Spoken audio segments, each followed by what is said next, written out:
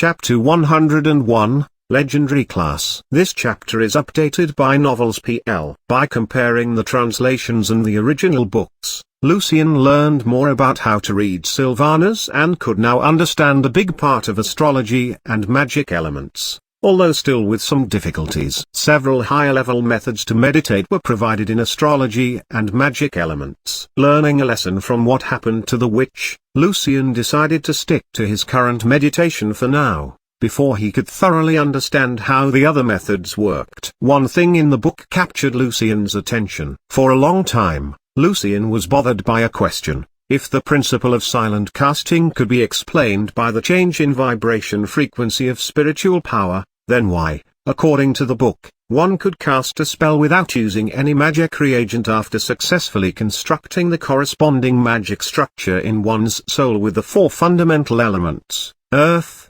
fire, wind and water. Taking acid splash for example, where did the acid come from if no sulfur was used during casting? Inspired by the book, Lucian made a bold hypothesis that the four fundamental elements in this world could be understood as the four fundamental forces on Earth. There was a reason why earth, fire, wind and water were being respected as the most important elements, since it seemed they could be able to construct all the magic structures by working together. All of the physical and chemical properties in this world were the external manifestations of the fundamental elements or of the interactions between them. And thus, spellcasting without any material or reagent could make sense. If the hypothesis was correct, the world might be very similar to Earth on a micro level. In that case, the magic fairies that existed in this world that Lucian read about before were probably actually magic particles. However, all of these were Lucian's hypotheses right now.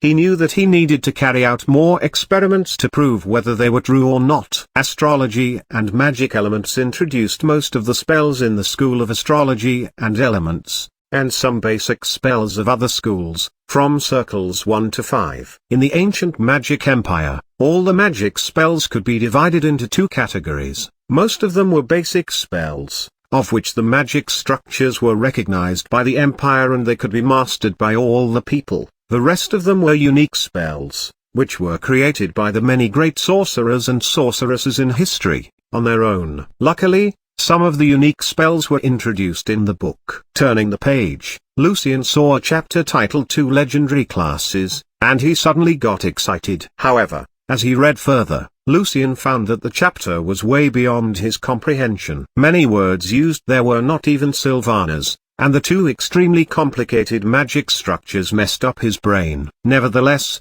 Lucian still had a rough idea about what the two legendary classes were. One was Elements Dominator and the other was the Prophet, and ascending to either of the two classes required a lots of extremely precious magic materials and an enormous magic circle. Besides, each magic school had more than one legendary class. The last chapter of the book provided the formulas for many different potions. After taking a look at them, Lucian pulled out his spiritual power from the book in his spirit library to take a rest. After browsing through astrology and magic elements, Lucian chose to analyze the spell Star Shield in order to move forward toward becoming a first circle sorcerer. In contrast to all the apprentice-level spells, whose inner structures were two-dimensional, first circle spells were way more complicated since they were three-dimensional. Lucian progressed in a very slow way, trying to understand the constitution based on his own hypotheses. Reading and thinking too much exhausted Lucian's brain. In the late evening, he lay awake in his nice bed, unable to sleep at all. So he got up and walked into his practicing room. Sitting in front of his piano, Lucian put his hands on the keyboard. He had been learning music for more than 4 months now, and became used to relaxing with the aid of music. In the world of music, Lucian had nothing to worry about. In the world of music, he felt safe. Lucian's hands were moving freely on the keyboard. After he pressed down the last key, a sudden applause arrived from the window. Quickly, Lucian turned around in an alert way. It was Natasha, standing on the patio in a black suit. "Your Grace," Lucian said, "for your information, that's not a front door." Natasha waved her hand in a casual way and laughed. "Come on, My historian, don't you remember that almost all the knights in the books you read went to see their beloved girls by sneaking through their windows? Mr. Bake told me that you have a really good memory. They're only romantic novels. Lucian let Natasha come in. So, why you come here so late, Your Grace? Well, just dropping by. I visited Sylvia earlier and she lives in this district as well. Natasha walked into Lucian's practicing room. Good playing, Lucian. Was that an impromptu? It felt sad. Yes, it was an improvisation, answered Lucian. I was just thinking of my past. I see. I know you suffered a lot before, Lucian. Natasha nodded seriously. What you just played is very beautiful. Beautiful as moonlight. I think you should note it down, so you can develop it into a full sonata in the future. Lucian was a bit embarrassed, since part of the playing he just did came from the famous Moonlight sonata written by Ludwig van Beethoven. He was also impressed by Natasha's keen insight into music. How's your work going, Your Grace? The serenade for Miss Sylvia. Lucian changed the subject.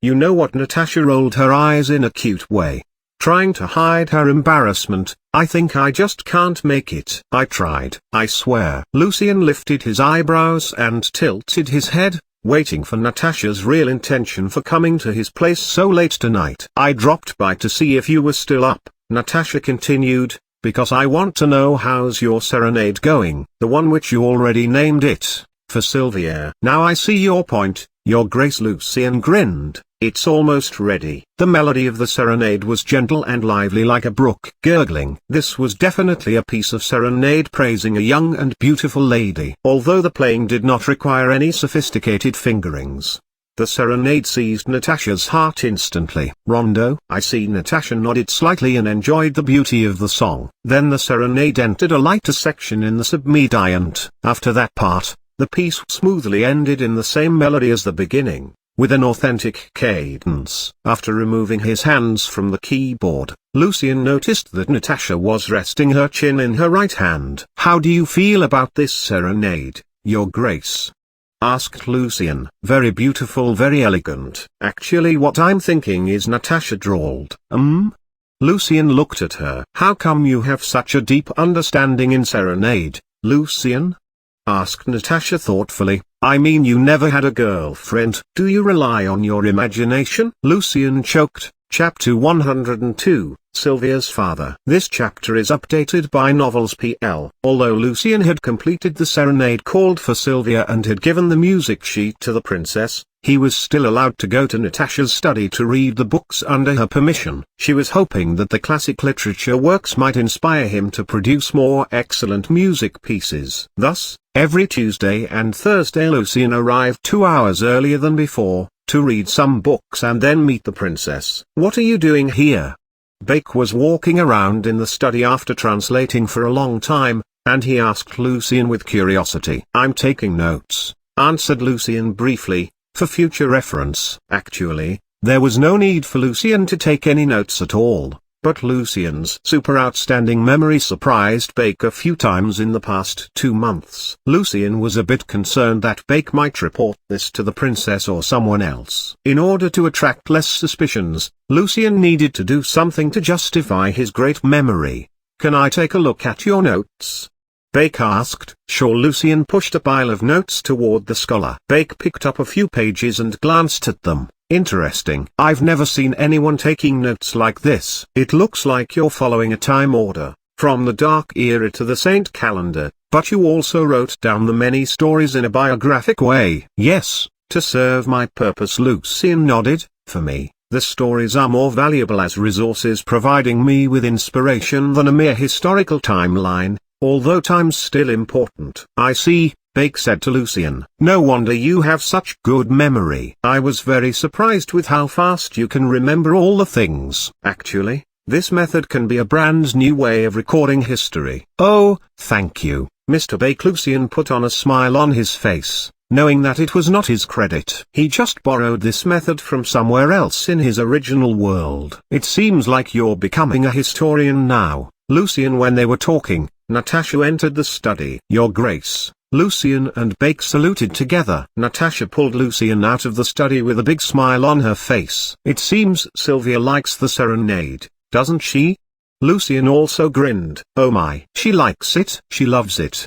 Natasha was excited. Sylvia did not have a party for her birthday last night, but she said the serenade was the best gift. I'm very glad that you ladies like it, said Lucian. And I did not lie to Sylvia. I told her that for Sylvia was your work. Natasha's eyes were shining with joy. Sylvia appreciates your effort very much, and she wants to invite you for dinner tonight, at her place. I appreciate Sylvia's kindness, but it's not necessary. Lucian was a bit hesitant. Come on, Lucian, Natasha insisted. I don't want to let Sylvia down. And it will be a small, personal, family dinner. Only Sylvia, her father, Lady Camilla and I will be there. Well, the thing is, Lucian scratched his head a bit. I thought Sylvia would be mad at me. You know, after all, I was being your ghostwriter. No worries. Sylvia's always sweet and considerate. That's why I love her so much. Natasha did not give up. She knows that I'm not good at love-themed music, and she still appreciates my effort of practicing the serenade and playing it for her on her birthday. All right, finally, Lucian nodded. At 7 in the evening. No, 78, Jesu district. Sylvia lived in a 2-story, light yellow house. There were a few kinds of cold-resistant flowers still blooming in the garden. Welcome, Lucian. Sylvia and her father were waiting for him. The princess and Lady Camilla are in the living room, said Sylvia, who was wearing a long white dress, with her beautiful long hair hanging down her shoulders. Sylvia would be like the dream girl for most men. Lucian handed a small gift to Sylvia and said happy birthday to her, then greeted Sylvia's father, Mr. Dironi. Mr. Dironi was wearing a black suit. Although his black moustache made him look a bit old and gloomy, Lucian still could tell that Mr. Dironi should be pretty good-looking when he was young. However, Lucian felt a bit weird when he saw Sylvia's father for the first time,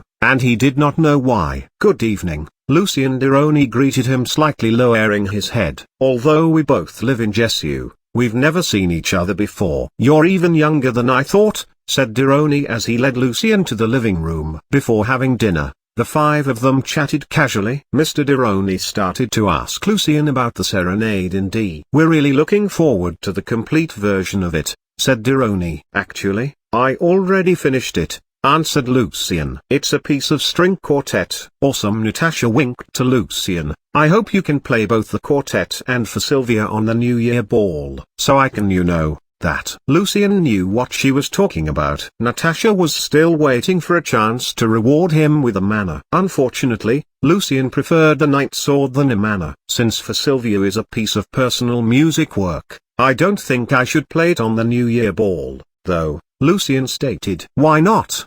Said Sylvia in a gentle voice. It's your music work anyway, and it's very beautiful. People should have a chance to appreciate it. The only thing that you may want to change is the name of the serenade, or people would think that you're pursuing me. I don't mind. Natasha shrugged her shoulders and smiled. After all, most of the musicians in the association who are still single are pursuing you. By the way, Lucian, before you came we were talking about poems and tales from different places in the duchy. I know you're an expert, and maybe you can help us here. Expert?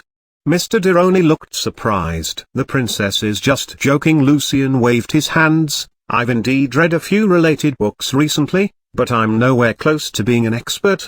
Don't be too humble, Lucian. Natasha laughed. Mr. Dironi is a very successful businessman and also the director of the Association of Accessories.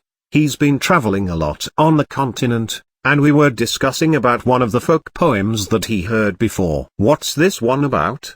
Asked Lucian with a bit of curiosity. Well, not many people know this poem. Dironi rested his chin on his hand, but the scene the poem described was very unique. I wonder where and when the poem originated and what happened at that time. Then Dironi started to slowly recite the poem. When the sun entered Thanos' palace, huge fireballs fell down from the sky. The earth was crumbling, and in no time, the city, as well as the magnificent tower, turned into ashes. The ashes covered everything, from the earth to the sky. In the dark pit lived the devil. Look, look! The red water was now up to the lips. As you can see, Lucian, Natasha commented, the poem's not rhetorical, but what it described is very weird. As far as I know, Thanos' palace is the name of a specific position of the sun. where it shows a unique scene. Besides Natasha's interpretation, Lucian remembered that, according to the literature he read, Thanos was also the name of a previous chief magistrate of the Magic Empire, who was known as the King of the Sun. Chapter 103, Lucian, the Historian. This chapter is updated by Novels PL. Well, although astrology is totally strange to me, Lucian was pretending that he knew nothing about astrology, while, in fact, astrology was his speciality, and he clearly knew that there was a constellation named Thanos in memory of the King of the Sun. I read some similar poems before in the princess study, so I'm guessing it might be a prophecy poem. I don't think so. The folks told me that what the poem described really happened many years ago. Dironi denied Lucian's first guessing. I see Lucian nodded, dramatic as the poem seems to be. If it's not a prophecy, then I think it is a poem describing a catastrophe or something similar to that. That makes more sense. Mr. Dironi nodded. The War of Dawn lasted for more than 400 years, and before that, there were also countless horrible disasters, and many great wars happened on this continent. Huge meteorites, earthquakes, landslides, and even battles could lead to the same scene. I read about them before in Heroes Epic, the War of Syracuse, Saint City, Confession, Saint Continent Chronicles, and many more. Interesting. I think Lucian makes a good point here. Natasha nodded. War or natural disaster, that's our direction. What I can contribute here is that a good fight between two legendary masters could easily cause this damage to the whole continent. That's why I'm this curious. I want to know what eventually caused this catastrophe. Dironi said to them. The red water was now up to the lips. Apostrophe. This part is kind of unique. Lucian was still thinking. Has any of you ever heard about the significant topographical change that happened several hundred years ago in the northwest of Alto? Sylvia and her father slightly shook their heads and were waiting for Lucian's further explanation. At this time, Natasha said to Lucian with a bit hesitance, "Are you talking about how Elsinore Lake was formed, the lake that lies in the northwest of Alto?" "That's right, Your Grace." A book from your study named Marius Manuscript described a similar scene. Lucian nodded. 115 years before the implement of the Cent calendar, one day Alto's sky suddenly turned dark, although it was still daytime, and huge stones fell down from the sky. These meteorites destroyed the city called Elsinore and even part of the mountain range in the northwest. The lake was named after the destroyed city. "Oh my!" exclaimed Sylvia. "Was it a natural disaster?" The book didn't mention. Lucian slightly shrugged. However, the book did mention that, at that time, the ground cracked all over, and a weird red liquid surged up through the cracks. "Lava?" asked Dironi. "No, it was mentioned that the liquid was not hot, and it inundated the whole area. But the blood-like liquid ebbed very fast as well." "Then what about this Thanos palace?" asked Dironi eagerly. "How do you explain this?" "It is said that when Thanos, King of the Sun, reached the legendary level, the capital of the Magic Empire was covered by pure darkness for 3 entire days." Natasha expressed her own understanding. "I see." Dironi slightly nodded. "Anything else can be found in this poem, Your Grace?" "Lucian?" They both shook their heads. That was as far as they could go. Looking rather disappointed for a second, Dironi then smiled. "I think that's enough information for my curiosity." "Thank you, Your Grace." "Thank you, Lucian." "It is amazing that you know this much about the remote history. Actually, even Mr. Bake doesn't know it." "I told you, Mr. Dironi," said Natasha with pride. "Lucian's not only a musician, but also a historian." While Lucian was trying to explain, "I'm nowhere close to being a historian. I just happened to read a few books. That's all." Then, dinner was served. "You have to try all the dishes tonight, Lucian," Natasha said to him. "One of the cooks here comes from Trier, who makes awesome Syracuse dishes, way better than our food in Alto. Ours is all about beef and potato and beef." As a big fan of different cuisines, Natasha complained. All of a sudden, Lucian felt very hungry. The princess felt the food here in Alto was no good, and of course, he felt the same way. The cook Lucian had now was not very impressive. Like what Natasha just said, the cook always provided the same food. You know what? Food in home and rentate is even worse. I went there before when I was a kid, and I've never wanted to go back. Natasha got a bit excited. Lucian never heard the name of these countries before, and thus he wondered if they might be two of the countries across the strait. The dinner was indeed impressive. Following the appetizer, foie gras, and the soup made of a special kind of trier fish, the main courses were roasted lamb and white wine stewed tripe, accompanied by vegetable salad. There was also Syracuse special pudding cake for dessert. Both Natasha and Lucian ate a lot. The freezing wind was whistling on the street in the month of ice December. Natasha, Lucian and Camille were taking a walk after dinner. Sylvia wanted to walk with them, but it was too cold outside for a gentle lady like her. If it were in the north, it should be snowing now. Reaching out her beautiful hand, Natasha somehow looked a bit sad. It doesn't snow much in Alto. Lucian looked up at the silver moon. If you're ready, Lucian, I want to recommend you to hold a concert in the Sum Hall during Alto Music Festival. Natasha turned to Lucian. During that period, lots of musicians from all over the continent will come to Alto and celebrate the festival with us. Alto Music Festival was the most important music festival across the continent. During the festival, the Sum Hall would hold a concert every day. My concerto is almost ready. Lucian considered a bit and answered seriously. Facing the fact that he was leaving soon, all of a sudden, Lucian felt a bit sad. I trust you, Lucian. I'll talk to Mr. Christopher about it. Natasha smiled. Then she switched the topic. You know what, after I played the serenade you wrote for Sylvia last night, I did not know what to say to her. I was nervous and a bit embarrassed.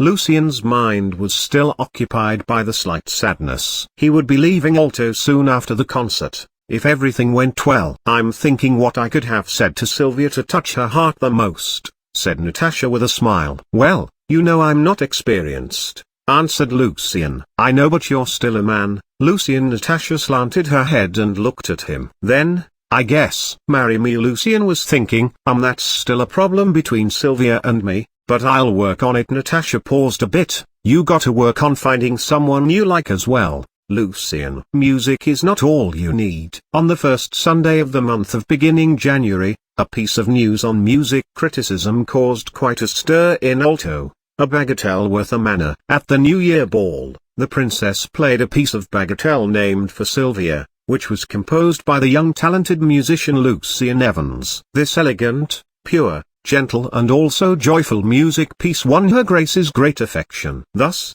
Princess Natasha awarded this young musician, who just recently gained popularity in Alto, with a beautiful manor in the suburbs. People are saying that for Sylvia might be the most expensive piece of bagatelle ever in the history of music. Another thing about Lucian is that somehow many musicians from the association started to call Lucian a historian. They started to ask Lucian questions about history and poetry, and Lucian always tried his best to answer the questions for them. Chapter 104, The Young Visitors. This chapter is updated by Novels PL. The last week of the month of life. The third month of the year. As the weather was getting warmer, Alto, the city of Psalm, quickly recovered from the bitter winter and burst out great vigor, welcoming all the guests coming from different places all over the continent to join the Alto Music Festival, which was held every 3 years. Musicians, instrumentalists, bards and nobles from other countries flocked to the biggest city close to the dark mountain range. Even in the afternoon, there was still huge traffic in front of the city gate in Nolan district. Lilith, a pink-haired girl, was pulling her elder brother's arm to make him walk faster. Stop looking around like that, Salah. Saying that in a low voice, the girl seemed to be a bit pissed off with her elder brother, but clearly she did not want to draw attention from anyone. This 16-year-old girl was very lively and beautiful. A slight feeling of melancholy even added more charm to her. Lilith was very popular in her hometown. A young noble almost gave up his title in order to pursue her. Salah looked way more excited than his sister. Look, Lilith, they are moon elves. Oh my, they're so beautiful. Like the tales said, their ears are slightly waggling. How adorable. Out of curiosity, Lilith stood on tiptoe and looked at the elves. Indeed, the several elf maidens who were walking together were absolute beauties. Their skin was as fair as the full silver moon, their faces were well defined, and their pointy ears were cute. Falling back on her heels, Lilith murmured, "Just a bit better looking than me." Then she pinched Salah's arm and complained, Mind your behavior, Salah. This is Alto. God is watching you. When she mentioned God, she lowered her voice even more. Relax, Lilith. Salah looked a bit similar to his sister, who has pink hair. Being too nervous is even more suspicious. Entering the city, the brother and sister changed their direction and came to a quiet corner where there was no one. But we're apprentices. Lilith looked around and finally said the word. So what? You know how many sorcerer apprentices are there in Alto? Salah shrugged. After finding the scholar who can answer our questions, we shall leave. No music festival? Lilith looked a bit disappointed. No. Salah looked serious. Alto Music Festival is held every 3 years, but we probably only have one chance to become a real sorcerer. You know which is more important. Lilith nodded. She understood how horrible it would be if they got caught by the church. The brother and sister had been living in fear for a long time, since they were kids. Copper Coronet. This was, for sure, not a decent place. Adventurers, mercenaries and hookers were drinking and laughing aloud. Pushing through the people, Salah carefully protected his younger sister from their many nasty hands in the bar, and finally they jostled through the crowd to the counter. Drink? As usual, Cone, the dwarf, was drunk. 2 ales, answered Lilith shortly. Emitting a sound like a bubbling spring, Cone let out a big hiccup. Interesting girl. 1 free ale on me. Grabbing the mug on the bar, Salah took a sip of the ale and nodded. Pretty good. For sure.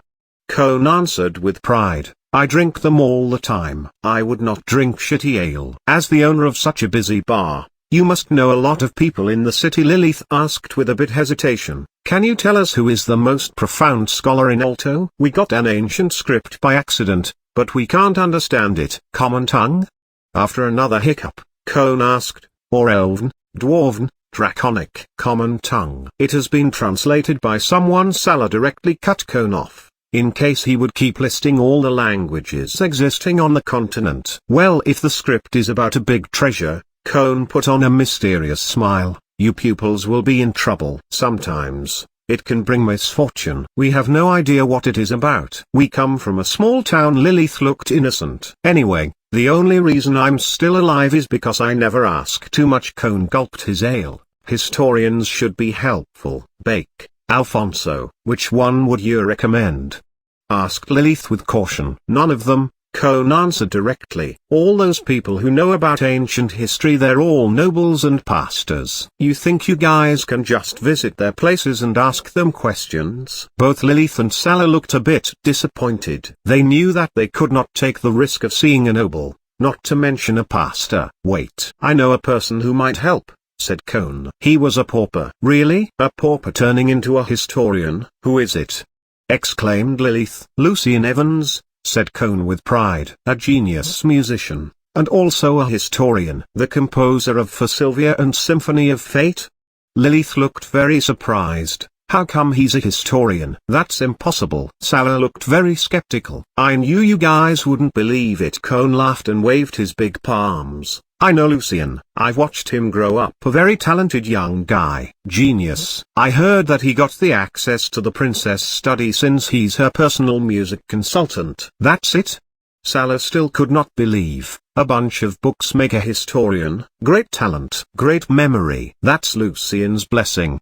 Cone seemed to be a bit unhappy with Salah's comment. Believe it or not. Lilith pulled her elder brother's elbow a bit and said to Cone politely, do you know where Mr. Evans lives? Can you tell us? Everyone in Alto knows that the princess has just awarded him a manor in the suburb. He might be living there to prepare for his upcoming concert, said Cone proudly. But you guys gotta wait until tomorrow, or the gate will be closed by the time you come back. You mentioned that you've watched Mr. Evans grow up. Is he elegant and good looking? Lilith asked a bit shyly. For sure. Cone laughed aloud. Lilith grabbed Salah's arm and said to him, we are visiting Mr. Evans right now. What? But the dwarf just said we should go there tomorrow. What if the city gate is closed later? Asked Salah. Then we hope Mr. Evans is kind enough to let us stay in his manor for the night. Lilith looked very resolute.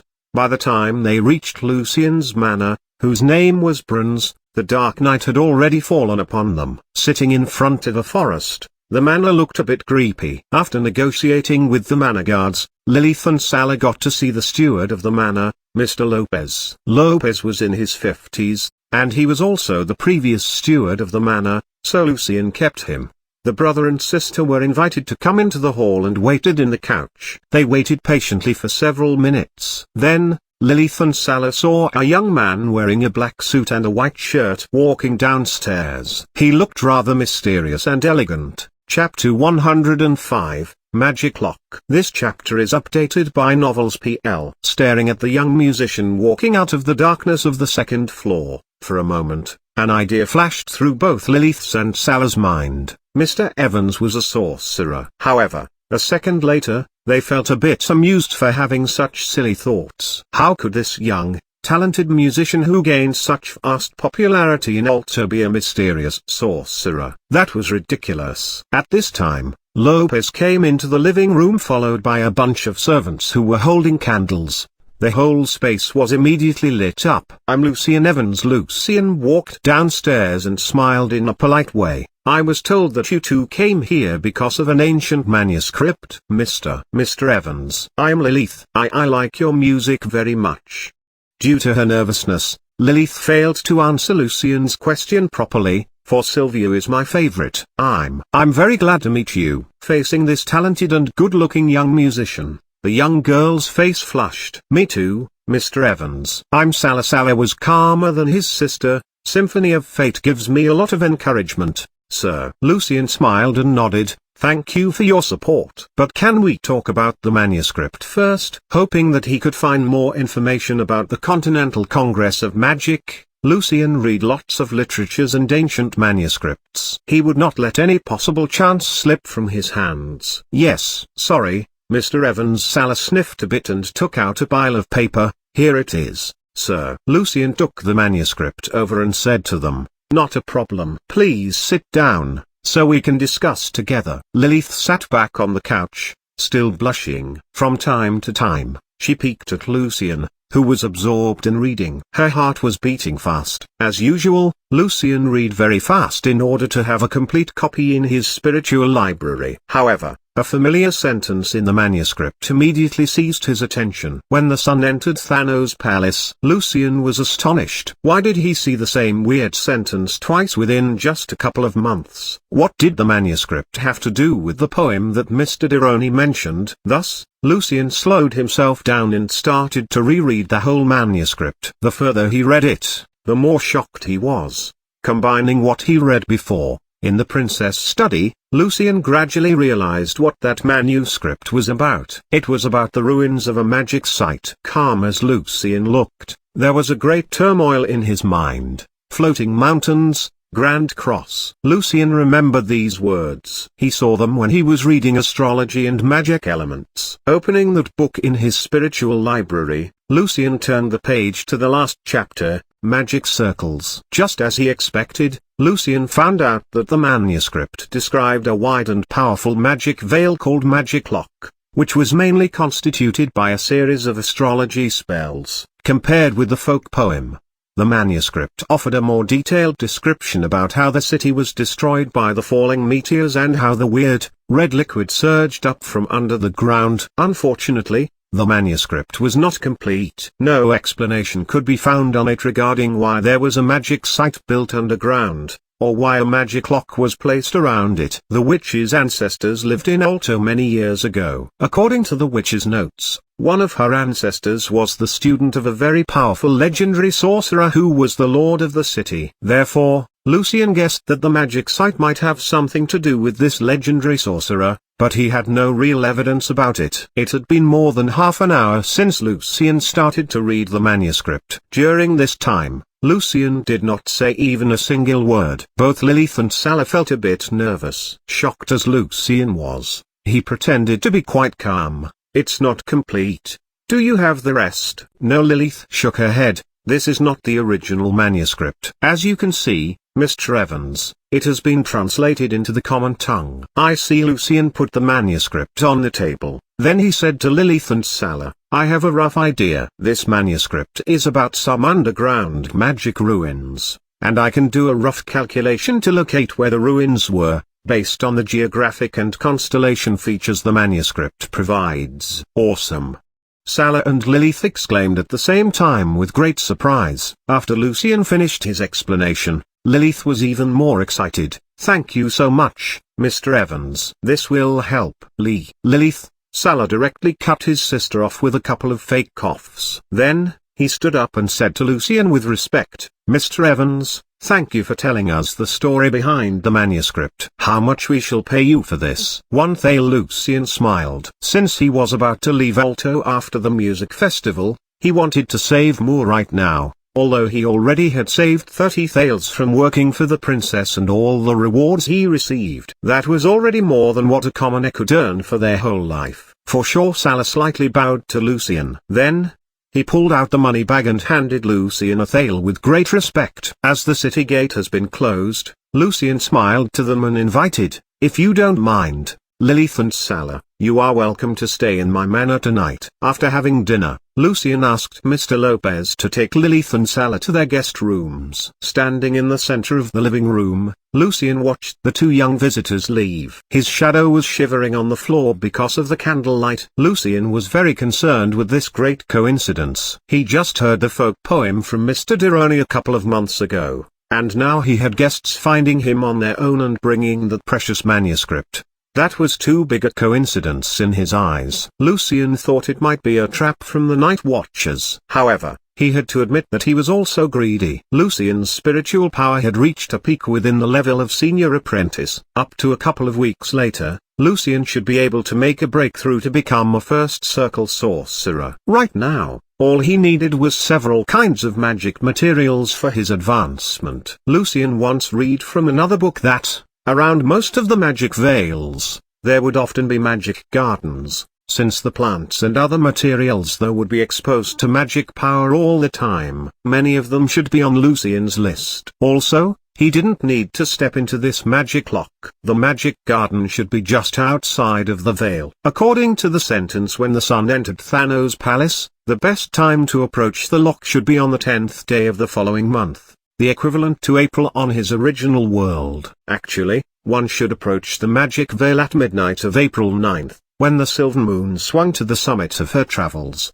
At that time, the sun should be close enough to the constellation called Thanos' Palace. Obviously, though, people would not be able to see the sun from the magic ruins, since it would be night time. After a long time of struggling, Lucian finally restrained himself from being impulsive and greedy. After all, exploring the ruins of the magic site would require a lot of preparation from him. At the very least, he would need to collect more related books and notes to get a better understanding of this magic lock.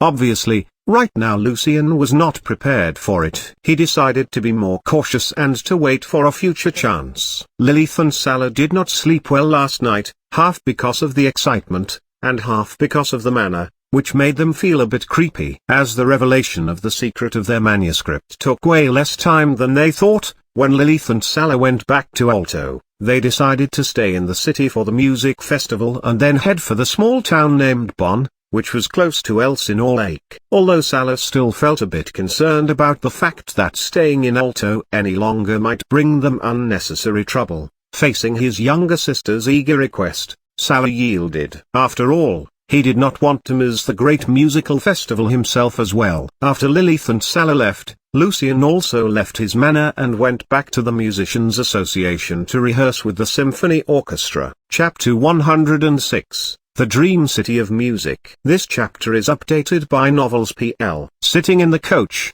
which moved rather smoothly, Lucian looked out the window and found that Alto became way busier than usual, because of the music festival. Lots of coaches with strange coats of arms all of a sudden appeared on the streets, but they were familiar to Lucian, since he once read several books in Natasha's study introducing the stories behind the coats of arms of different families on the continent. Also, there were way more street artists and bards out there today. Among those people, Lucian noticed a familiar figure. It was Uncle Joel. Joel was playing lyre. It seemed the loss of 2 fingers of his left hand did not bother him too much. Surrounded by a bunch of people, Joel looked rather cheerful and excited. Lucian asked the coachman to stop. Then, he left the coach and walked close to Joel. Standing behind the crowd, Lucian listened to his playing. Smiling, the crowd burst out a warm applause when Joel finished his playing and bowed to them. A few of the listeners took out their money bags and put some coins in Joel's hat to show their appreciation. When Joel straightened up his body, he saw Lucian. Joel's eyes were lit up with surprise. "How come you're here,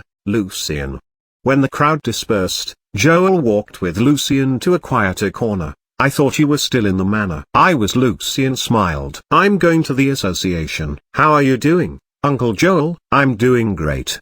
Joel's eyes were shining with pride. "You saw it." "They love my music." Lucian nodded and said to Joel, "For sure." Then he pointed at Joel's hat, which was filled with small change. "I don't need this money. You've been taking care of my family all the time, and because of you and John, we're now living a decent life." Joel weighed the hat a bit with his hand. "As long as they like my playing, that's enough." "I know," Lucian agreed. "Music itself is beautiful enough. I just play because of my dream now, not for a living." Joel nodded. "It feels like those days when I just came to Alto are back again. I'm passionate and motivated. Alto Music Festival turns me into a spring chicken again, ha ha ha." Later, Lucian wandered around on the street to enjoy the different styles of playing. Street music had its unique charm, which also inspired Lucian quite a bit. Staying in his manor in the suburbs for too long, Lucian missed the bustling atmosphere. As he was walking, Lucian was trying to construct a rough idea about how to recompose the third movement of violin sonata in G minor, which was a very challenging piece of music in this world. Lucian wanted to present the beauty of this piece of sonata with piano, and he also wanted to show the audience his skills. Lucian decided to recompose it on his own, rather than referring to the masterpieces in his original world like what he always did before. This concert would be the first and also might be the last music concert in Lucian's life. He wanted to leave something that really belonged to him. Watching people's smiling and cheerful faces on the street, listening to the melodious music, Lucian sighed and murmured, "I wish there was no church here." "Sir, come and join our free concert." Suddenly, a young man popped out in front of Lucian. "Free?" His green eyes were full of hope. "Ah?" Lucian was a bit confused. "We rented a house for hosting our concert, sir," explained the young man. "By the way, I'm Paola, the first violin in our orchestra." It was still early. Lucian was not in a rush, so he nodded with a smile. "Where is it then?" "Over there." Paola cheered. "The 30th. Then he led Lucian to a two-story house on the other side of the street. The center of the living room was their simple and temporary stage, on which there were two violins, one viola and one cello. A black-haired girl of ample proportions was sitting in front of a harpsichord. "Sorry, sir. We need to have more friends here before we start." Paola apologized. "Grace will play harpsichord for our guests during the waiting time." Lucian realized what was going on here. They should be a band coming from another country. They came here for Alto Music Festival to pursue their music dream, but renting a formal music hall here in Alto was unaffordable to them. Therefore, they were hoping that more people here would get to know them by providing their audience with free performances. What the girl played for the audience after Paola left happened to be for Sylvia. Although Grace played it pretty well, some shortcomings of harpsichord compared with piano could not be hidden from Lucian's eyes. After a while, more people entered the house. The spacious living room now became quite crowded. "Dear ladies and gentlemen," Paola jumped on the stage and picked up his violin. "We come from Sturk, the bright pearl of the sea. It's our great honor to play for you today. Welcome." Then he turned around and introduced the band members to the audience. "I'm the first violin, Paola. This is the second violin, Sharon. And our violist, Green. This is our cellist, Leslie, and our beautiful Grace, who was playing harpsichord for us." The small concert took about an hour. Lucian could tell that they were quite experienced from their repertoire, their infectious enthusiasm and their playing skills. Even in alto, they could be regarded as qualified instrumentalists. At the end of the concert, they received warm applause from the audience. The band members were very excited and started to talk to the guests. "How do you feel about our Fantasia in C minor, sir?" Paola smiled to Lucian. "Pretty good," answered Lucian sincerely. At the same time, You guys can probably pay more attention to how to unfold your music and the technique that uses a series of values to manipulate different musical elements, as we call it serialism. Wow, Paolo was very impressed. He did not expect that he would receive such a professional comment from this young listener. Then Paolo started to exchange his ideas with Lucian with great passion. Their heated discussion drew the attention of the other band members. Gradually, they joined Paolo and Lucian's conversation after most of the audience left the house. Thank you very much, sir. We learned a lot from your suggestions. Grace nodded to Lucian. Have a lovely stay in Alto. Lucian smiled and was about to leave. I'm sure we will, answered Paolo. Sir, you know that the schedule of the many concerts that will be held in the Sum Hall has been released already? Lucian was a bit surprised. Yes. Paolo looked rather excited. You know which ones I'm most looking forward to? We all know, smiled Sharon, Mr. Christophers and Mr. Evans. Exactly. Paolo clapped his hands. 7 months traveling. We came all the way here from the shore, just for Mr. Christophers and Mr. Evans concerts. During Alto Music Festival, even commoners, who could not afford the tickets, could listen to all the concerts held in the Sum Hall indirectly by means of a divine power circle, which functioned like a broadcaster on the central square. 7 months. The sure. Something flashed through Lucian's mind. Then, he started to chat with them about their trip for about another 10 minutes. After Lucian left, Grace said to the other band members, I still can't believe that a random sir in Alto can have such profound knowledge of music. This city's amazing. Oh my! Exclaimed Paolo. We didn't ask his name. He patted on his forehead in a regretful way. As soon as Lucian arrived his own office in the association, he heard a knock at the door behind him. Surprisingly, it was Natasha and Camille. After Camille closed the door, Natasha said to Lucian in a serious manner, Argent Horn was detected in some remote towns again. You have to be careful, Lucian. Don't go out at night. Chapter 109, Marcus. This chapter is updated by Novels PL. Seeing Lucian, Lilith was both excited and shy. Your performance in that restaurant was awesome. Lucian somehow asked subconsciously, why are you two still in Alto? We still have time until. Before Lilith finished her phrase, Salah cut her off directly, since he realized that his younger sister might spill the bins inadvertently. Mr. Evans, why did you think we wouldn't stay here for the music festival? As soon as he asked, Salah regretted that he asked the question in such a harsh defensive way, which could make he and Lilith even more suspicious. Lucian got a bit nervous too. He did not want Lilith and Salah to realize that he actually knew more about the ruins of a magic site than they thought. You two were in quite a hurry when you visited me. Lucian's mind was working fast, and I thought you had something urgent. That's why. Oh, I see. Salah relaxed a bit and switched to a safer topic. Like Lilith said, your playing was very impressive. After chatting a bit more, Salah left with his younger sister, although the latter was a bit reluctant to stop the conversation with Lucian. Watching Sarah and Lilith leaving, Lucian slightly frowned his brows, feeling a bit concerned. He was not sure whether today's meeting with the brother and sister was just a coincidence or something else. However, Lucian would not let his concern ruin his beautiful day. He still spent a very pleasant afternoon with Ivan, hanging around and enjoying the festive atmosphere. In the evening, Lucian took Ivan to Joel and Aliza and had dinner with them. Then, they walked toward the central square. Tonight, the square was way busier than usual, and the whole place was literally packed. People gathered here to enjoy tonight's concert in the Sum Hall through the Divine Power Circle. The Divine Power Circle was actually visible, which seemed to be more like a transparent crystal dome floating in the air than a commonly imaged mysterious magic circle. Through this huge dome screen, people on the square could watch the spectacular performance and enjoy the wonderful music simultaneously. Wow, Ivan drawled with surprise. It looks like we cannot go anywhere closer, said Joel. Let's just stay here. We're not staying here,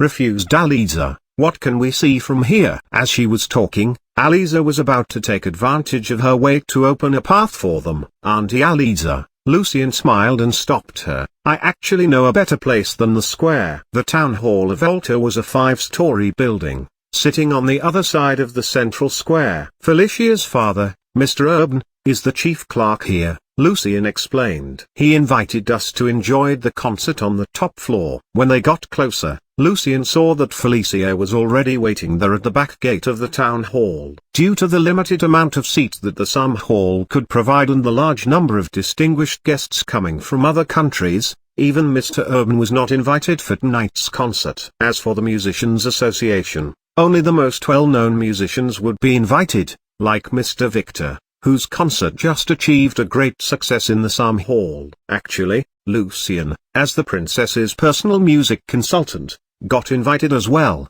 but he didn't dare to go, since a great number of grand cardinals and bishops would be there that night. Lucian did not want to take any unnecessary risk. The concert started at 8 o'clock sharp. Sacred light appeared above the central square, covering everyone present. All of the people present lowered their heads, praying and praising. This was the love of God, the power of God. Lucian also lowered his head, but he was thinking about something else. As the power of magic originated from nature, Lucian wondered where did divine power come from. The light became brighter and brighter, then it gradually covered the crystal dome. The spectacular main stage of the Sum Hall slowly appeared in the sky. The golden cathedral choir was ready. Pious followers. The hymn was so wonderful, as if it was being sung by angels. All the choristers were men, and all of them got castrated before they entered their adolescence. Thus, their voices were even purer and beautiful than that of women. Lucian, are you all right? Felicia asked him with concern. Yes, I'm fine, Felicia, Lucian said to her. Why do you ask? Sorry, I was just thinking that the first concert's grand beginning might have put lots of pressure on you. Felicia slightly shook her head. It looks like I'm even more nervous than you are. Lucian grinned. Thanks, Felicia. I'm fine. At the adamant demand of Mr. Victor, Lucian attended the second concert in the Sum Hall, held by Christopher, the president of the association. You can't miss it, Victor said to Lucian. It might be Mr. Christopher's last concert. You have to cherish this opportunity. Oh yeah, I can't miss the opportunity to attend a music master's concert in order to make myself anxious, Lucian joked. If you were really that stressed, you wouldn't say something like that. Victor knew Lucian's personality pretty well, and I trust you, Lucian. I read the music sheet of Pathetique. Challenging as it is, I believe this piece of sonata can lead to a revolution in the history of music. Thank you, Mr. Victor. Lucian smiled. Your support means a lot to me. At this time, a young man in his early 20s with black hair and brown eyes approached them. Mr. Victor, good evening, greeted the young man. Is this Lucian Evans? Victor stood up and introduced with a big smile on his face. This is my previous student, Marcus. He is now the music consultant of the Kingdom of Shak. He came back several days ago, just because of the music festival. Chapter 110, The Last and the First. This chapter is updated by Novels PL. Lucian reached out his hand. Nice to meet you, Mr. Marcus. Holding Lucian's hand, Marcus put on a sort of arrogant smile. Likewise, Lucian. I heard your name when I was in Shak. When I had just arrived in Alto, a couple of days ago, I was about to visit you, but Mr. Victor asked me not to distract you from the preparation of your first concert. Marcus put some extra emphasis on the word first. In his mind, Lucian should not be respected as a musician until his first concert achieved great success. Mr. Victor often mentioned your name, saying that you're one of his most outstanding students. Lucian remained polite. In terms of concert experience, I'm not even close to you. Well, it's my great pleasure to be invited by the many countries. Marcus put on a big smile when they came to the topic that he felt the most proud of. He sat down beside Lucian and started to spout his concert experience in different countries, the passion of the Kingdom of Syracuse, the rigidity and conservatism of the Holy Hiles Empire, the boldness of the Kingdom of Shak. Lucian did not mind knowing more about these countries, so he nodded and asked a couple of questions from time to time when Marcus was talking. Marcus did not stop himself until the concert was about to start. In his mind, Marcus felt that Lucian was pretty easygoing, rather than arrogant as he assumed. Marcus' hostility did not come from nowhere. At first he felt truly happy that his teacher, Mr. Victor, noticed this talented young man, and he was proud that his peer could make achievements like him. until more and more news about Lucian Evans came to Shaq like snowflakes. Even the nobles in Shaq were talking about the young man and making comparison between them. All of a sudden, Marcus felt that his achievement was worth nothing compared with Lucian's success. But Lucian hadn't even had his own concert yet. The audience gave Christopher a very warm applause as soon as he appeared on the stage. Dressing in black, Christopher looked rather hale and solemn tonight. That would probably be Christopher's last concert for his music career. The last concert of the president of Alto Musicians Association, the most authoritative and the greatest musician across the continent, the living music legend. Ladies and gentlemen, Christopher turned to the audience. Thank you for coming. Straightening his back, Lucian listened carefully. I've been devoted to music for 59 years, and now I'm 70. Said Christopher with deep emotion. I'm still standing here because of all your support, and because of the stimulus I received from a young lad. We, as human beings, we age and die, but music never. Then Christopher turned around and raised the button. The first 3 symphonies were Christopher's most well-known music pieces. One was elaborate and ebullient, one was elegant and sublime, and the third one was passionate and graceful. The intoxicating and familiar melodies seized every listener's mind, no matter if they were inside or outside of the Psalm Hall. Christopher's achievement in music was the milestone in the history of music. Together with the music, the listeners' remote memories were brought back. During every interval, the audience applauded like never before, as if the whole continent was applauding the respectable, senior musician. After the third piece of symphony, Christopher looked a bit tired. Now, please enjoy my student Sylvia's piano sonata, while I'm going to prepare for the next symphony. In his last concert, Christopher wanted to support his student, and he knew that he must take a rest before the upcoming symphony. This is the living music legend. His concert is strikingly awesome, said Paola with great excitement on the square. I know. Sharon nodded earnestly. It's my greatest pleasure to be here right now and listen to Mr. Christopher's concert. Dressing in white, Sylvia walked onto the stage like an angel. Lucian closed his eyes and listened to Sylvia's playing carefully. Generally speaking, her playing was pretty good, and Sylvia's progress was already very impressive to Lucian, but he knew she could still make some improvement on her piano fingerings and her understanding of the many features of the new instrument. The 10-minute-long sonata also received a warm applause. Sylvia slightly lifted her dress and bent her knees to thank the audience, feeling quite excited. When Lucian was applauding Sylvia, he felt someone was looking at him. It was Natasha. Her beautiful purple eyes were shining as she smiled. She nodded to Lucian, and Lucian knew that she was thanking him for providing Sylvia with some tips for playing piano and recomposing the sonata. Then Christopher's returning immediately seized everyone's attention again. They were all looking forward to the last symphony. As Christopher lifted the baton and waved, the first 2 music notes struck every listener's mind. Christopher took them to a great battlefield. Horns blowing, flags waving, and the brave soldiers howled and charged like lions against the enemy, with their blood burning out of the great determination and the will of fighting. Under the guidance of the many heroes, pastors and knights fought side by side and devoured their enemies like an overwhelming flood. They beheaded the titans and smashed the tall towers of the evil sorcerers. To protect their homeland, they killed all the demons who were trying to destroy the world. The following movement had a more restrained style, as if the army was mourning the heroes.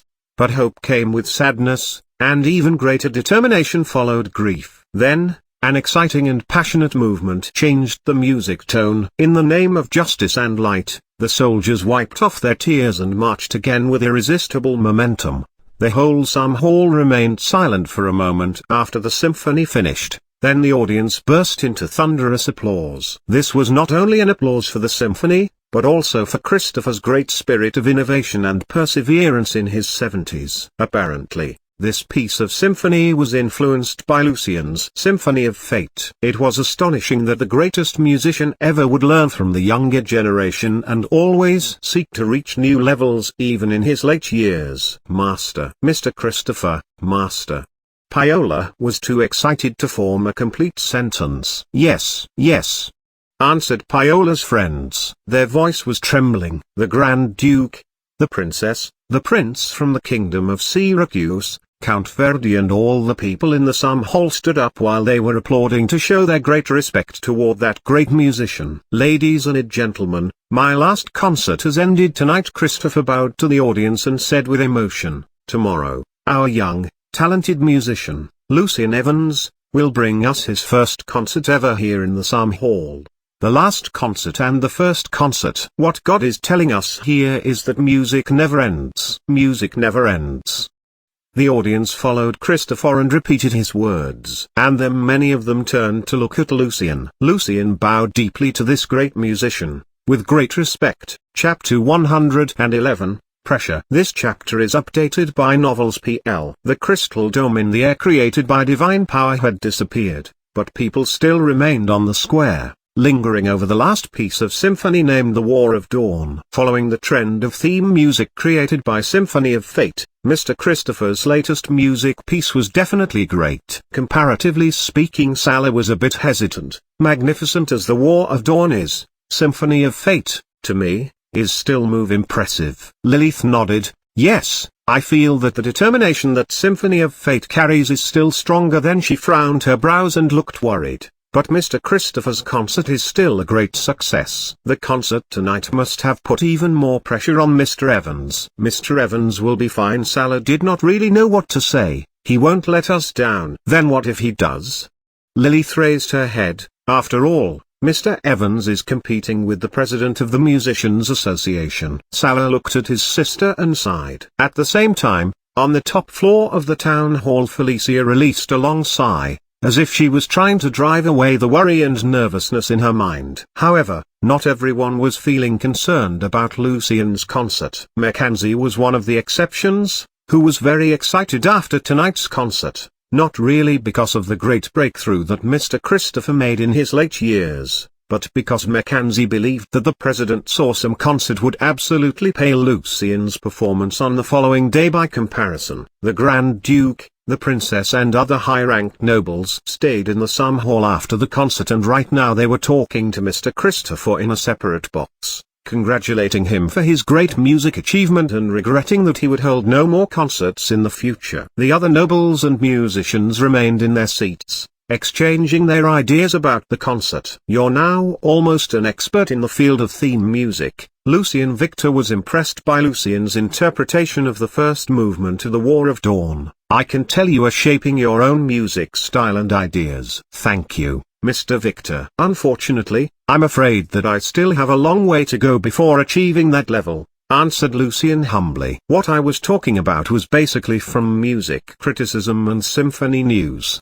They produced a few quite insightful music reviews in the field of theme music in the past couple of months. In fact, all the music knowledge that Lucian was exchanging with Victor and Marcus was from his spirit library." "Oh, I read those articles as well." "Yes, they're great as means of instruction," agreed Marcus, but then he changed the subject. "Do you feel stressed that your concert tomorrow will be compared with this perfect concert, Lucian?" When Lucian was about to answer, Victor patted Marcus' arm to stop him. Then, Victor said to Lucian, "Never compare yourself with others. Do what you want to do." In fact, Victor himself was pretty worried that the piano solos tomorrow might not be able to provide enough music appeal to the audience, but he chose to trust his student. Lucian was not as stressed as other people thought. Although he knew that his arrangement and repertoire of the concert was quite ahead of the mainstream, and the several pieces of piano solos might be a great risk, Lucian believed that only himself knew what he wanted. "I'll just try my best," he nodded. Then minutes later, the nobles started to leave the concert hall, followed by the musicians. Some nobles and musicians greeted Lucian in a sort of weird manner. Clearly, they were trying to avoid mentioning his concert tomorrow. It was April 5th, the last day of Alto Music Festival. At 7:30 in the evening, almost all the people in Alto were gathering around the central square and on the streets nearby, waiting for the last concert. Paola, Sharon and other band members arrived at the square inches the early afternoon to secure a relatively good spot. Now they were surrounded by more and more people and more heated discussion. Staring at the crystal dome, Paola murmured as if he was dreaming, "I wish I could hold a concert here. I'd be willing to die for that." "Not really possible, unfortunately." Green, the violist, shook his head and sighed, although he had the same dream in his mind. "We're only in our 20s. We're still young. Don't be this pessimistic, Green," said Sharon. "Mr. Christopher is still seeking for music breakthroughs in his 70s, and we shall carry our dreams all the way until we accomplish them." Speaking of being young, Grace said to them, "Mr. Evans' coming-of-age ceremony is still a couple of months away from now." Sharon, who was born in a music family, replied, "The youngest musician held his concert in the Sum Hall when he was 15, but by the time he performed here, he had already hosted several concerts in different places. Mr. Evans is now having his first concert here during Alto Music Festival. That's something that will definitely be recorded in the history of music."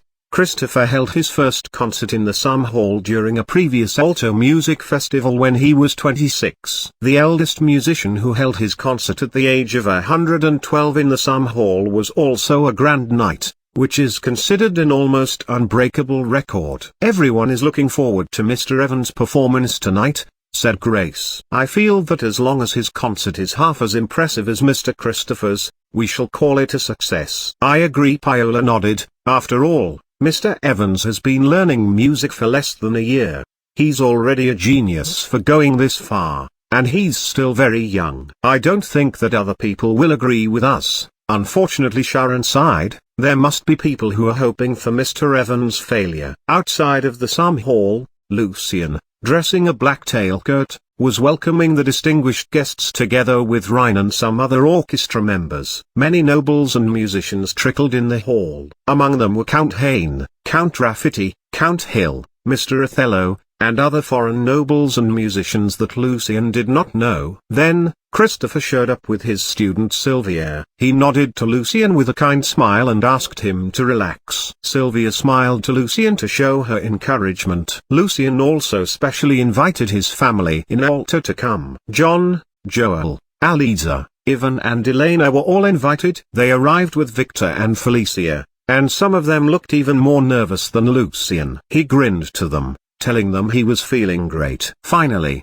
the coach of the Grand Duke arrived. The Grand Duke and Princess Natasha were surrounded by many nobles, and so was Michel, the Prince of the Kingdom of Syracuse, and Sard, the Saint Cardinal of the Church. Natasha lifted her purple eyebrows a bit to Lucian and smiled. "I trust you, my music consultant." In the box, the Grand Duke Orvarit said to his daughter, "Natasha, I think that you were quite inconsiderate when you arranged Lucian's first concert to be held after Mr. Christopher's and as the closing concert of Alto Music Festival. You don't want him to mess it up, do you?" "Of course I don't, Father." Natasha laughed. "I just have faith in him. I know he can do it." "Well, your faith doesn't make him a qualified musician for this occasion," Verdi said to Natasha. "All he had was Symphony of Fate, and probably for Sylvia. I think this is a proper occasion for a young and talented musician to grow." Christopher agreed with Natasha. The most valuable concert for a musician is one that can help him break through his limits. Sard also nodded. "I can tell from that symphony that this young man is very persistent. He has a heart that won't yield to difficulties. God will bless him." Having the support of Christopher and Sard, Natasha smiled to Verdi. "Now, what do you think?" "Well, we'll see." Verdi did not bicker too much with Natasha tonight. His mind seemed to be a bit preoccupied right now. When Lucian appeared on the stage, Paola's pointed at the crystal dome and exclaimed, He's Mr. Evans." Paola's mouth opened wide. He could not believe his eyes. It took Sharon a few seconds to organize what to say. "Yes, I think so. The young man we talked to before is Lucian Evans." "No wonder," Grace murmured to herself. Standing in front of the orchestra, Lucian smiled to Ryan and nodded. Then, Lucian waved his baton. Chapter 112. The Art of Conducting. This chapter is updated by Novels PL. What was out of expectation was that the music did not start as soon as Lucian waved his baton. Standing in the front of the stage, he raised both of his arms up high. His whole body was shaking slightly, as if there was a great momentum of power coming out of his body. Before the audience realized what happened, Lucian quickly swung his arms backwards and lifted the baton again. Here came Serenade for strings in G major. Short and direct, the music notes impacted every listener's mind. The confusion and nervousness of the audience suddenly disappeared. and they were now immersed in the joy brought by the serenade. Lucian was smiling. His whole body was rocking in a pleasant way together with the music. The happiness that was being delivered to the audience was so infectious that many of them started to nod and shake their bodies, synchronizing with the development of the music. Christopher and Natasha never watched Lucian's rehearsal before. Now, they were both very surprised by Lucian's new way of conducting, which was totally different from the traditional style. Usually the simple function of conducting in the past,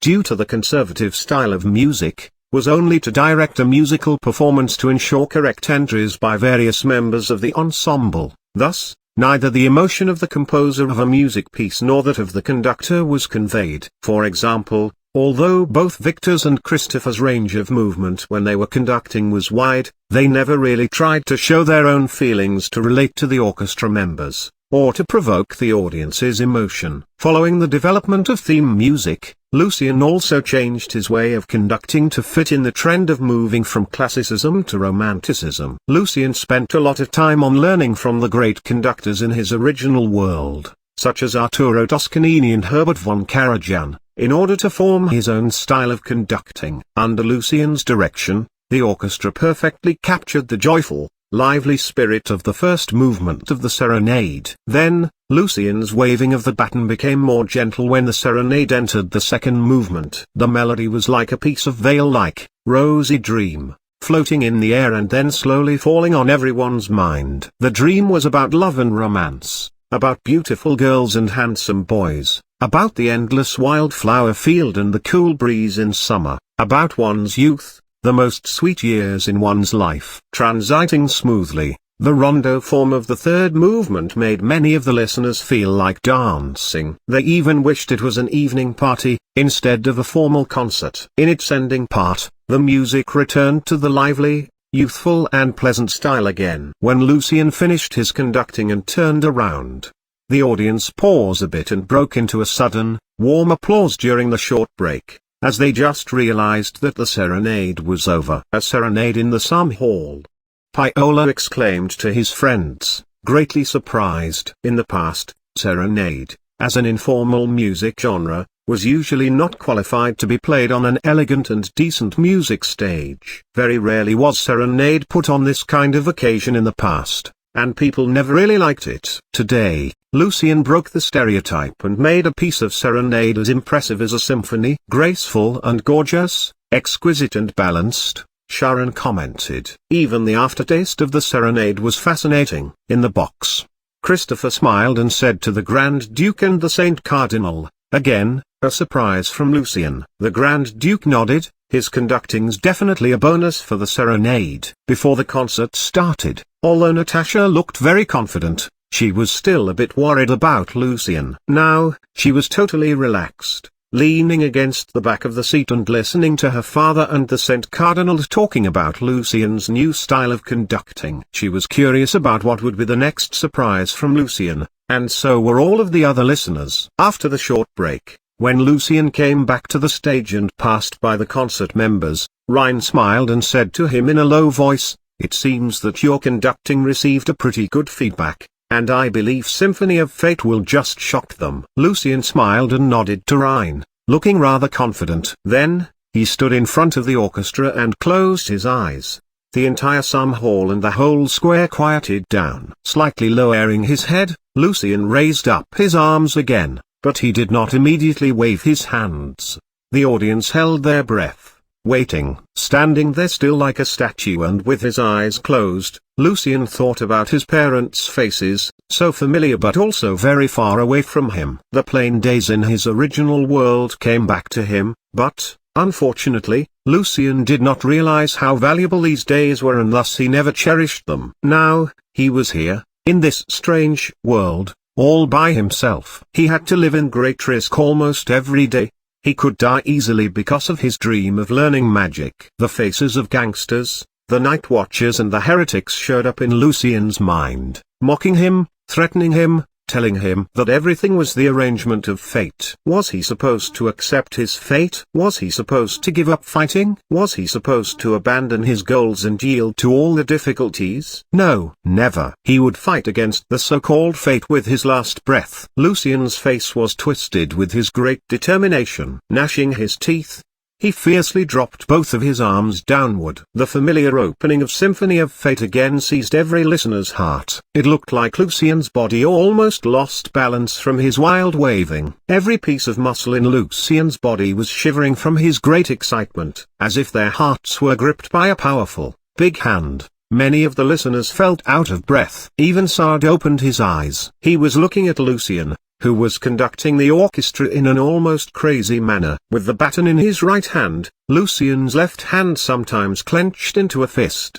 and sometimes tightened like the claw of eagle. His arms sometimes stretched wide out and sometimes stayed tightly close to his body. Lucian's face was twisted with hatred and anger, as if he was biting off a piece of flesh from his enemy alive. Occasionally, the muscles in his face relaxed a bit, but soon his face looked even crazier, as if he would be struck by a heart attack at any moment. Compared with Victor's conducting of Symphony of Fate, Lucian's version was even more striking and intensive. Every member in the orchestra was influenced and motivated by Lucian, and the whole orchestra seemed to be crazier and crazier. The power and the momentum of the symphony was unprecedented. Grabbing the arms of her seat, Natasha's back was tightly straightened up, while some of the other elder nobles seemed to be about to pass out at any moment due to the great intensity of the playing. Finally, with all his power, both physical and mental, Lucian brought out the last movement of Symphony of Fate.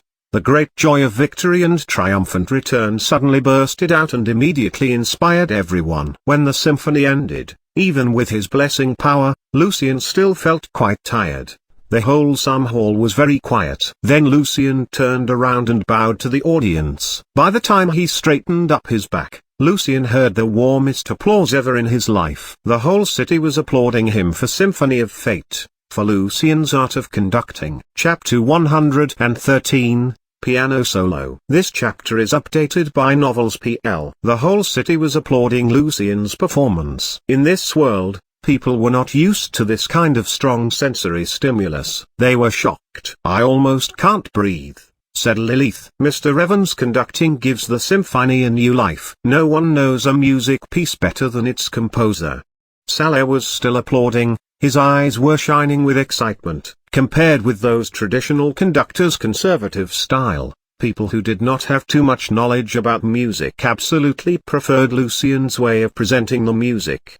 "He's crazy." Verdi was first impressed, but soon he felt that it was too much for him. Lucian simply has no idea about what is elegance. Verdi was not alone there. Many other conservative musicians who adhered to past practices nodded as Verdi was commenting. It could be foreseen that a bunch of critic reviews of Lucian's conducting would be found on tomorrow's Music Criticism and Symphony News. "I don't think so." Verdi. Natasha shook her head, looking quite excited. This way of conducting was born for Symphony of Fate. "Don't you think?" "I agree with Her Grace Christopher." The authority was on Natasha's side. Lucian's conducting style lit the great passion of the whole orchestra, and together they presented us with an even more exciting version of Symphony of Fate. This conducting style, I would say, suits theme music very well. But Mr. Christopher Verdi looked at him. "I know what you want to say, Count Verdi." Christopher smiled. Indeed, Lucian was pushing a bit too hard. He was being too direct when he was presenting Symphony of Fate, and that left the audience less space for further imagination. Even Natasha had to admit that what Christopher said was true. "However, I think we should not be too tough with a young musician and his first concert ever." Fingers crossing, Christopher looked at the Grand Duke. "We need a creative younger generation, and being tolerant and open-minded is the first step." The Grand Duke smiled and nodded. What Christopher said was exactly what he was thinking. Both what Natasha and Verdi wanted to say was pretty much all covered by Christopher. Verdi turned his face to the other side. "I'm wondering, please forgive my interruption, Your Grace, why Lucian chose to put Symphony of Fate in the second place of tonight's concert." Michel, the Prince of the Kingdom of Syracuse, asked in confusion. I mean the remaining part of the concert is pretty much composed of piano solos only. That seems quite imbalanced to me. The Grand Duke picked up the repertoire card beside him and took a quick look. That's right, Michelle, you made a good point here. What do you think, Christopher? Well, Lucian's best-known music work is Symphony of Fate. Using Symphony of Fate as the ending piece of the concert might be the most ideal arrangement. Christopher gently rubbed his chin a bit. For now, like Prince Michelle said, the repertoire card does look quite imbalanced to me, and I didn't notice this earlier. Taking a short rest, Sard's eyes were half closed. He smiled and said to them, I believe that Lucian's not an idiot. Maybe he's very confident in his piano solo, or maybe he prepared something new. It's interesting to wait and see, isn't it? By the time they got to that conclusion, the whole orchestra had left. Now, there was only a piano on the stage. Instead of facing toward the audience, the piano was facing a different angle. Seeing Lucian appear on the stage through the crystal dome again, Paolo asked his friends, why isn't the piano in the right position? That was what many people were wondering right now as well. On the stage, Lucian bowed to his audience and sat down in front of the piano. Pressing the keys, Lucian's hands started moving smoothly on the keyboard. It was Canon in D major, played in the piano. Sharon recognized the familiar, beautiful melody immediately. Simple as it was, Canon in D major might be the most classic music piece in this world. By playing one or more imitations of the music notes after a given duration, the repetition of the soft and gentle melody soothed every listener's mind like a cool breeze. The audience gradually recovered from the impact brought by Symphony of Fate, and now many of them stretched their bodies in their seats a bit and enjoyed the music in a very relaxed way. Sitting in front of the piano and playing with his heart and soul, Lucian's hands profile and his long, nimble fingers left the audience with a deep impression as well. About 7 minutes later, warm applause burst out again. This time the applause was less furious and crazy, but more gentle. This time, the audience felt the beauty and the joy of peace from Lucian's playing. Small changes made a bit difference. The melody of Canon was still lingering in Paolo's mind. It's very different from the versions played by violin or harp. That's the sound feature of piano, pure and crispy. There was a sweet smile on Grace's face. Mr. Evans looked so charming when he was playing. His face, his hands. Now I know why you wanted to place the piano in a certain angle, Lucian. On the other side in the box of the Sun Hall, Natasha smiled and thought to herself, looking quite amused, you want the audience to directly see your movement. But why didn't you tell me this earlier when I was about to play piano in front of Sylvia? Natasha also blamed Lucian a bit. He definitely put a lot of thought in his concert. We can tell that from the way he placed the piano, said Christopher. Simple but fascinating. This piece of canon will become quite popular. Lucian did not move after playing. He was still sitting on the piano bench, as if he was preparing and waiting for something. There was only a very short interval between the two compositions. A while later, Lucian's hands started to move again. Here came the piano solo recomposed from Violin Sonata in G minor. After the heading part of playing, which gave priority to terseness and fluency, Lucian started to play the very short notes in a fast way. His fingers were like two dancers spinning on the piano keyboard. Violin Sonata in G minor? Some listeners whispered to each other, it's for violin. It's impossible for piano. As the solo consisted mainly of semiquaver runs, Lucian's hands were moving faster and faster. Double stops, ostinato, scales and arpeggios, big crossovers. Lucian combined almost all the playing techniques together, and that dazzled the audience's eyes. They almost could not believe that it was a human being that was playing. Lucian's extremely fancy fingerings fully show the potential of piano. This piece of music was more than just showing off the player's remarkable playing skills, but also a praise for the great potential of piano as a new musical instrument in this world. As the pitch got higher and higher, the melody became more and more exciting.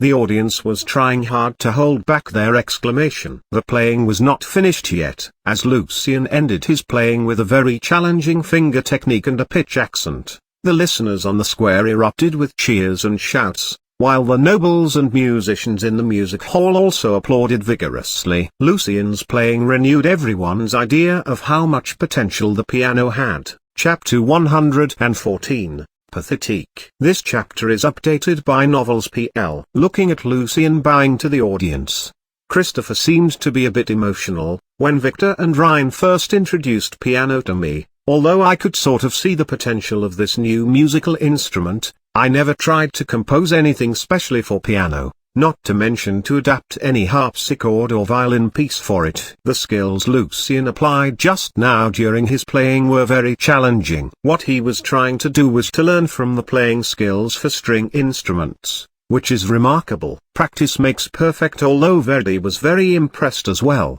he did not want to make a too favorable comment about Lucian, especially after awakening his blessing. The practice can't take long for him. Fingering is not everything. Natasha took a glance at Verdi. For other musicians, what is hard is to really get to know piano. I mean like Lucian, who has this profound understanding of the unique features of this musical instrument. Without the knowledge, there's no way that one can produce such a fabulous piano piece. Well, maybe I'm too old. Although Lucian's playing is very impressive, I did not get as excited as you young people with his fancy fingerings. The Grand Duke smiled. I'm more looking forward to Pathetique. On the other side, Lucian's friends were a bit more relieved now, seeing that Lucian's concert was going great so far. That made the last piece of the concert, a sonata, even more significant. Pierre was also on the square, gawking at the crystal dome, hearing the thunder-like applause. He felt shame of himself because, when Lucian was playing,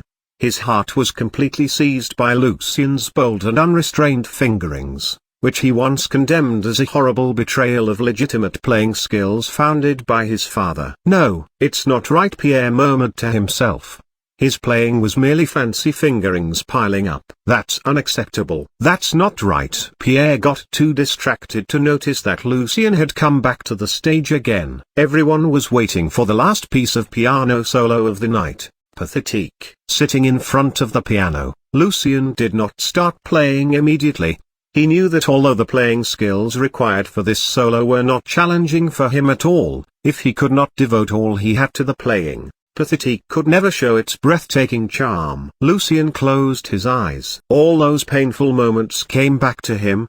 The great nostalgia that tortured him in those sleepless nights when he was missing the smile of his parents. The fear he suffered when he was forced to go into the sewers by the pastor, Benjamin. The feeling of helplessness when he was beaten by the gangsters. The horrible feeling of guilt he bore when Joel and his family got kidnapped. The great anger that was burning his guts when he saw the 3 fingers sent by the heretics. All those emotions gathered together and infused Lucian's heart. What made Lucian feel the most depressive was the fact that he was trapped in this city, the city of Psalm. He was hiding like a filthy rat in the sewers to do his magic experiments. He was like a spy who could not fully trust anyone. He was worried all the time that he might bring doom to Uncle Joel and his family.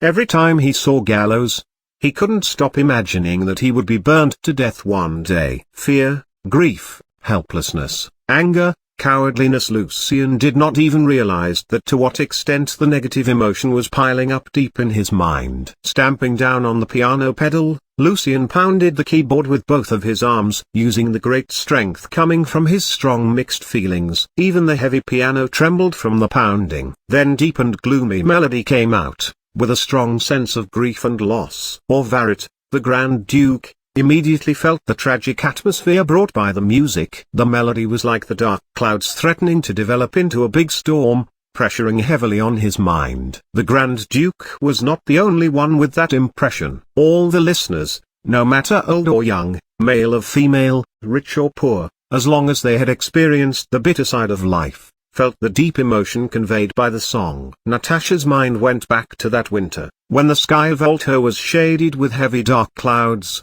as if something horrible was about to come. Christopher was missing his deceased wife who accompanied him for almost 50 years, and his son who would rather spend all his life on the road as a businessman than as a musician because of the great pressure brought by the reputation of his father. Victor closed his eyes and murmured, "Life is tough, Winnie.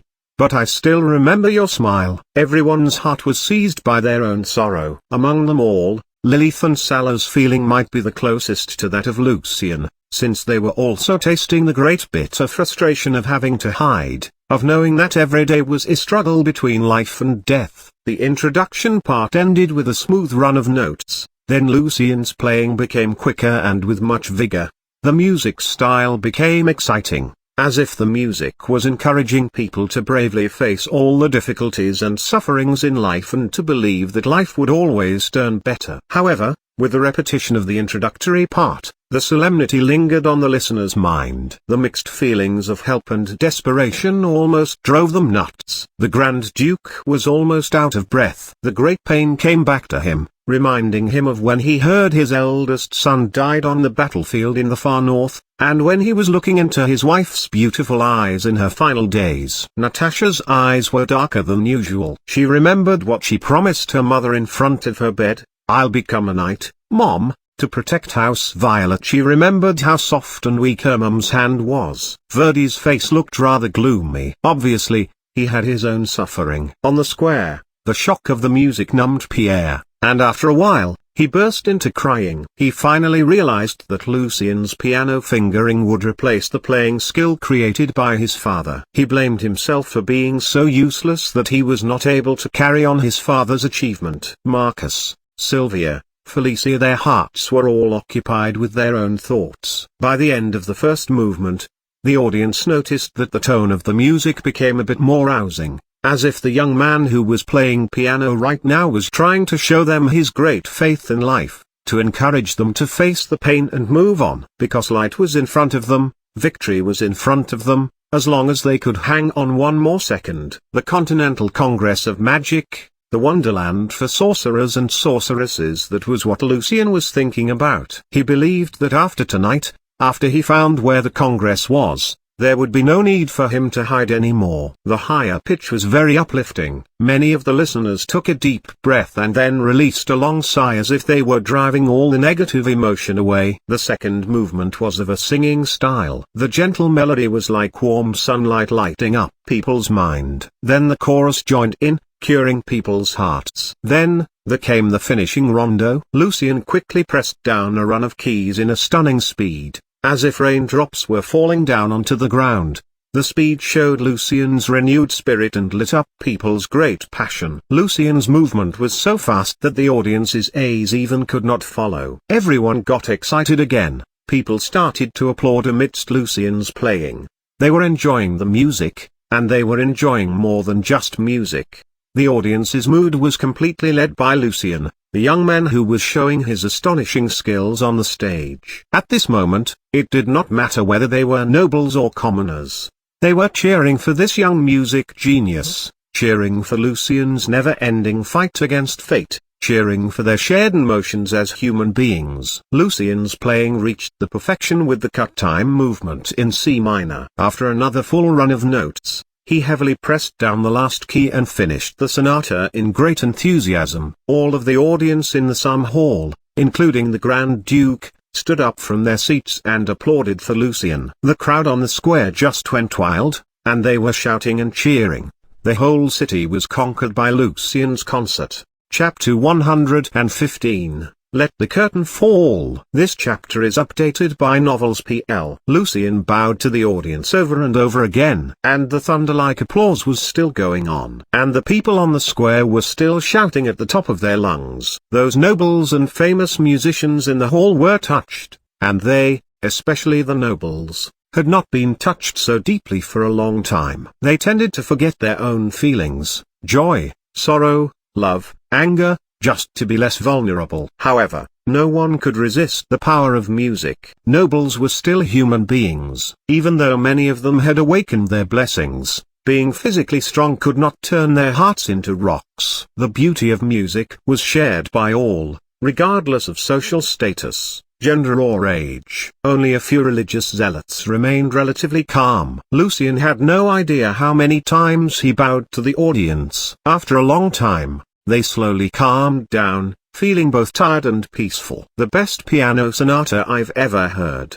Staring at the crystal dome, Paolo exclaimed, similar to Symphony of Fate, but also different. The emotion is deeper, more conservative. Sharon nodded and smiled. I can imagine that Pathetique will become the classic sonata in terms of musical expressiveness. Alto Music Festival was definitely worthy of our 7-month traveling. Grace looked serious. After seeing Mr. Evans's playing, I want to stay in alto to learn piano. Get real, Grace Green said to her. Mr. Evans already gave us some suggestions for our fantasia. Come back with us and let's focus on our own music work. We will become famous in Stirk pretty soon, I believe. I agree. If you stay, Grace, Sharon added, you won't be able to afford a music instructor here in alto. And since alto is filled with great musicians, how long do you think it will take you to stand out here? Finally Grace nodded and sighed. I guess you guys are right. Don't forget to buy the latest music criticism and symphony news. They will be very helpful for the future of our music. The other band members nodded. They would definitely buy a lot of them in alto so they could take the newspapers back and make some money from the big price difference. After standing on the square silently for a while,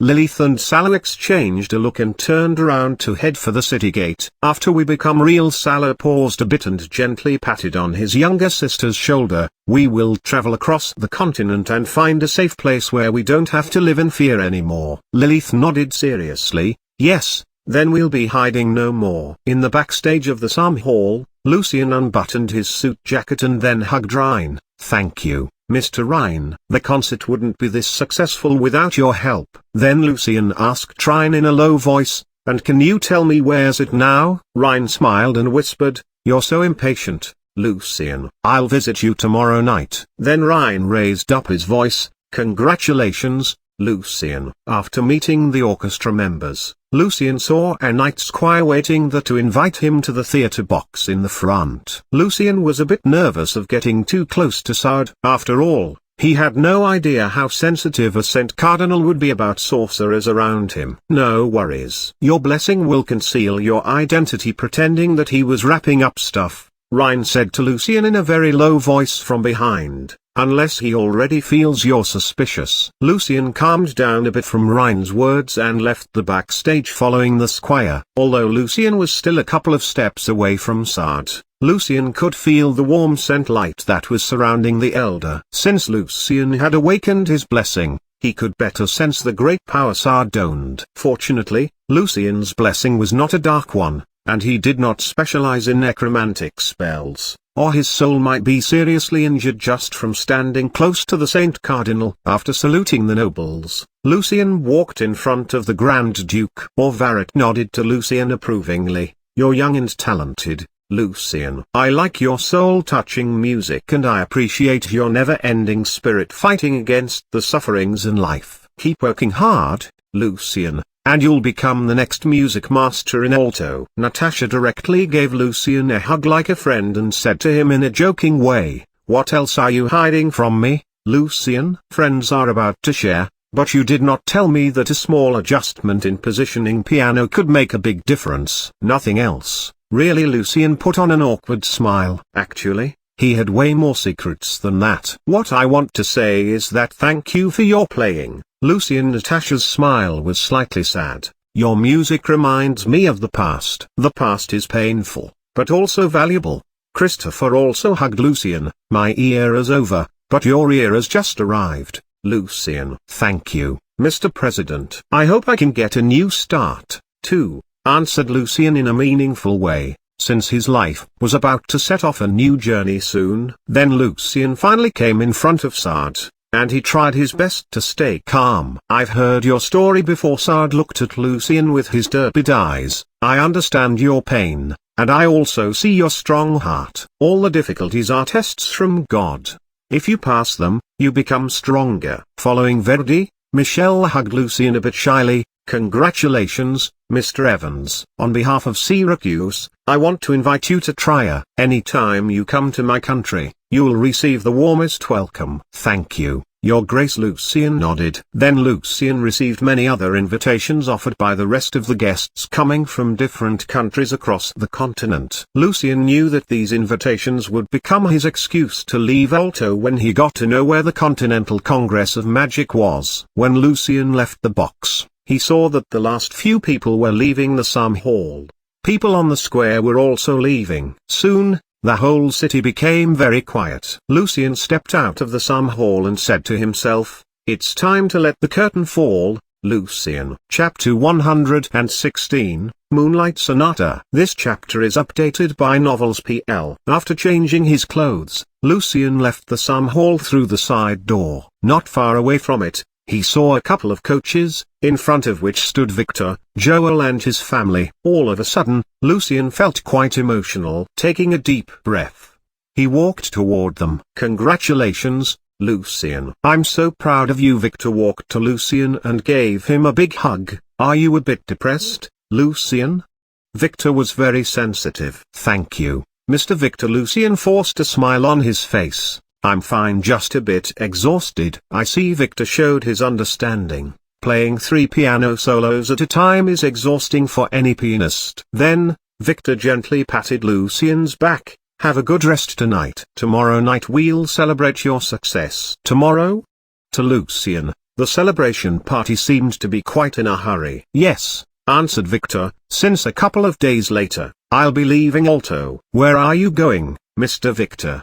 Lucian did not expect that it was Victor who first bid them farewell. After last year's concert, Victor smiled. "I've been receiving lots of invitations from other countries. I stayed in Alto because, at that time, you were during your critical period of music learning. Since now you're a well-qualified musician and you just held your first concert, it's time for me to start my music tour and gather some new ideas about music. And Lot and I are leaving with Mr. Victor." Felicia nodded. "We are all Mr. Victor's students, but now you're a great musician, and, of course, we can't fall too far behind." Felicia put on a sweet smile. Lucian felt that it was a good chance to announce his leaving as well. "A music tour? That's what I've been thinking about, too." Lucian said to them seriously. "Honestly, this concert exhausted all my ideas about music, and I feel that I need to travel out of Alto to see more, to experience more." "I'm very proud of you." Victor looked at Lucian's eyes approvingly. "Your serious attitude toward music will make you one of the greatest musicians, if you stick to it. I wish you all the best, my student." "Me,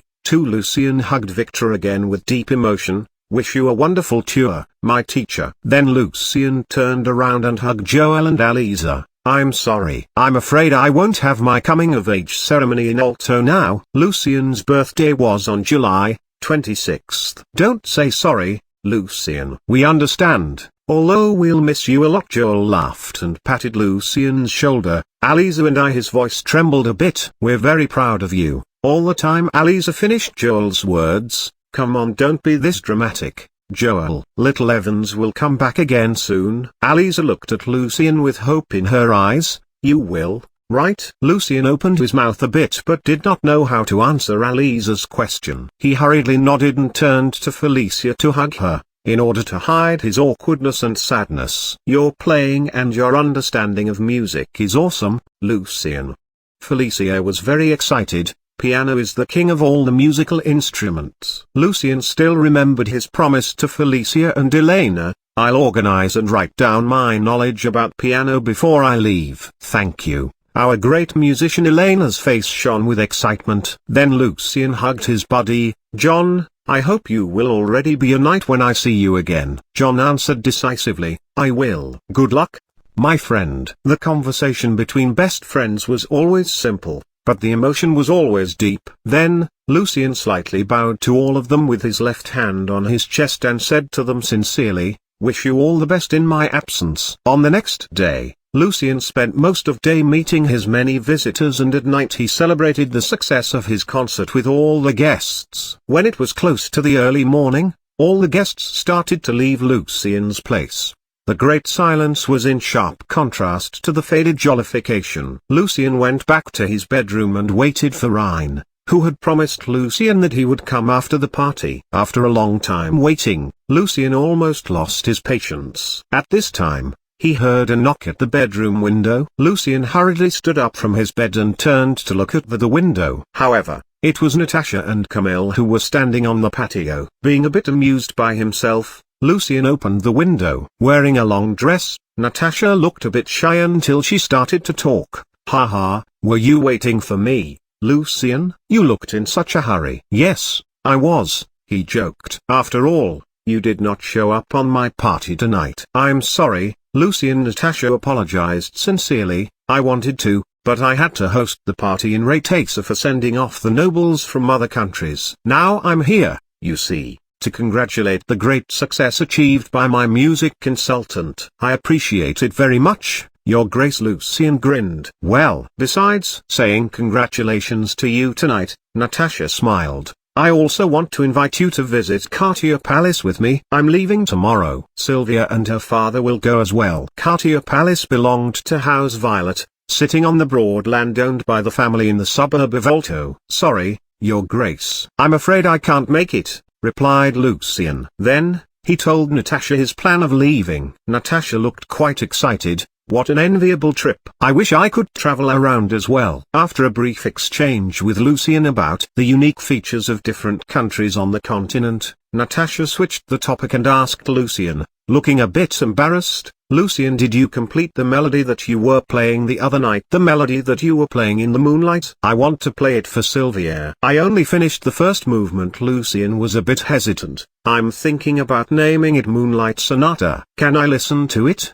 Requested Natasha eagerly. Sure. Lucian sat down in front of his piano. Lucian placed his hands on the keyboard again. The introduction was slow and peaceful, picturing a glittering lake at a moonlit night. The soft breeze rippled the water like a pair of young ladies' hands. A mixed feelings of joy and sorrow rose in Natasha's heart. Everything under the moonlight depicted in the sonata was as beautiful as a dream. The first movement was rather short, only about a few minutes. Natasha's nodded and looked at Lucian with approval. Adagio as the first movement, impressive. I'm sure Sylvia would love it. Then she slightly leaned forward. What do you think I should say to Sylvia after playing the first movement of Moonlight Sonata for her? Remember me whenever you see the moon. Somehow Lucian blurted out. Wow. Natasha looked very impressed. That's really something. Then, the princess stood up and said to him, I'm glad to have you as my music consultant and friend, Lucian. I'm not sure when you're coming back, but I'm sure we'll see each other again sooner or later. Lucian sighed in his heart but did not say anything special. It's my great pleasure to be your friend. Please take care,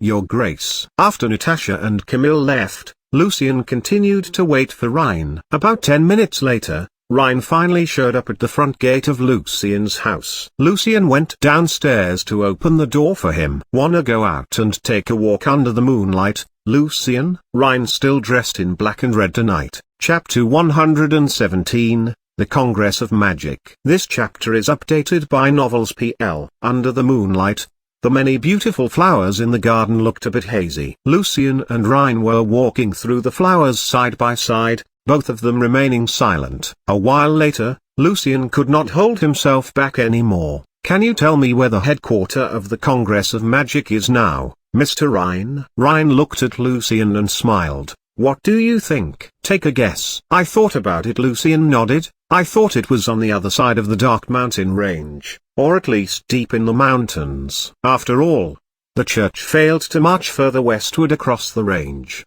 Does it make sense? A good guess. Rhine grinned, but if you go there, what you can find deep in the mountains will be a bunch of crazy and gloomy sorcerers and sorceresses who survived the violent suppression, or say, slaughter, done by the church. People call them ancient sorcerers. Really? How come they live that long? Lucian was a bit surprised. They are survivors, Rhine explained. They managed to survive because they are powerful. Many of them are archmages and even legendary archmages. They're cruel and crazy. You can easily become their subject for experiment if you piss them off and die from their brutal torture. Then is the headquarter in a certain country? I mean in one of the countries which doesn't follow the God of Truth.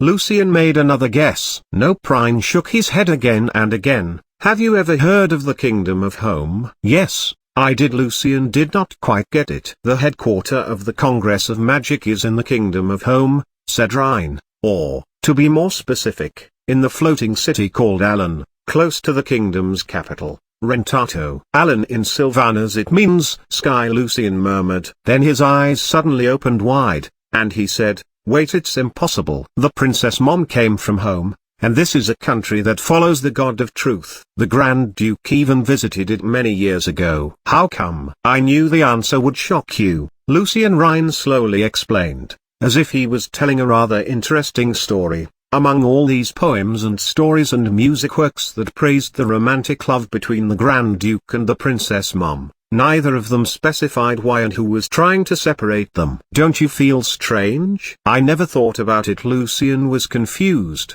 Was it the Congress? But why? If you had ever learned about the philosophy of ruling, the corner of Rhine's lips curled up, you'd understand that it's all about the balance between nobles. Can you explain it a bit more, Mr. Rhine? Lucian had some thoughts but was not quite sure. Rhine walked slowly. In the last 200 years of the War of Dawn, the power of the Church reached its peak. Even the Emperor needed to kneel down in front of the Pope and kiss the Pope's shoes. At that time, the Church could easily dethrone an emperor, not to mention deposing those dukes, counts and viscounts. So, those nobles— Lucian rubbed his chin a bit with his fingers. They decided to support the cardinals who wanted to separate from the Church. Good point. Rhine turned his face toward Lucian. Although we still don't know why those cardinals back in the days decided to betray the Pope. What we know is that some local nobles in the north were more than willing to support them. However, these nobles were clearly aware of the fact that, if these cardinals that they supported gained the core power and overthrew the Pope, a new Pope would come out among the cardinals on their side and the whole situation of the nobles would not be changed at all. So the nobles leaked the secret plan on purpose to let the Pope be relatively prepared. Lucian's brows frowned slightly. Thus, the north and the south became two sides on a balanced scale. And the balanced situation made the nobles' power rather important. The side that gained the support of more nobles would obviously have the advantage. You're really smart, Lucian. The first half part of your reasoning is correct, but the second half was not really what happened. Rhine smiled. The fact was that, after the division of the Church, the Southern Church was still way stronger than the Northern. However, the North Church gained the support from the elves, dwarves, many magic creatures and even the ancient sorcerers in the northwest of the Dark Mountain range. Like the old saying goes, my enemy's enemy is my friend. When they were involved, the Northern Church finally managed to withstand the violent attack launched by the South. Then, the situation on the whole continent looked more balanced. The South was not in such a dominant position anymore. Lucian contemplated. Something else must have happened afterwards in the South, say, another division. Impressive. Lucian Rhine looked a bit surprised with Lucian's insight. Yes, there was another division in the South later. Since the nobles in the South saw the great improvement of the status of the nobles in the North, while most of them decided to negotiate with the Church, a small part of them chose to secretly support the mages, in order to turn the sorcerers and sorceresses into a new trouble for the Church, while they stood in the middle and benefited from their confrontation. Who were the small part of the nobles? What they were doing was very risky, Lucian murmured. Yes, it was. Rhine shrugged. They were the nobles from the Four Kingdoms across Storm Strait. And what they did not expect was that a great mage named Douglas evolved the ancient magic system and initiated a huge revolution in studying the laws of the universe. Hence, the power of the Magic Congress started to soar, and countless great archmages came out. About 100 years ago, the Congress integrated several scattered major magic organizations and became the second most powerful institution in the world. Douglas, he still remembered the name. Lucian was pretty sure that Douglas was still alive, since such a great sorcerer like him must have many ways to prolong his lifespan. For example, there was a magic ritual mentioned in astrology and magic elements that could prolong one's lifespan to 1,500 years. Mr. Douglas, one of the most powerful men in the world, the greatest arcanist ever in history, the chairman of the Continental Congress of Magic, and the founder of the journal called Arcana. Mentioning his name, even Rhine looked a bit awed. So now, in the Kingdom of Home, the existence of the Magic Congress is almost a half-revealed secret, and the power of the Congress is way stronger than that of the Southern Church. Without the support of the local nobles, the Church might have been rooted out long time ago. That's why the Church here made the Grand Duke visit home many years ago. The purpose of the Grand Duke's trip was to rebuild a solid relationship with the nobles there to fight against the Congress power. Lucian nodded. So, the Grand Duke married the princess in home. Good for him. Well, I bet that was out of the Grand Duke's expectation. Ryan smiled. The marriage caused a stir across the continent. Many nobles opposed it and tried to obstruct the marriage in every possible way, since the union of the two young people might easily change the tripartite power relations among nobles.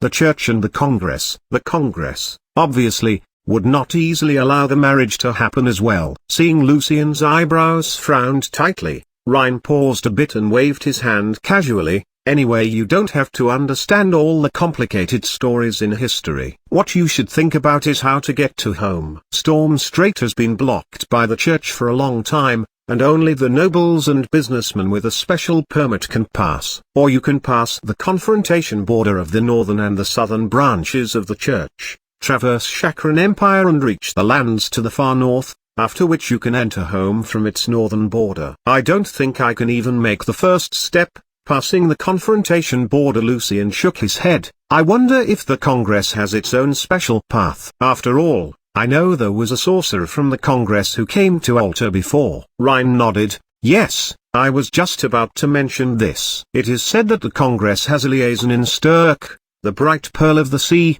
but I don't know who is it, and you would still have to sneak through the confrontation border, which is very dangerous. So what I suggest is that you first become a real sorcerer and then set off for your destination, to have a better chance at protecting yourself. A real sorcerer. Lucian's brain was working fast. He could not take the risk to use the professor identity again right now to go back to the apprentice meeting. And the only way that he could become a first circle sorcerer as soon as possible would be to visit the magic lock. But isn't it a trap set by the church? Lucian murmured. If you become a middle-rank mage and learn how to fly, you basically won't have to worry about all this stuff. Ryan continued. The church can block the water and the border, but it can never completely control the sky. Smart as you are, with the help of the potion called Sylvan Moon, I believe you can soon make a breakthrough. Lucian. By the way, the church has been pretty busy recently and they're less likely to pick on you, I think. You seem to know everything, Mr. Ryan. Lucian was surprised. Who are you? Why did you want to help me? I'm only an observer, an outsider. Ryan's smile was mysterious. You're an interesting person, Lucian. Getting you involved makes the whole thing even more interesting. Of course, when the game becomes attractive enough for me, I'll join it as well. Then Ryan directly turned around and left the garden through the small gate, leaving Lucian standing alone in the darkness. Unexpectedly, Lucian now felt more relaxed than excited, as if Ryan just removed the heavy rock that had been sitting for so long on his heart. At this time, Lucian suddenly felt his soul swelled a bit and started to approach his power limit. Chapter 120, Silence. This chapter is updated by Novels PL. Staring at the street outside of the window, Lilith and Salah couldn't and dared not sleep. I heard that, from time to time, there were people missing in this small town, and it has been happening more and more often in recent years. Lilith asked her elder brother, do you think it's because of the magic lock? Salah shook his head. I'm not sure. After all, I don't even know what kind of magic lock this is. I know the church once sent several pastors here before, but they found nothing suspicious. In the end, they guessed that some monsters or creatures in the mountain took them. Then, Salah pointed at the small house on the other side of the street. That house once belonged to one of the few literate country gentlemen here in Bonn. 10 years ago, on April 10th, his 7-year-old daughter was missing, and he never found her. Finally, he moved eastwards with his wife, away from Bonn, because they were too sad to keep living here. April 10th. Lilith murmured thoughtfully. The girl, who seemed to be a figure coming out of a black and white photo, smiled to Lucian. Slowly, she raised up her arms and then started to run toward Lucian, as if an innocent and lively daughter was running toward her dad. However, the scenario was very creepy in Lucian's eyes. The little girl's body was floating in the air, and her eyes were hollow. Lucian started to cast a spell, but he couldn't even hear his own voice. The air surrounding the little girl began to stir and turned into several invisible robes trying to constrain her. Apprentice spell, Wraith Shackle. As soon as the little girl realized what was going on around her, her face contorted with hatred and viciousness. She opened her mouth and started to scream. Lucian was prepared, since he had some experience with the revenants before during his experiments. Right after he cast Wraith Shackle, Lucian activated Silence Wall to protect himself from the attack of sound waves. In a real fight, knowledge still mattered a lot. Lucian could see the ripples crashing against the invisible wall surrounding him. Even before he had a second to be proud of his foresight, the wall suddenly collapsed into small transparent pieces. The rest of the sound waves, although they had been weakened to some extent by the invisible wall, hit Lucian right in his chest. Feeling the sky and earth were spinning, he fell on the ground and almost threw up right away. Lucian's guts were trembling inside of his body. Fortunately, a layer of grey light instantly covered Lucian's skin when he was attacked. His Moonlight blessing was activated on its own in order to protect him. Without the ability of dematerializing into Moonlight, Lucian might be dead already. Lucian realized that this was a revenant as powerful as a real knight. Quickly analyzing what kind of revenant and how powerful the little girl was, Lucian swiftly shifted to the other side of the revenant. Then his lips moved. Lucian cast Illumination. Even the weakest revenant was immune to most of the element spells. Only light, fire and sound waves could hurt them. However, Illumination did not work very well in this world. The greyish light ball in the sky looked rather dim and faint. The little girl paused a bit and then directly jumped onto Lucian. With his Moonlight blessing, Lucian barely dodged away, like a grey shadow. At the same time, he grabbed his sword and hacked toward the little girl, after which he started running. Lucian knew the attack was in vain, but he did not have another choice, since he was still during the buffering time for casting. Seeing the sword did not hurt her, the little girl tipped her head a little bit and smiled. Then, she suddenly disappeared, and several seconds later, she showed up right in front of Lucian, with her arms wide open. Lucian reacted fast. Pressing his foot against the ground, he changed his direction and started to cast Hammond's Oscillation. This time, the little girl was injured. Lucian saw her ethereous body rippling like disturbed water. The great anger appeared on her face again, and it became more and more vicious. She raised her head, screamed silently, and then directly rushed at him. Once again, although Lucian avoided the frontal attack of the sound waves with Moonlight, his ankles suddenly felt weak and his movement paused for a second. The revenant had reached him. For a second, Lucian's consciousness faded, and then he felt extremely tired and flimsy. The heat in his body was escaping. He felt cold. The little girl went directly through Lucian's body and stopped on the other side. Raising her hands, she looked shocked and confused. The ring Lucian was wearing, Ice Revendia, helped him to stay focused. Without any hesitance, Lucian cast a spell again. A blast of cold wind blew around them. A revenant was summoned by Lucian. He decided to use a revenant to fight against the other revenant, since he noticed that, in the weird dimension, while light magic was largely weakened, the undead creatures were strengthened by a lot. Being controlled by Lucian, the summoned revenant launched its attack toward the little girl. Wrestling together, their arms pierced each other's body. However, it seemed like the revenant Lucian just summoned was weaker than the little girl, since within a couple of seconds, it already started to get less and less visible. It would not even take the little girl 10 seconds to completely wipe it out. However, it was enough time for Lucian to turn the tables. Lucian took a few steps backward, reached his hand into his pocket and threw out a handful of reagents toward the two revenants who were wrestling, and a white firewall enveloped them as Lucian finished casting the spell. This was Lucian's invented spell, Sulphur Firewall, which was just an inspirational flash when he was facing the aquatic zombie, and within the past couple of months, Lucian turned it into one of his regular spells.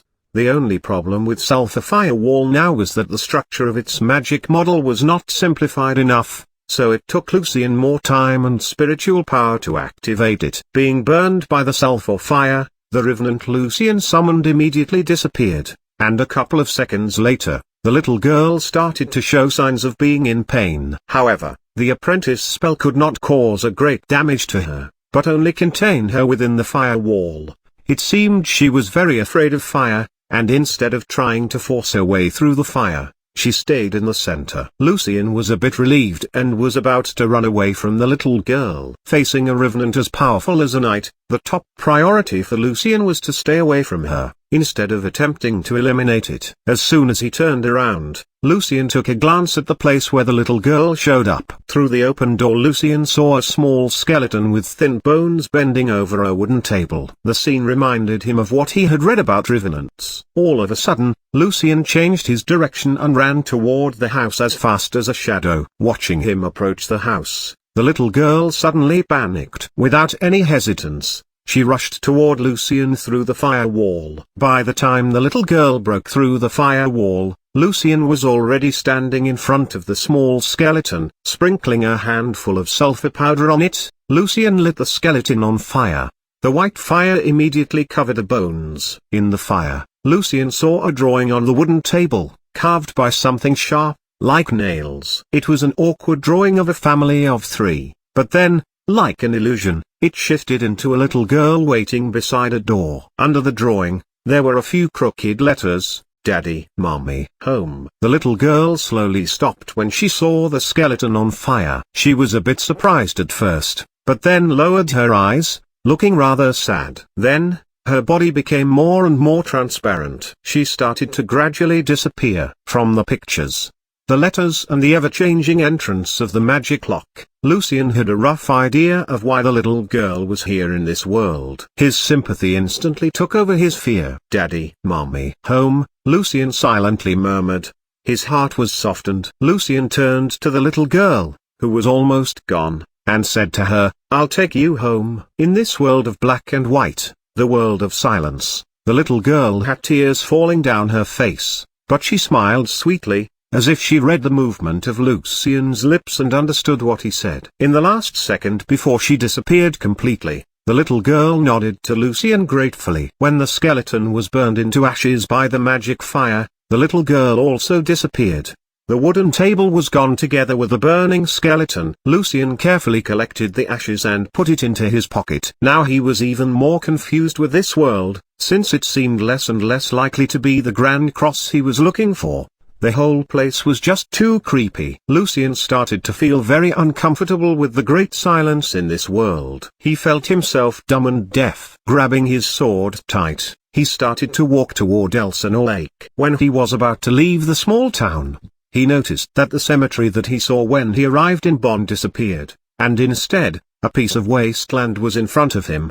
The Magic Lock world is actually not a copy of the original world? Lucian asked himself in his mind with great surprise. Picking up the pace, Lucian turned around the corner with overgrown weeds. Then, what he saw instantly shocked him. The scarlet Elsinore Lake in this world was like a huge pool of blood, and it reflected the inverted image of a grand cross consisting of 9 bright stars shining in the sky, whose light lit up the whole lake. That was the first time Lucian saw another color except black, white and grey since he came into this world. Chapter 121, The Magic Garden. This chapter is updated by Novels PL. There was no wind and no rain. The sky was grey and the stars were absent. Lucian felt that the Magic Lock world was dead. However, there were waves on the surface of the red-colored lake under the Grand Cross, as if the lake was alive. The creepy and sharp color contrast also made Lucian very nervous, even though he was a senior apprentice who stayed relatively calm and focused all the time. Carefully observing the bright and shining Grand Cross in the sky again, and comparing it with the stellar map of astrology and magic elements in his spirit library, Lucian found that the arrangement of the magic lock was quite unique. Unlike most magic locks, that aimed to protecting something, this one was more like a lock gathering power in order to keep something sealed. If Lucian's feeling was correct, he did not want to stay here any longer. Lucian looked up in the sky and quickly recalculated the coordination of the closest magic garden according to the Grand Cross. Then, without any hesitation, he turned around and ran toward the edge of the Black Forest in the west along the lakeside path. Curious as Lucian was, he was clearly aware that it would be too stupid for him to approach this legendary level magic lock. He knew that he needed to stick to his original purpose for coming here. Lucian's body recovered quickly thanks to his Moonlight blessing. By the time he entered the Black Forest, The pain in his chest caused by the revenant had already disappeared. The black forest was immersed in the same silence. Even the leaves on the branches were not moving at all. Everything stayed still. No life could be seen. Lucian tried to keep calm as much as possible when he was walking through the huge trees. A bit more than 10 minutes later, he saw a tall and big building covered with shadow sitting in front of him, some distance away. From time to time, there were strange lights coming out of the building and flying towards Elsinore Lake. He slowed down his pace when he approached the building and grabbing his sword tight. Lucian was slightly sweating. Reaching into his pocket, Lucian pulled out a small black stone. It was a bat pituitary gland. Holding it in his left hand, his lips moved silently and then invisible waves started to spread out like ripples. Standing in the center of them, he was waiting for the back echo reflection after the waves hit certain obstacles. The tall and big firs appeared one by one in Lucian's mind. Different things sitting within our radius of several hundreds of meters became more and more clear. However, some of the objects that made the waves ricochet remained rather blurry,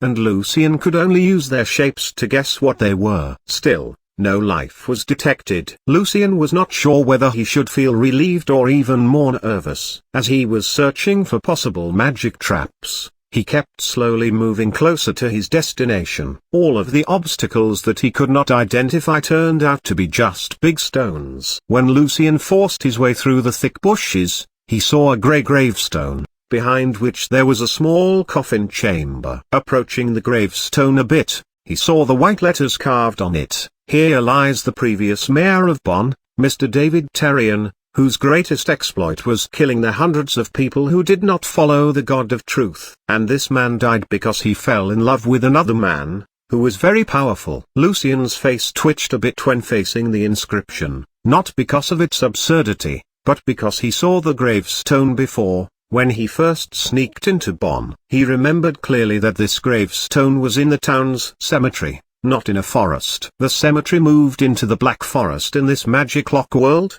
Lucian thought to himself. He looked around and found more graves. In the world of black and white, they looked even more horrific. Obviously, a cemetery was not a very pleasant place to stay. So, Lucian decided to leave here and take another way around this place to get to the magic garden. Even thought that would take a bit more time. However, by the time he turned around, Lucian's scalp tingled from the same feeling of coldness that he sensed when he encountered the little girl. Without any hesitance, Lucian launched a backhand hack with his sword. Although it felt like he just chopped a random piece of rotten wood, a certain strange power shook Lucian's arm along with the sword in his hand. Turning into a grey shadow, Lucian quickly dodged to the side and knelt down on one knee with his back against a gravestone. In the corner of his eye, there was a short line of words on the gravestone. I was fat, but now I'm skinny. Lucian was a bit amused for a second. However, just within that second,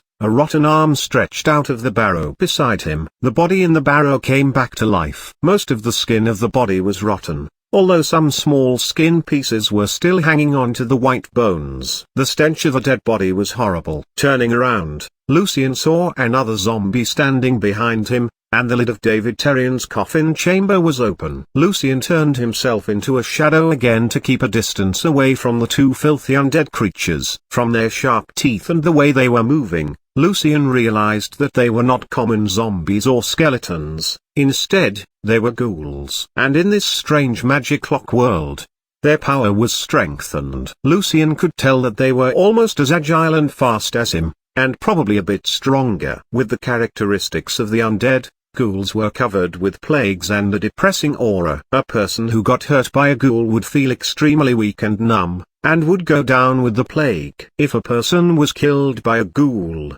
he would later turn into a new ghoul. Recognizing what they were, Lucian changed his strategy. He tried to avoid any face-to-face confrontation with the ghouls and to launch his attack from behind. Luckily, the ghouls were not intelligent at all, and the second ghoul seemed to be weaker than the other one. Gradually, Lucian gained the upper hand of the fight and his sword hacked at the ghouls several times. However, the bones of the ghouls were harder than he thought. The two ghouls were still moving, and they got even crazier when their rotten skin and flesh started coming off because of Lucian's attack. When Lucian was preparing the sulfur firewall, he saw more ghouls coming out of the barrows. Their rotten arms were like the dark branches of a dead tree. Without any hesitance, Lucian cast the spell. As soon as the firewall appeared in front of him, he turned around and started to escape as fast as he could. The strong smell of sulfur burning came into Lucian's nose from behind. Knowing that this might be his only chance to get away, he did not even take a look back.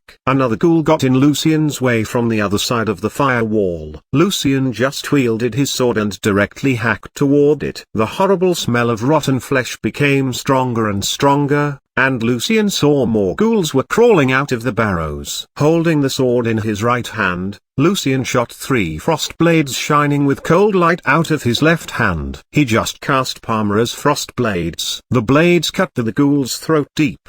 That is, if the combination of rotten flesh and spine bones could still be called as throat. Lucian did not expect the blades would end the filthy creature, but only to freeze it temporarily. Within his expectations, the cold air coming out of the blades quickly covered the ghoul with a thin layer of ice, and the ghoul was frozen still instantly. At the same time, Lucian activated disarming loop and changed the gravity within the small area where the ghoul was. The iced ghoul lost its balance and fell on the ground. Then, he quickly passed by it like a faint shadow and noticed that the ice was already cracking. Lucian was running for his life with all his strength, and a herd of stinky ghouls was chasing after him. However, he still knew clearly which direction he should go. When Lucian distanced himself a bit from the ghouls, he changed his direction and ran toward the magic garden. Some of the ghouls were stronger and some were weaker. By the time Lucian saw the black gate of the magic garden, only 2 were still following him. The whole garden was covered with grey shadows, and only the black gate could be seen clearly. Behind the gate there was a low, pointed building, looking rather creepy. When Lucian got closer, he noticed that the magic circle carved on the gate was very familiar to him, but the pattern missed a small piece. The thought that this magic garden was actually left by an archmage on purpose for his inheritor quickly flashed across Lucian's mind, since he remembered the pattern when he was reading astrology and magic elements. Lucian pulled out a tube of mercury from his robe and grabbed it in his hand. As soon as he arrived in front of the magic circle and opened the tube, drops of mercury flew from the tube to the gate on their own. He took a deep breath to stay focused. Using his spiritual power, Lucian controlled a fine stream of mercury to complete the magic circle pattern. He knew that he really got lucky here. Although it was out of his expectation that the magic garden actually used a puzzle as a lock, thankfully he carefully read the book left by the archmage who created this dimension. When the pattern of the magic circle was completed, the 2 ghouls also arrived. The horrible smell made Lucian feel weak and dizzy. The magic circle on the gate suddenly glowed brightly. With all of his strength, Lucian decisively threw himself toward the magic portal with a whirling storm of light in it. The moment when he entered the portal, Lucian could feel the cold air from the ghouls trying to scratch his back with their sharp claws behind him. Chapter 122. Sun's Corona. This chapter is updated by Novels PL. As if he just passed through a heavy curtain, Lucian felt a bit cold, and then his body hit something hard. He heard himself let out a moan and then joy seized his heart for a second. It had been quite a while since he last heard any sound. Then, in the next second, he took a few quick steps back and held up his sword again. Lucian was now standing in a spacious corridor. His feet felt the soft and thick carpet on the ground. Although everything was still black and white, this place felt more gentle and kind to Lucian. Then, within Lucian's expectations, the 2 filthy ghouls followed him through the portal and also spoiled the beauty of the place. However, they were struggling to stand up from the ground, making it seem they were not used to the environment at all. Maybe they're not that strong here, the thought flashed across Lucian's mind. And then he immediately wielded alert toward one of the ghouls, targeting the deep wound on its neck which was caused by Lucian's frost blade. The second hack almost took the ghoul's head off. Its head slanted to one side, hanging on through just a small piece of skin. Throwing a handful of sulfur powder toward the second ghoul, Lucian made a firewall to stop its attack. Then, he turned around, firmly held his sword again and directly chopped the first ghoul's head off. Black sticky liquid spilled out of the filthy creature's head. The horrible smell made Lucian feel very nauseous and he almost threw up. A few seconds later, Lucian ended the other ghoul. Leaning against his sword, he let out a long sigh. He felt lucky that the ghouls were not intelligent at all, or he would now be the one lying on the ground with his brains spread everywhere. Walking a bit away from the bodies and slowly sitting down, Lucian gave himself some time to recover. Then, he came back to the bodies and disgustedly removed the skin of their palms, or say, claws, with his sword, putting it into a special small bag. The skin could be used as the reagent for a second circle spell, Ghoul Touch. Lucian definitely would not waste it. After burning down the remains of the ghouls with his sulfur fire, Lucian cautiously walked along the corridor with his sword at the ready in his hand. The corridor with the white carpet and dark grey walls seemed to be endlessly long. Lucian felt he was walking in a tomb. The only good thing was that he sensed nothing dangerous. Finally, in the end of the corridor, he saw a black gate, on which there was another special dodecagon magic circle that Lucian had already seen before in astrology and magic elements, and the pattern also missed a piece. He got a bit excited. Taking out another small tube of mercury, he completed the magic circle using the same method. Then, the magic circle started to shine brightly and the gate slowly opened on its own. Behind the gate there was a luxuriously decorated lobby. Lucian first saw the fireplace in the lobby. The flame jumping and wavering in the fireplace was also white, but it felt quite warm.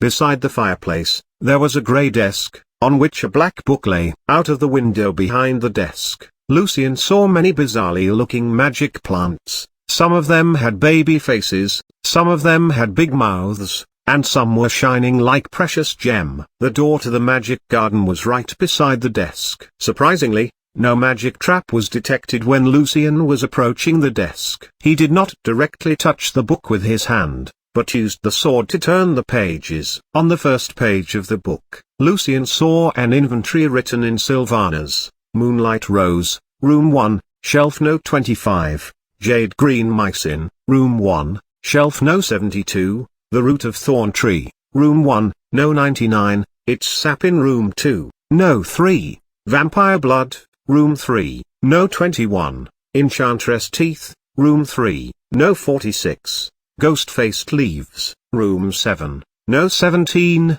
The Feather of Stone Snake, Room 7, No 92, Gertrude's Moonflower, Room 8, No 8, Murlock's Lymph, Room 9, No 1. The following pages were all inventories. Lucian first thought that it was simply a book for registering the assorted materials stored here, but soon he realized that he actually needed all the materials that he just read, as if the book was specially written for him. Lucian turned the pages back and forth several times and made sure his guessing was correct. Some of the materials were for Sylvan Moon, some for Magic Gate, and some for Crying Soul. He was thrilled, but also felt creepy. When he removed his eyes from the book and looked up, he saw that a white-haired old man was sitting on the chair beside the desk, writing something on the book. Lucian was stunned for a second, but then he realized that this was just an eidolon, or say, a piece of memory left by someone. Looking at the date that the old man wrote down on his paper,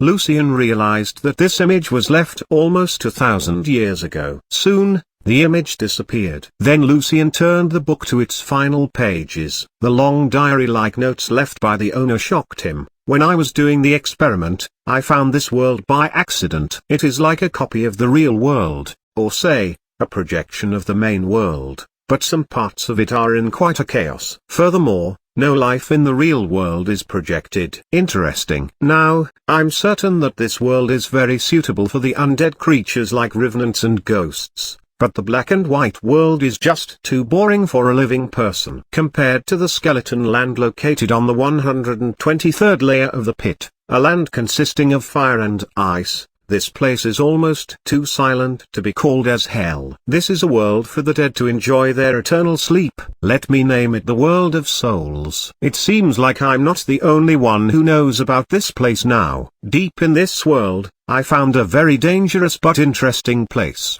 which has an astonishing connection with our experiment. I shall invite my buddies to explore there again with me to see if we can find out what the secret is. We're about to leave now. In fact, I made a prophecy a couple of days ago, at a great cost, and thus I know what I will face, but I'm still going. And you, the one who is reading my notes now, may I call you the non-believer who walks in light and darkness? You must have my book, Astrology and Magic Elements, and you have come here because of the poem and the manuscript. I might be still trapped there when someday you entered the legendary dimension. I do not expect that you'll come specially for me. But if you find me, please free me. Don't go there when you're not prepared. The legendary dimension is dangerous even for senior rank mages and archmages. Lucian's body was covered with goosebumps. He felt the author of Astrology and Magic Elements was communicating with him across time and space through the notes. Lucian quickly turned the pages and wanted to know more about this world. The fragmented description and explanation was more than confusing to him. There is a crystal ball called Moonlight in the left drawer of the desk. And in the right drawer I left my self-made magic item for you. Its name's Sun's Corona. It can help you sense the gaps existing between the world of souls and the main world late at night. Gaps exist throughout the whole continent. The seal on Sun's Corona is made of 5 layers. Each time when you reach a new level, say, junior rank mage, middle rank mage, senior rank mage, archmage and legendary archmage, one layer of the seal will be unlocked, and you will be able to use the magic of that level. When the last layer of the seal is unlocked, you'll be able to find the dangerous but interesting place I mentioned before. Alright, my friend, from the moment when you first saw my notes, you'd have an hour to explore this place safely. An hour later, the lock will be collapsing and at that moment you can leave this place through the small door of the magic garden. Remember, walk forward and do not look back. And my prophecy showed that you'd be facing a great danger soon, so seize your chance to improve your power here before you leave. Room No 10 is the alchemy room. Your friend, the prophet. Waldo Maskline.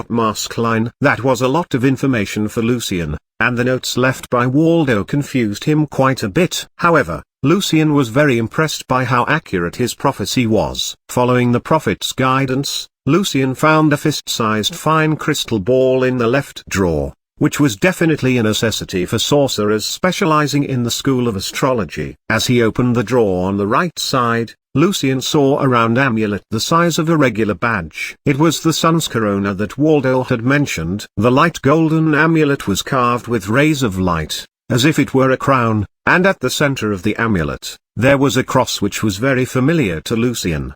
Besides Sun's Corona, there was a roll of parchment, which showed the inner magic structure of this magic item and explained how Lucian was supposed to leave his individual spirit imprint on the structure, to become its owner. Sun's Corona. Level 9 medium rank. 5 layers of seal to be unlocked. Spells that can be used once a day are the following. First circle, Holy Strike, sealed. Second circle, Death Resistance, sealed. Third circle, Burning Radiance, sealed. Fourth circle, Death Ward, sealed. Fifth circle, Flame Strike, sealed. Sixth circle, Exorcist Halo, sealed. Seventh circle, Ashes, sealed. Eighth circle, Sunburst, sealed. Ninth circle, Undeath's Eternal Foe, sealed. Depending on to what extent the seals have been unlocked, the person who wears Sun's Corona is capable of praying for the undead and freeing them, and the person can also sense the gaps connecting the main world and the world of souls. Sun's Corona is the eternal foe of the undead. Waldo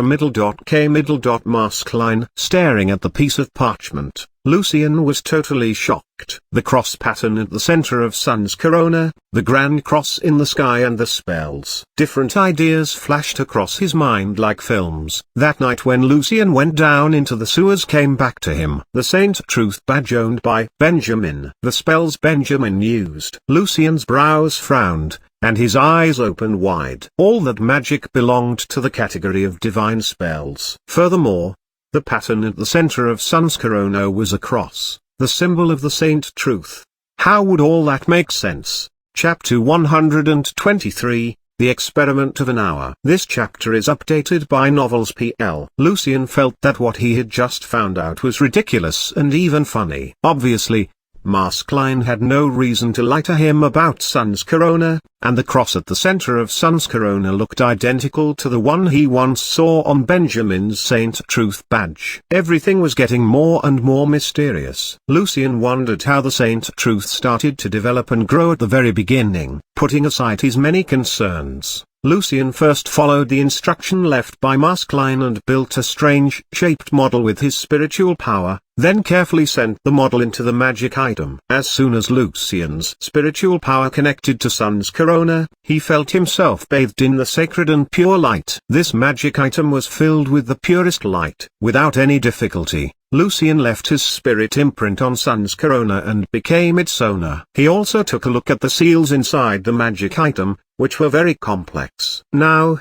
Lucian was 100% certain that the power of Sun's corona came from divine power, which felt totally different from his magic power. He hung the amulet around his neck underneath his clothes and felt the warmness of it. The power could also be spread out by Lucian using his spiritual power to pray for the undead and free them. Lucian lit the parchment and the notes on fire and burned them down completely, since they had already been stored in his spirit library. Staring at the fire, he was really worried because he might be unconsciously approaching the biggest secret ever in this world, which involved the church, the Congress of Magic, and even Argent Horn. He believed that Argent Horn was involved as well because he remembered that the so-called the Great Master of Argent used the Forever Lasting Silence as the title. Lucian already had the feeling before that the strange title did not come from nowhere, and now he came to this world of forever lasting silence himself. Maybe the great danger foreseen by the prophet was related to Argent Horn. Maybe the revelation of the manuscripts was the heresy's carefully planned conspiracy. Lucian had no idea what he was going to face,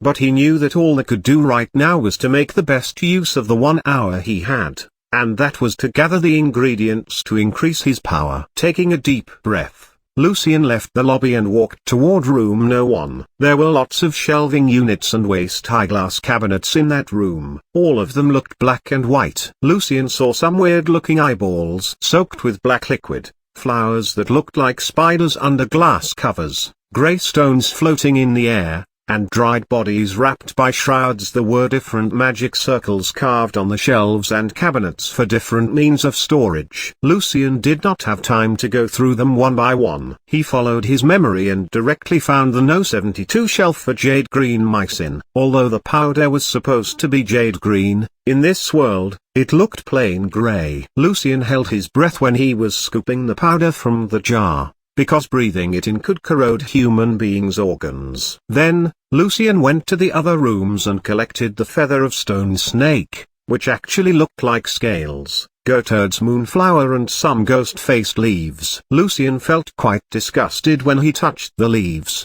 since each of the leaves had a face on it. Some were laughing, and some looked vicious. Goatherd's moonflower plus ghost-faced leaf plus the feather of stone snake plus jade green mycin equals silver moon. Lucian was not going to work on the magic gate potion right now. Although he tried to analyze magic gate before, the process was still too challenging, especially when he was in a rush. In the spacious alchemy room, lots of professional equipment were totally strange to Lucian. There was a metal hand hanging on the top, some mysterious grey liquid running in transparent tubes, an operation table, tall stoves, and dazzling three-dimensional magic circles almost everywhere. Lucian walked directly to the operation table and activated the magic circles on it. He put a tube of jade green mycin into a container and, half-minute later, the grey powder within had been turned into a turbid liquid by the magic circle. Following the same steps, Lucian processed the moonflower and the feather of snake stone. When he put the creepy leaves on one of the magic circles,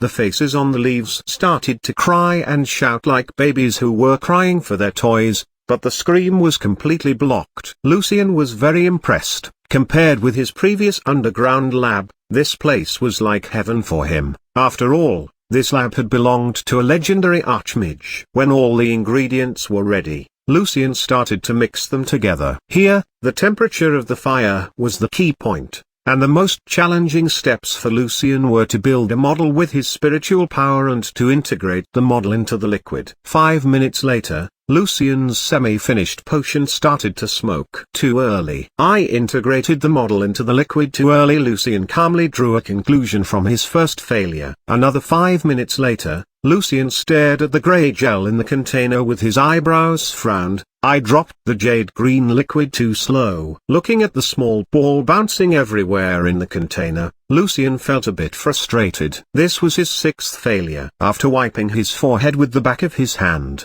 he started his 7th experiment. This time everything finally seemed to be fine. Lucian half closed his eyes and tried to keep his spiritual power stable while he was building the model. When the grey liquid slowly turned white, Lucian quickly sent out the model and integrated the model into the liquid. Gathering power from the model, the liquid in the container instantly condensed into small drops like beads, and within each drop there was a small moon. Lucian put Silver Moon into a glass tube and returned to the lobby. Sitting down on the ground, Lucian had to recover his power, even though there was only 20 minutes left before the magic clock collapsed. 6 minutes later, Lucian felt he was ready. Looking at the beads in the tube, he thought for a second whether he should chew them well. He was a bit amused by this funny idea. Then, he decisively raised his head and swallowed the whole tube of potion. And the next second Lucian entered his meditative dimension.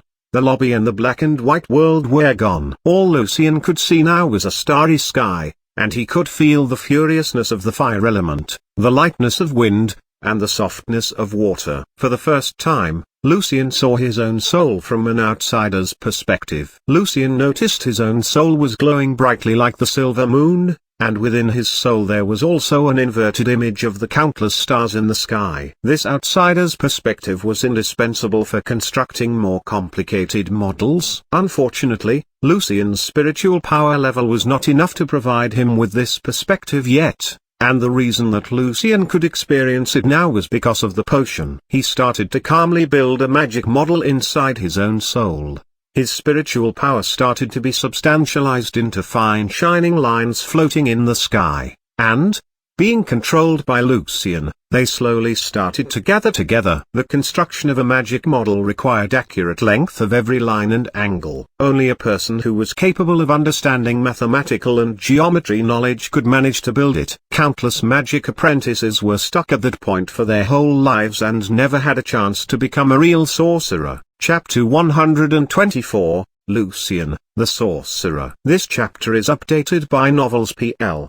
The magic model that Lucian needed to build was called Star Shield. Thankfully, Lucian already practiced constructing the model multiple times in the past, so he remembered clearly how the model was divided, how long the lines were, and how the lines were connected to each other. All he needed to do now was stay calm. When he was concentrating on the magic model, Lucian noticed that his spiritual power was being consumed very fast. By the time he finished 1/3 of the work, he found that there was only half of his spiritual power remaining. You gotta make the best use of your spiritual power, Lucian talked to himself in his mind. Building a magic model was like drawing a complicated pattern on a piece of paper using a pen, but with a very limited amount of ink. To save the resource, the person drawing the picture needed to stay very calm, to prevent the hand holding the pen from trembling too much. Thanks to Lucian's throughout knowledge of Star Shield, he could allow himself to be partly distracted and absorb the power of the 4 elements surrounding him, in order to slowly recover his own spiritual power. For most sorcerer apprentices, since they did not have such a profound knowledge of their magic models, they would often turn to the potion called Magic Gate as their short-term supplement for boosting spiritual power. In order to make this great breakthrough, time passed, and Lucian started to feel weak and weaker, and his spiritual power was very close to running dry. Fortunately, the magic model of Star Shield was almost ready. Now, it looked like a transparent small pyramid floating in the air, made up of many sophisticated lines inside. Just one more line to go. Although Lucian's whole body was slightly shaking from his weakness, there was no chance that he would give up in the last second. Clenching his teeth, Lucian summoned his last reserves of spiritual power like squeezing out the last bit of toothpaste from the tube and finished the last touch. The moment the last line was finally linked to the small pyramid, the whole model suddenly collapsed inwards and at the same time started to frantically suck in the power of the stars. Lucian's soul was racked by a sudden great pain, caused by the enormous power of stars impacting his awareness. Even from the outsider's perspective, he almost passed out because of the mystic energy. At this time, a gentle and pure ray of light came out of Lucian's soul, and the great pain was gone. Lucian's outsider's perspective also became more stable. When the light disappeared, Lucian saw something like a crystal, the size of a thumbnail, shining and revolving around the inverted reflection of his host star of destiny. Taking a closer look, it was the very magic model that he built just now, the star shield. At the same time, Lucian noticed that his own soul had become more stable and denser, as if the power of stars magically changed the soul's texture. Opening his eyes, he felt more refreshed than ever, and his soul was overflowing with spiritual power. Lucian knew that whenever there was any danger, he could instantly activate the star shield. A smile appeared on his face, and he said to himself with pride, "Nice to meet you, Mr. Lucian, the sorcerer." His smile came out from his heart, since he believed that, compared with the great success that he had with his concert, this breakthrough was accomplished all because of his own efforts, and nothing could satisfy him more than that. Lucian looked at the magic hourglass on the table and found that there was only 3 more minutes left. So he gave up the plan of building one more magic model in his soul. With his brimming spiritual power, he was confident that he could cast apprentice spells 200 to 300 times and almost 20 spells of first circle as well, without pause. That was the sweet gain from becoming a real sorcerer. What was even better was that, as long as one's soul was strong enough to handle it, the person could build more magic models every few minutes. However, Lucian did not have enough time right now. He must leave soon. Remember, keep walking forward and do not look back. According to the message left by Maskline, it seemed the trip leaving the lobby through the small door of the magic garden would not be a peaceful and sweet one. Lucian walked toward the door and tried to open it, but he failed. He could not leave this place until the magic lock started to collapse. Then, following Maskline's instruction, Lucian spent only a minute unlocking the first layer of the seal. Now, he could cast the 2 divine spells, Holy Strike and Death Resistance. Unwilling to waste any time, Lucian ran into the rooms like a shadow to collect some more magic materials for future use. Not the 2 dangerous ones nor materials that I don't know about. Lucian reminded himself not to be greedy. After all, he only had less than 2 minutes now. By the end, he had picked a tube of vampire's blood, 2 tubes of ether, 2 handful of goblin's hair, 3 tubes of Snownear's burning power and a box of magic oil. Some of them were magic materials and some were catalysts. When there were only 15 seconds left, Lucian came back to the lobby. Standing in front of the small door, he was waiting for the moment that the world started to collapse. 10 seconds. 9 seconds. 3, 2, 1. The whole lobby started to shake slightly, and the small door opened by itself as if it sensed the change in this world.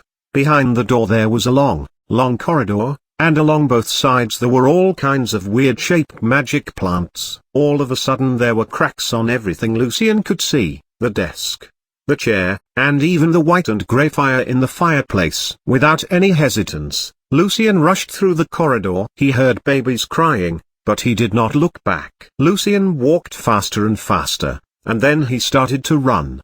The magic plants along both sides started to wield their branches crazily, and some of them almost hit Lucian's face. Some other magic plants were floating in the air, some were jumping forward like frogs, some wrung their own necks and threw their heads away. Everything in the world started to get crazy. The plants were laughing, moaning and crying. Their voices were very loud, but they seemed to disappear after Lucian passed them, as if a monster with a huge mouth was devouring them while following Lucian. He forced himself to stay focused on his own footsteps and kept running forward. He swiftly avoided the black vines that seemed to attack him like snakes. Then, he heard a sharp screaming, which was miserable and vicious. In front of Lucian, a lot of revenants appeared in his way. Countless maggots covered the whole floor, and each of them had a baby crying face. Lucian did not slow down at all. He directly activated Star Shield. Before becoming a real sorcerer, Lucian could not cast any spell when he activated the Moonlight, the status in which his body was partially dematerialized into moonlight. but now it was not a problem anymore. This shield was like a round glass cover that seamlessly protected Lucian from all directions. Being badly burned by the shield, the revenants were screaming even bitterer, but they were still trying to grab Lucian's body with their arms until they turned into smoke and ashes. There were so many white maggots covering Lucian's shield that he almost could not see the road in front of him. Finally, Lucian saw a narrow gap at the end of the corridor, and through it he could see a touch of green. "It's dangerous. Come back, Xiafeng. Don't go there." Lucian heard his parents calling his name. "Lucian, stop. You'll die." That was the mixed voices of Joel, John, Victor and all the people Lucian cared about in this world. They sounded so real that Lucian's heart missed a beat for a second. "Do not look back," Lucian yelled to himself. In the last second, he jumped right into the gap. The soul maggots all turned into ashes. The night wind felt cool and gentle. This was a world full of life. "Lucian?" It was a familiar voice, and the person sounded very surprised. Raising up his head with surprise, Lucian saw Natasha, who was wearing her dragon blood armor and riding on a black dragon scale horse. However, the armor she was wearing was severely damaged, and there were only a few knights, squires and guards following her. All of them looked tired, and some of them were even injured. Furthermore, Lady Camille was not with the princess, neither were Sylvia and her father. A thin layer of haze settled over the small town named Bonn. Chapter 125, Ambuscade. This chapter is updated by Novels PL. The people downstairs gradually quieted down, which finally gave the brother and sister a break. "Bragging and bragging, useless adventurers," sneered Lilith. "All they have is muscles, but unfortunately no brain." "Don't underestimate them." Salah shook his head. "Many of them have been dealing with the many horrific monsters in the Black Forest and the Dark Mountain Range for a long time. They can't be taken lightly." When he was talking, his eyes suddenly opened wide. The color of the candle was fading, and so was the color of the wall. Little by little, everything started to lose color. A thin layer of haze slowly descended. Salah's hand touched the table in the room when he took a step back, and he felt the moist of the wood, as if the table had been sitting there for over 1,000 years. "Run." Salah took his sister's hand and shouted, "Something's wrong." However, his voice sounded so far away, as if it came from another world. Lilith looked very afraid and also confused. Grabbing Salah's hand, she followed him and they started to run downstairs. When the two magic apprentices were running, they took out some of their magic reagents and held the materials tightly in their hands in order to cast the spells for self-defense, if needed. By the time they got to the ground floor, the tavern was already in a great mess. All those people, including the adventurers who had bragged about their strength for the whole night, were pushing each other fiercely in order to leave that place as soon as possible. Seeing that there was no chance for them to get access to the door immediately, Salah pulled his sister's arm and they ran together toward the tavern's back door. Directly kicking the back door open, Salah and Lilith found that the whole town was being affected and was turning grey. However, most people living there had already fallen asleep in their houses, so they did not notice anything unusual, and the town was actually very quiet. Salah and Lilith started to run toward the exit to Massawa, the city close to Bonn. They had no idea what was going on there. When they were about to leave the town, Salah and Lilith bumped into a few adventurers who were running toward the same direction. "Something's wrong with Elsinore Lake." An adventurer talked aloud to the other people. "It must be the magic lock. The magic lock it's collapsing." Before the other people responded, Lilith cried out and pointed at the adventurers with her shaking hand. Their skin started to turn grey as well, and some parts looked rotten already. However, the adventurers themselves looked very confused, as if they had no idea what was happening to their bodies. Seeing that their eyes slowly lost focus, Salah pulled his sister's arm and shouted, "Run. Don't look back." Salah and Lilith were running so fast that they almost couldn't breathe. A slight taste of blood rose from their throats. The town behind them had turned into hell. Finally, Salah and Lilith felt a bit warmer after the weird feeling of running through a thick curtain. However, they didn't dare to take a rest. They kept running toward Massawa to stay away from that horrific town named Bonn. The magic lock?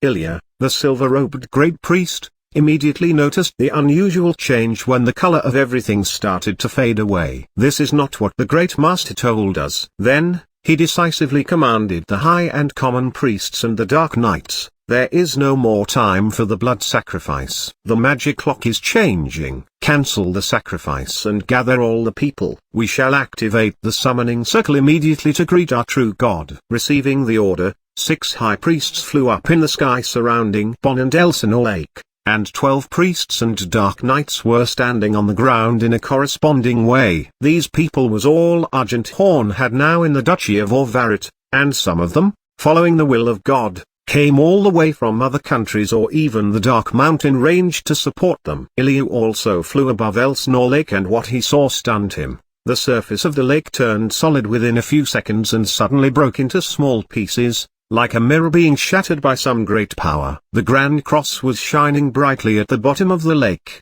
surrounded by some kind of blood-red liquid which was wriggling as if it was alive. Lots of ghosts, revenants and black shadows were howling and screaming while they were swiftly flying back and forth above the lake. As they were shouting toward the same direction, the sound waves joined together and gave shape to a translucent, huge ghost, who was wearing a long, black robe with a huge scythe in its hand, standing above the blood-red liquid. Underneath its hood, 2 black holes could be seen on its skull-like face. Although being protected by his many spells, Ilya still shivered a bit from the scene, as if the warmth of his life was leaving his body. The Grand Cross was slowly collapsing. The main world and the black and white world were overlapping. Ilya took out a huge pale hand, and every knuckle of it had sharp bony spurs, shining with some faint light. Raising up the hand high in the air, Ilya started to chant a long mantra which could drive people crazy. Many silver lines came out of the priests and dark knights, were they in the air or on the ground, and joined together around Ilya to shape a complicated magic circle. When Ilya finished casting, he directly threw the huge hand into the center of the magic circle. Countless silver lines jumped up and devoured the hand like a monster's huge mouth. As a silver gate slowly appeared in the sky, the Grand Cross underneath was almost completely gone. All of a sudden, a bright, burning light beam shot the silver gate right in the center. From a higher position in the sky, the colors of black and gray suddenly disappeared, and the whole area was filled with sacred light. As soon as the ghosts, revenants and shadows touched the light, they disappeared like vapor, and even the undead creatures in the town all turned into ashes instantly. This was the 8th circle divine spell, Sunburst. Amultum. Got it? Ilya was shocked. How come? Floating high in the air, Vila Amulton was holding a cross-shaped badge carved with a pattern of a sun in the center, and Gossett was right beside her. Count Hart Rafferty, Count Hayward, who was the deputy commander of Violet Knights and also a Gold Knight, and another 2 Radiant Knights were also there. On the other side, Salvador and Clown were leading the other Night Watchers to block the whole area. Half of the most powerful people of the duchy were there tonight. How come? Putting back the level 8 divine badge, Vila said to Ilya coldly, "We've been waiting for you here for a long time." Although Ilya knew that the church would definitely send some people here to investigate the usual changes happening around the lake recently, he never expected that the ambush would be this powerful. "Who betrayed us?" Ilya's fists clenched tightly, but a moment later an evil smile appeared on his face. "If the true God cannot come, all of us will die here tonight by the hands of what's sealed, or even worse, all of us will become its slaves." In the wilderness at the junction of Melza Black Forest and the Dark Mountain Range. "Lucian, why are you here?" Natasha asked Lucian with confusion. Her voice was slightly trembling. Lucian looked down at the black robe he was wearing and realized that he needed to tell Natasha at least part of the truth. "I found the secret of the magic lock from the poem provided by Mr. Deronia and a roll of manuscript brought to me by 2 strangers who visited me the other day." Lucian paused a bit and continued, "You know me, Your Grace. I always want to be stronger and more powerful to protect my friends and family, so I decided to take a risk to see if I could find any useful potion in this magic lock." Natasha's eyebrows frowned a bit. "As soon as I arrived in Bonn, I was sucked into a creepy hole. The world inside of the hole was all black and white and I almost died there. When I was being chased by a bunch of horrific undead creatures and plants, I found a gap and I jumped in it. Now I'm here. It's very weird. I see some benefits from being a historian." Natasha put on an exhausted smile. Although she did not really trust Lucian's words, her mind told her that asking too much right now would benefit no one in such a situation. "What happened to you, Your Grace? And where's Lady Camille?" asked Lucian. Natasha's eyes dimmed and she looked down. "I got some information about the magic lock the day before yesterday. Out of curiosity, I decided to go to Elsinore Lake to take a look, but we were ambushed. My curiosity led my team into a horrible trap." "What?" Lucian was shocked. "In order to make time for me to leave, Camille stayed to cover me. She was confronting a radiant knight and a senior rank mage." Natasha's voice became lower and lower. "Who attacked you?"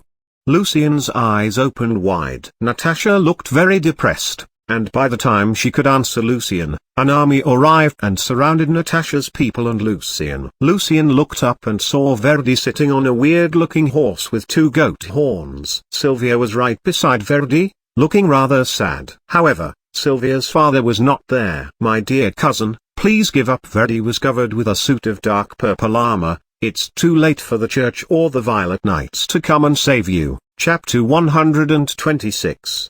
The Mutiny. This chapter is updated by Novels PL. Natasha ignored Verdi's words and just stared at Sylvia. The princess' eyes were slightly squinted, and with a trembling voice Natasha asked the girl she loved, "Was it you, Sylvia?" Verdi did not act rashly, since Natasha still had a level 4 Grand Knight, 2 level 2 knights, 2 level 1 knights and more than 20 knight squires and around 80 soldiers to protect her. Sylvia took a few deep breaths and she gradually calmed down. "I appreciate your love toward me, Natasha, but unfortunately, I care more about my father. My father spent so many years trying to find a chance to go to the Magic Congress in order to live a peaceful life, and his wish is my wish." "So?"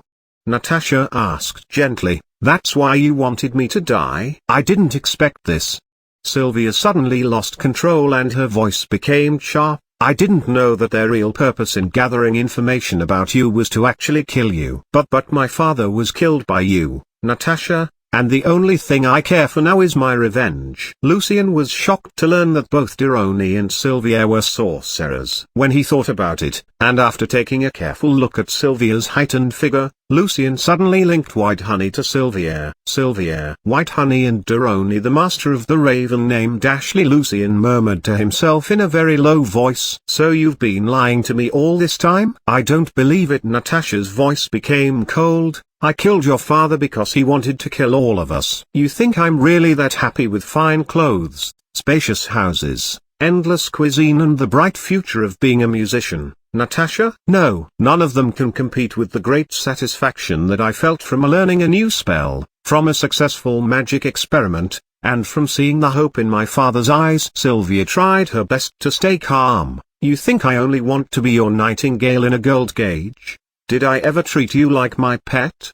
Natasha questioned Sylvia desperately. Before Sylvia managed to say anything, Verdi suddenly reached out his hand and wrapped Sylvia's waist with his arm. "Although I admit that you're very outstanding as a woman, my dear cousin, do you think you can give Sylvia the same love as that of a man?" Natasha closed her eyes and a sad smile appeared on her face. "Sylvia, I never knew before that you could be this persistent and firm. I thought that I should be always protecting you, and I was wrong. Maybe I was never in your heart." "You were, Natasha." Sylvia lowered her head, "but we like two intersecting lines. We were very close to each other, and now we are heading for totally different directions." "So you're heading toward him? Is that what you're doing?"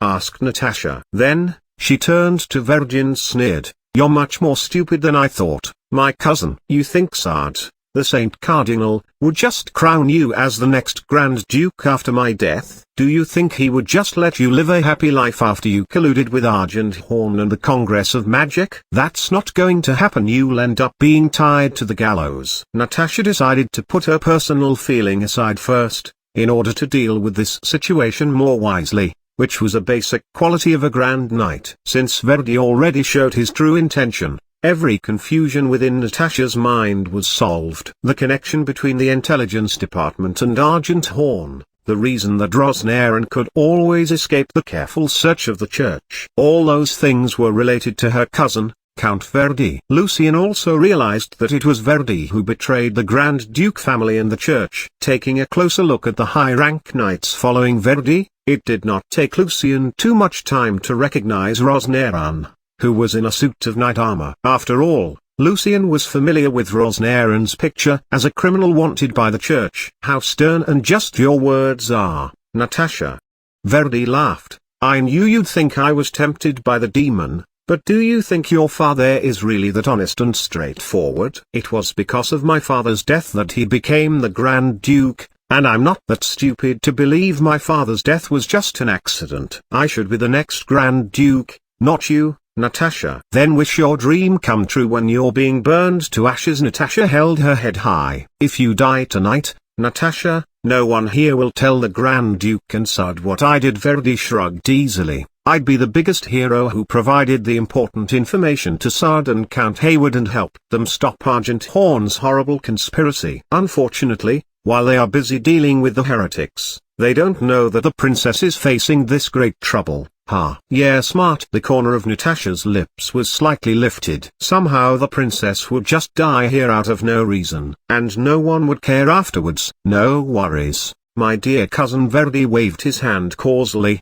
After you die, Mr. Rogerio, from the Congress of Magic, will come to wrap up everything. He will leave the clues which will all lead to the sorcerers, and the Congress of Magic will claim responsibility as well. I see. You're neither on the side of Argent Horn, nor that of the Congress. You just betrayed Argent Horn to please the church. Natasha's eyes looked rather cold. Impressive. My plan went wrong several times, though. Verdi lifted his right hand and pointed at Lucian. This guy, Lucian Evans, he betrayed Argent Horn, or you'd be dead a long time ago. Lucian finally realized what was his big trouble predicted by Maskelyne. Because of Sylvia's betrayal, his blessing and what he did to Argent Horn was no more a secret since long ago. The only reason that Lucian and Joel's family stayed safe until now was because the enemies needed to focus on their bigger plan. However, it seemed that Argent Horn still did not know that Lucian was actually the professor. Lucian,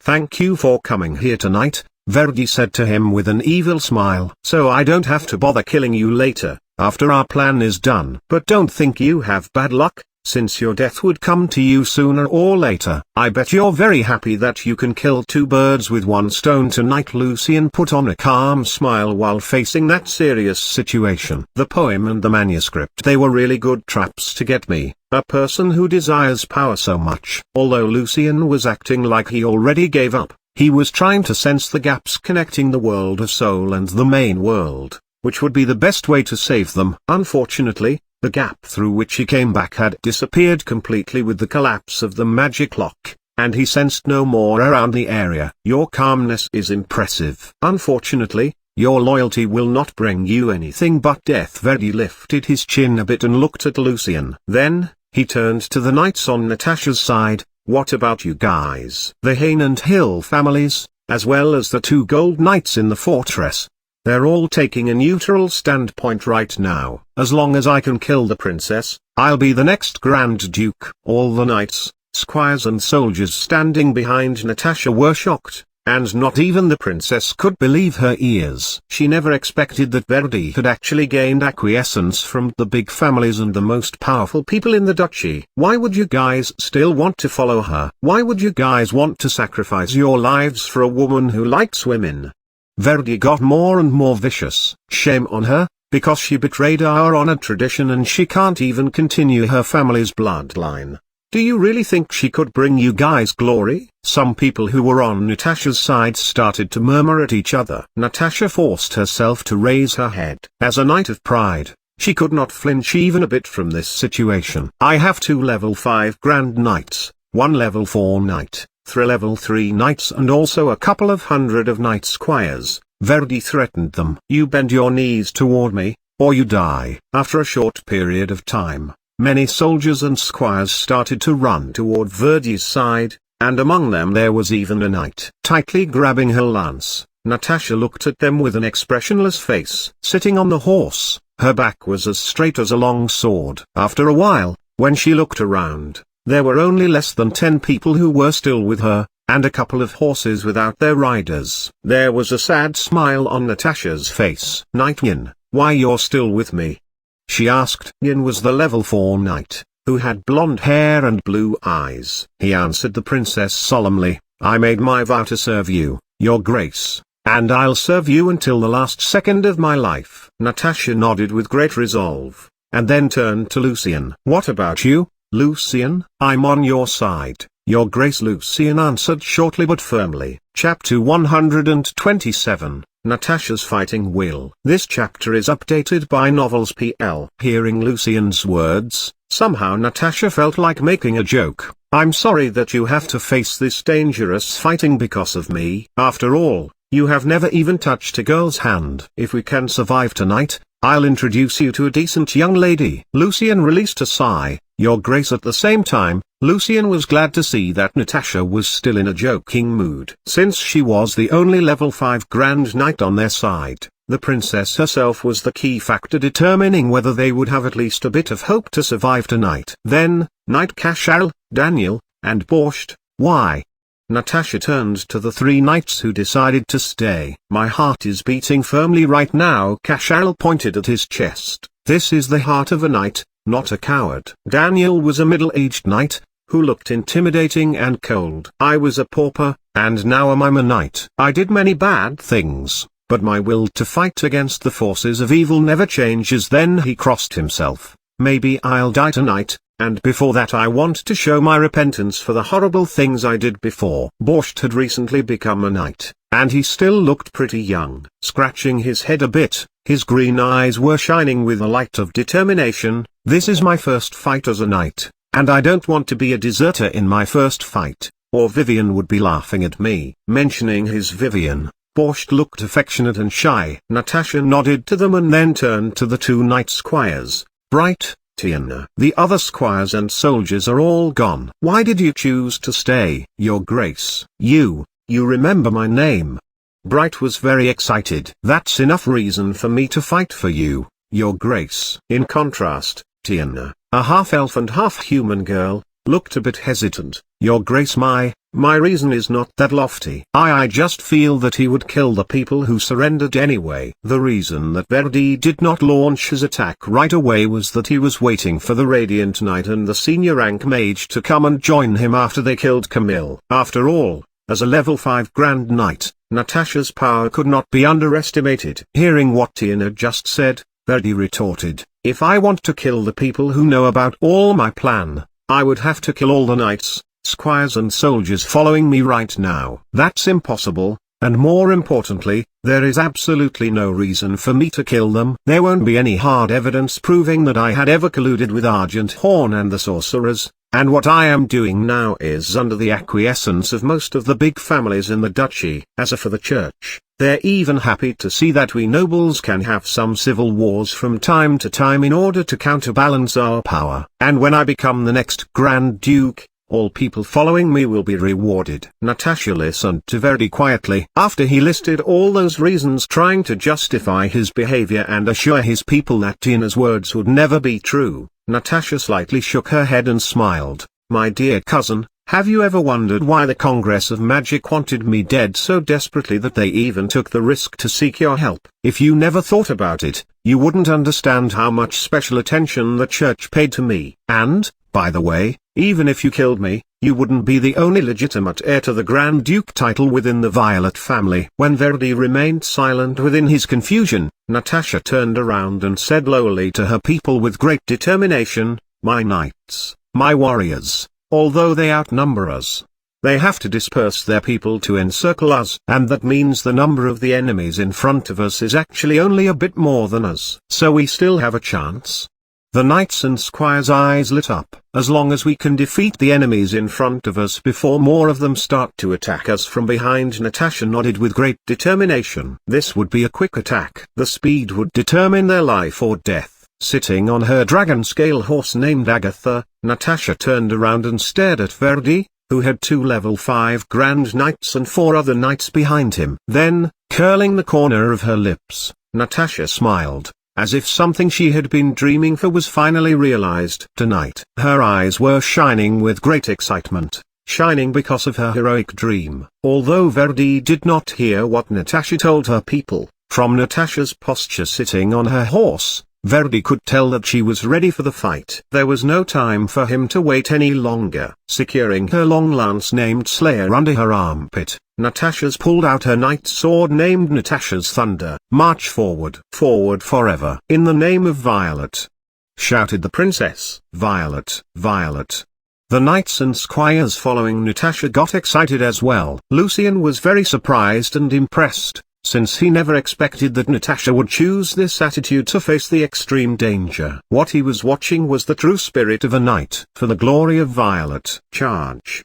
Natasha shouted aloud again and shot forward like an arrow to lead the charge. "For the glory of Violet!" Cheryl, Lucian and Yin, as well as Daniel, Tina, Bright and Borscht all followed Natasha close and charged toward their enemies with their proud war cry. Among them all, Lucian was the only one who remained relatively calm. After all, he was a sorcerer, not a knight. Holding his sword alert, Lucian was ready to activate Sun's Corona at any time. The tall mare named Agatha snorted loudly as it was running with great speed. There was black smoke coming out of her nostrils, and her dragon-like scales bulged greatly. As its hooves hit the floor there was loud and thunderous noises and the earth trembled slightly, as if a real dragon was coming for its enemies. Lucian was riding on a dark red horse left by the knight who surrendered to follow the princess. Casharel was on his left, and Yin was on his right. Although there were only 8 people on their side, they were charging toward their enemies as if they were a great army. As they were charging faster and faster, the sharp tip of Slayer changed the airflow and created a big shield covering Natasha and all her knights and knight squires. Verdi was well prepared. Raising up his left hand, he frowned his eyebrows and then made a gesture. Instantly, hundreds of arrows were shot out targeting the princess and the 7 people following her. However, the shield created by Natasha's lance perfectly protected them from being hurt by the arrows. All of the arrows were broken and fell down to the ground as soon as they touched the airflow. Verdi was not very surprised. As he waved his hand again,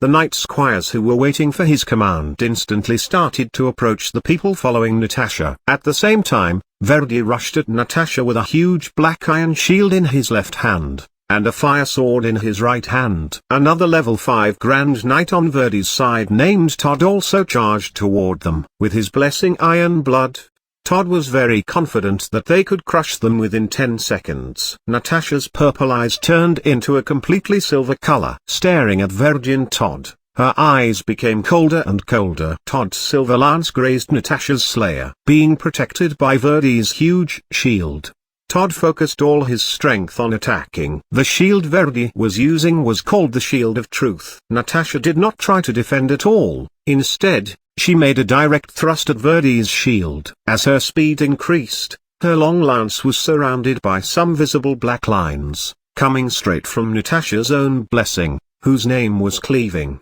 or more commonly known as the Sword of Truth. This was a fight between the sword and the shield. The whole world seemed to pause for a bit, as everything happened very fast. Verdi heard a tiny sound of crack from his shield a moment after the impact. When Verdi fully activated his blessing in order to repair the Shield of Truth, Todd's lance directly pierced through Natasha's abdomen. Even Todd himself was very surprised. He was expecting was that, facing his attack, Natasha would use her knight sword to defend herself and at the same time change her direction of charging. After all, the purpose of his attack was to disturb Natasha's fighting pace. At the same time, a bunch of silver arrows pierced her body. Since the armor called Dragon Blood that Natasha was wearing was badly damaged already, it could not protect Natasha properly. Although Natasha's facial expression showed that she was in pain, her grey pupils were still cold and calm. She used neither her lance nor her sword, but with her bare left hand she grabbed Todd's lance and pushed him backward forcefully with great strength. She did not stop grabbing the lance. Natasha was still charging forward. Her face looked overexcited, almost crazy. Then, with a crispy crack, Natasha's slayer directly pierced through Verdi's Shield of Truth this time, with her even greater momentum. The shield rapidly broke into pieces. Verdi could not believe what he just saw. Suddenly, he realized that Natasha actually had a kind of mutant power based on her blessing, since the blessing called the Sword of Truth was a combination of the power of the two greatest families over the continent, the Violet and the Home families. Her mutant power worked simply. The more serious she was injured, the more powerful she would be. Verdi was not a rookie on the battlefield. Facing the lance coming directly toward him, he activated his magic item without any hesitance. Suddenly, he disappeared from where he was, and in the next second he showed up again, around 20 meters away. Is she really gonna make it? A ridiculous idea flashed across Verdi's mind for a second. Natasha did not stop, carrying her slayer under her armpit, and tightly grabbing Todd's lance which pierced through her abdomen with her hand. Natasha pushed Todd back and they were rushing at Verdi at the same time. While Natasha was fighting with great momentum, the people following her were not in a very good condition because of the attack from both sides. Although those knights and squires were nothing for Yin, who was a level 4 Grand Knight, Kasharil was facing a knight of the same level as him. As Kasharil was using all his power to fight against the knight, he was badly injured by the spears of the knight squires. After hearing two short and sharp screams from Bright and Tiana, Lucian never heard them again. He could hear Borst's heavy breaths behind him, and Daniel's few muffled groans. When Lucian was helping Kasharil with his alert, he saw countless silver arrows coming toward them like raindrops. Without any hesitance, Lucian activated Star Shield. If they survived, Lucian might still have a chance to find some excuses to explain, but if they died there, every effort he made would be pointless. Covering Lucian and the other people, the Star Shield was shining brightly at night. Multiple arrows hit the cover and fell down on the ground without doing any damage to it. On the other side, Todd discarded his lance and an iron shield appeared in his left hand, conjured by his blessing. Wielding his long sword in his right hand, Todd started to fight back. The other Grand Knights on Verdi's side who were encircling Natasha and her people were now only half the original distance away from them. Chapter 128. Piercing. This chapter is updated by Novels PL. Todd's sword was covered with a thin layer of red light. From an angle, Todd started an attack with his sword aiming straight at Natasha's neck.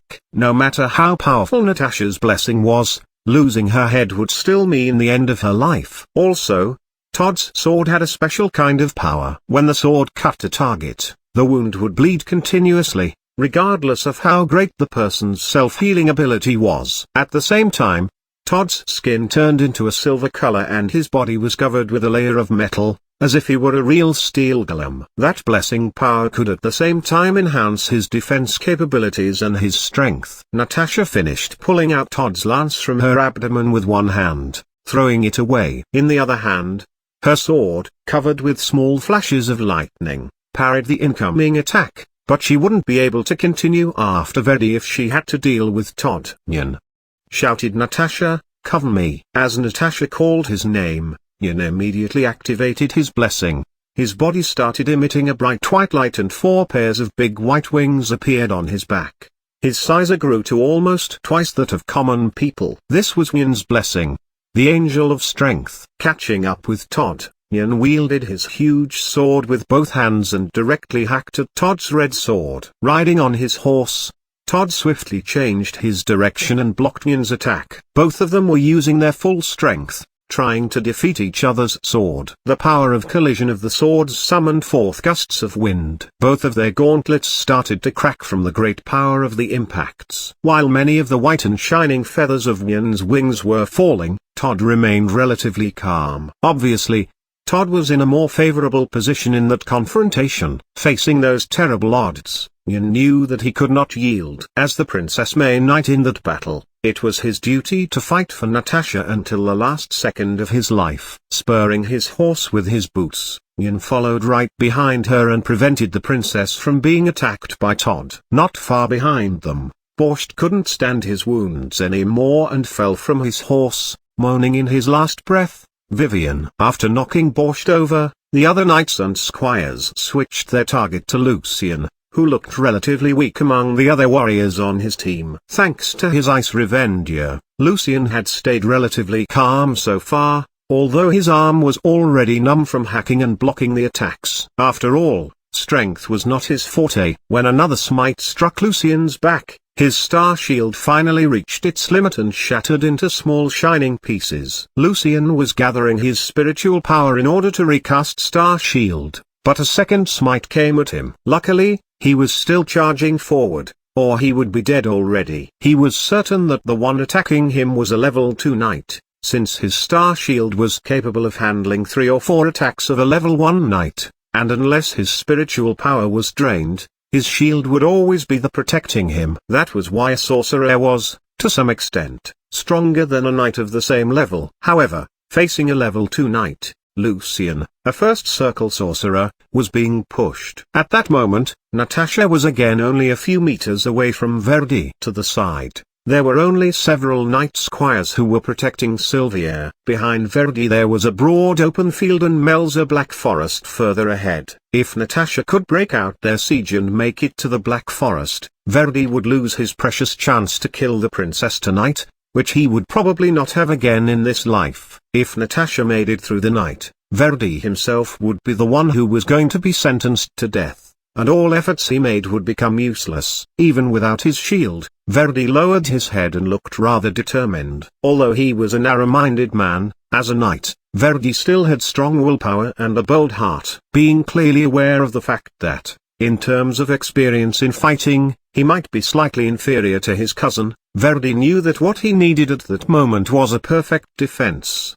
To stop Natasha crossing his arms in front of his chest, he roared and activated his blessing again. The roaring was so powerful that even his horse was stunned a bit. The ground started to shake vigorously, and then multiple thick walls suddenly rose up from the black soil, blocking the path between Verdi and Natasha. A few stars in the night sky suddenly started to shine brightly. Their light seemed to cover Verdi's armor, and a translucent force shield showed up in front of him. The shield of truth was actually a blessing that combined the blessings called earth and another one called stars. That demanded all the power Verdi had. His blessing had showed its true power. Natasha's eyebrows frowned a bit, but then she started to charge forward with an even greater speed. Soon, her black lance directly pierced through the first few walls. Although the rest of the walls were destroyed by Slayer as well, they made her charging speed decrease considerably. When the tip of Natasha's lance hit Verdi's force shield, the transparent shield shook with ever-widening ripples on the surface surrounding the lance tip. Verdi took a step back, but in the next second he successfully withstood the powerful momentum of Natasha's blow and stabilized the shield. 1 second, 2 seconds. Natasha's was pushing her Slayer forward with all her might, but it only penetrated a few centimeters into the shield. A cold smile appeared on Verdi's face as he saw that the other Grand Knights were finally about to catch up with Natasha, readying their swords to strike at her. However, at that moment, a white light beam came down from the sky and hit his shield with a tremendous power. The light was burning hot, as if it was the righteous flames of God. It was the Holy Strike. Although the level 1 divine spell did not actually do any damage to the shield of truth, Verdi was badly distracted. The church. Verdi blurted out. Knowing that all of Natasha's and her knight's divine and magic items had been used up and reached their limit, this divine spell was totally out of Verdi's expectation and only one possibility crossed his mind. If the church found out what he was doing right now, that would be the end of him. As the blessings were affected by the owner's willpower, Verdi's shield of truth trembled a bit when he got distracted for that second. However, that one single second was already enough for Natasha, a Grand Knight, to completely turn the tables. Using all her strength and power, Natasha grabbed her black lance and pierced Verdi's force field like a drill. The translucent shield instantly cracked and broke into thousands of shining pieces. Slayer continued moving forward and pierced through Verdi's left shoulder, near the joint, directly knocking him off his horse. Being nailed by Natasha's lance, Verdi got crazy. To prevent the lance from completely drained his strength and life, he pulled out his sword with his right hand and directly chopped off his left arm together with his left shoulder. Then,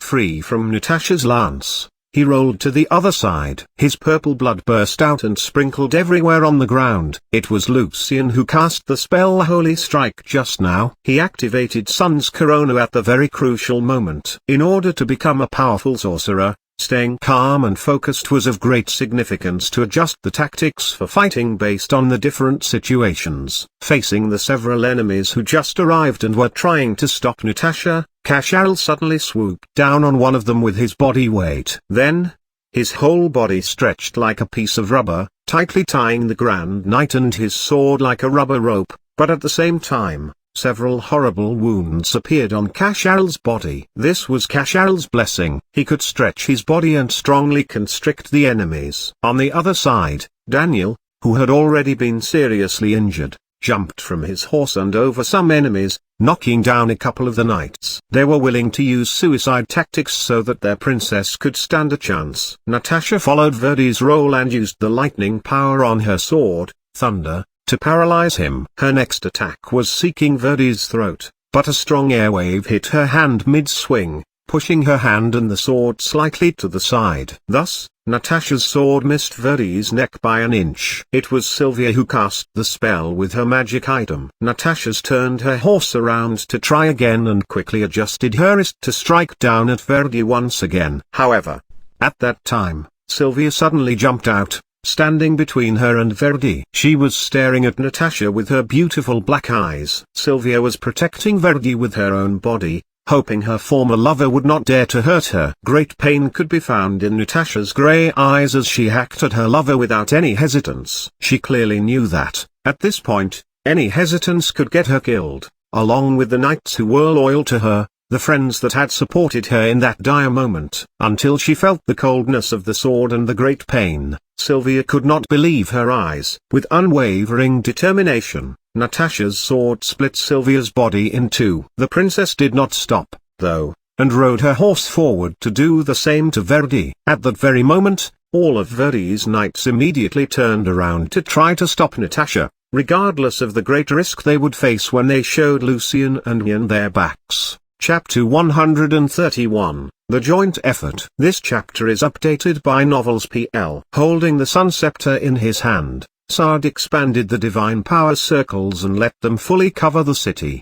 By doing this, Sard actually brought the battlefield into another dimension, in order to avoid the horrible destruction of the city that could be expected from such a battle. Then, Sard answered in a slow pace. Someone's handling the troubles there for me. No worries. There's only one person who can deal with it. Typhotides surrounded itself with a fiend circle and blocked the divine power circles from affecting it without much effort. You worked with the Grand Arcanist, Auroran Hathaway. How dare you? You helped her come back from the secret dimension? Well, there is no everlasting friend, and no everlasting enemy. Sard smiled. Looking around, Typhotides saw no other cardinals present. Not to mention the Pope. As you might notice, I'm the only Grand Cardinal here. Sard was still talking in a very calm tone, because I'm very interested in the legendary archmage called Maskline, and the secret of the dimension called the World of Souls. You and Apsis must know about that. Risk. That's a big risk. Typhotides burst into a raucous laughter.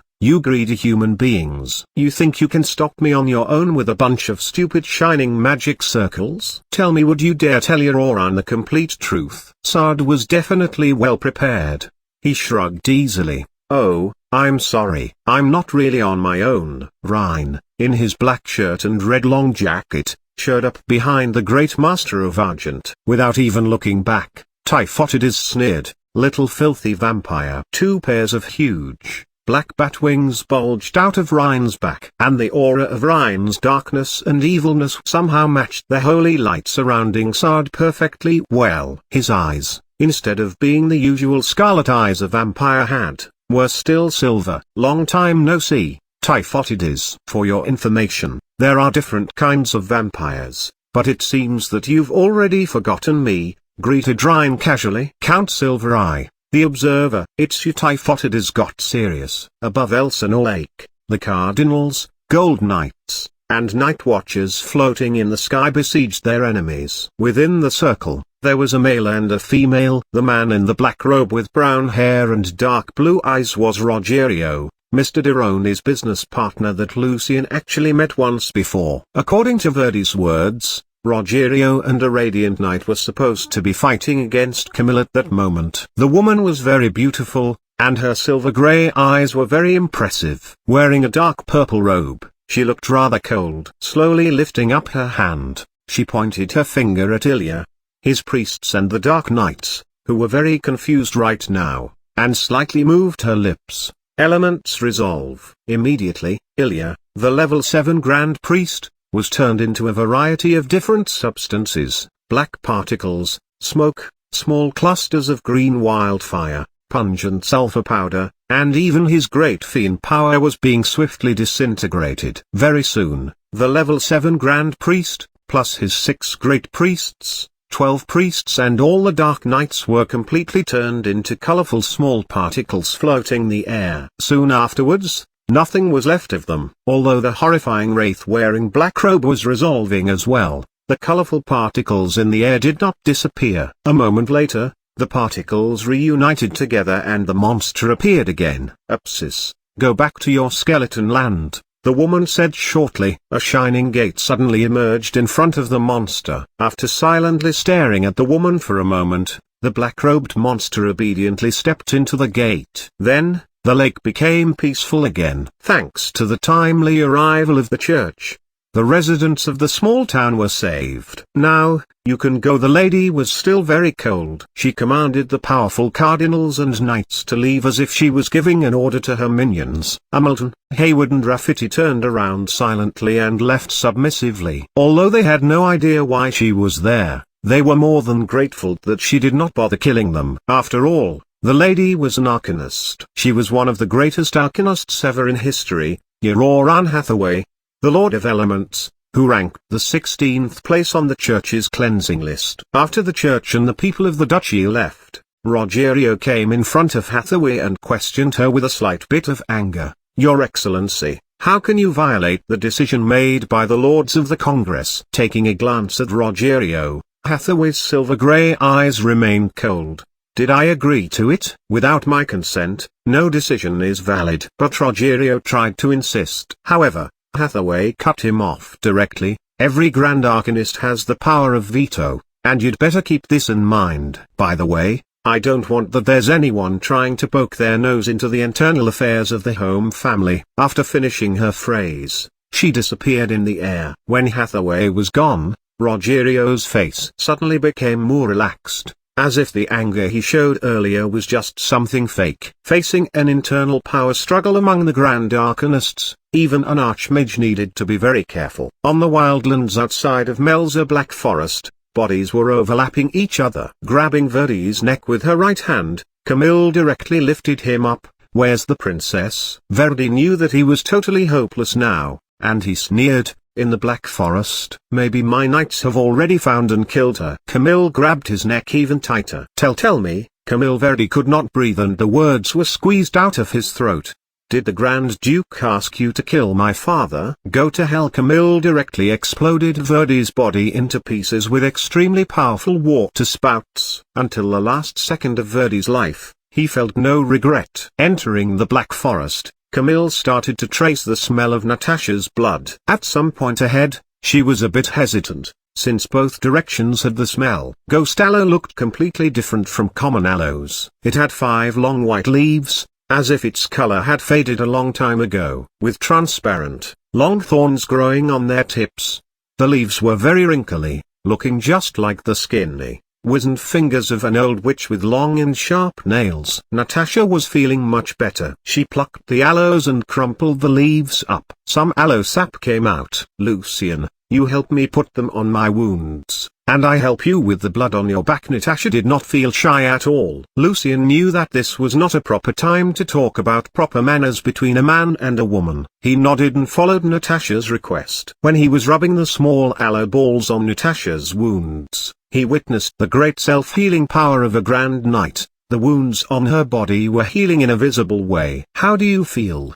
Natasha joked. "First time seeing a girl's lower abdomen?" Lucian thought silently in his mind that girls wearing bikini in his own world were a very common sight, and he should have seen way more girls' lower abdomen than Natasha, but he still answered seriously, Horrible, many parts of your inner organs are damaged. I feel I'll have a nightmare. You should be grateful if we manage to survive the night and you can still have a chance to sleep in a bed while having a nightmare." Natasha laughed. "As long as my inner organs are not destroyed completely, for a grand knight such as me, whose power is close to that of a radiant knight and with a special blessing, the situation is not too bad. We'll see." Lucian frowned his eyebrows while he was still rubbing the aloe balls on Natasha's wounds. "You don't believe me?"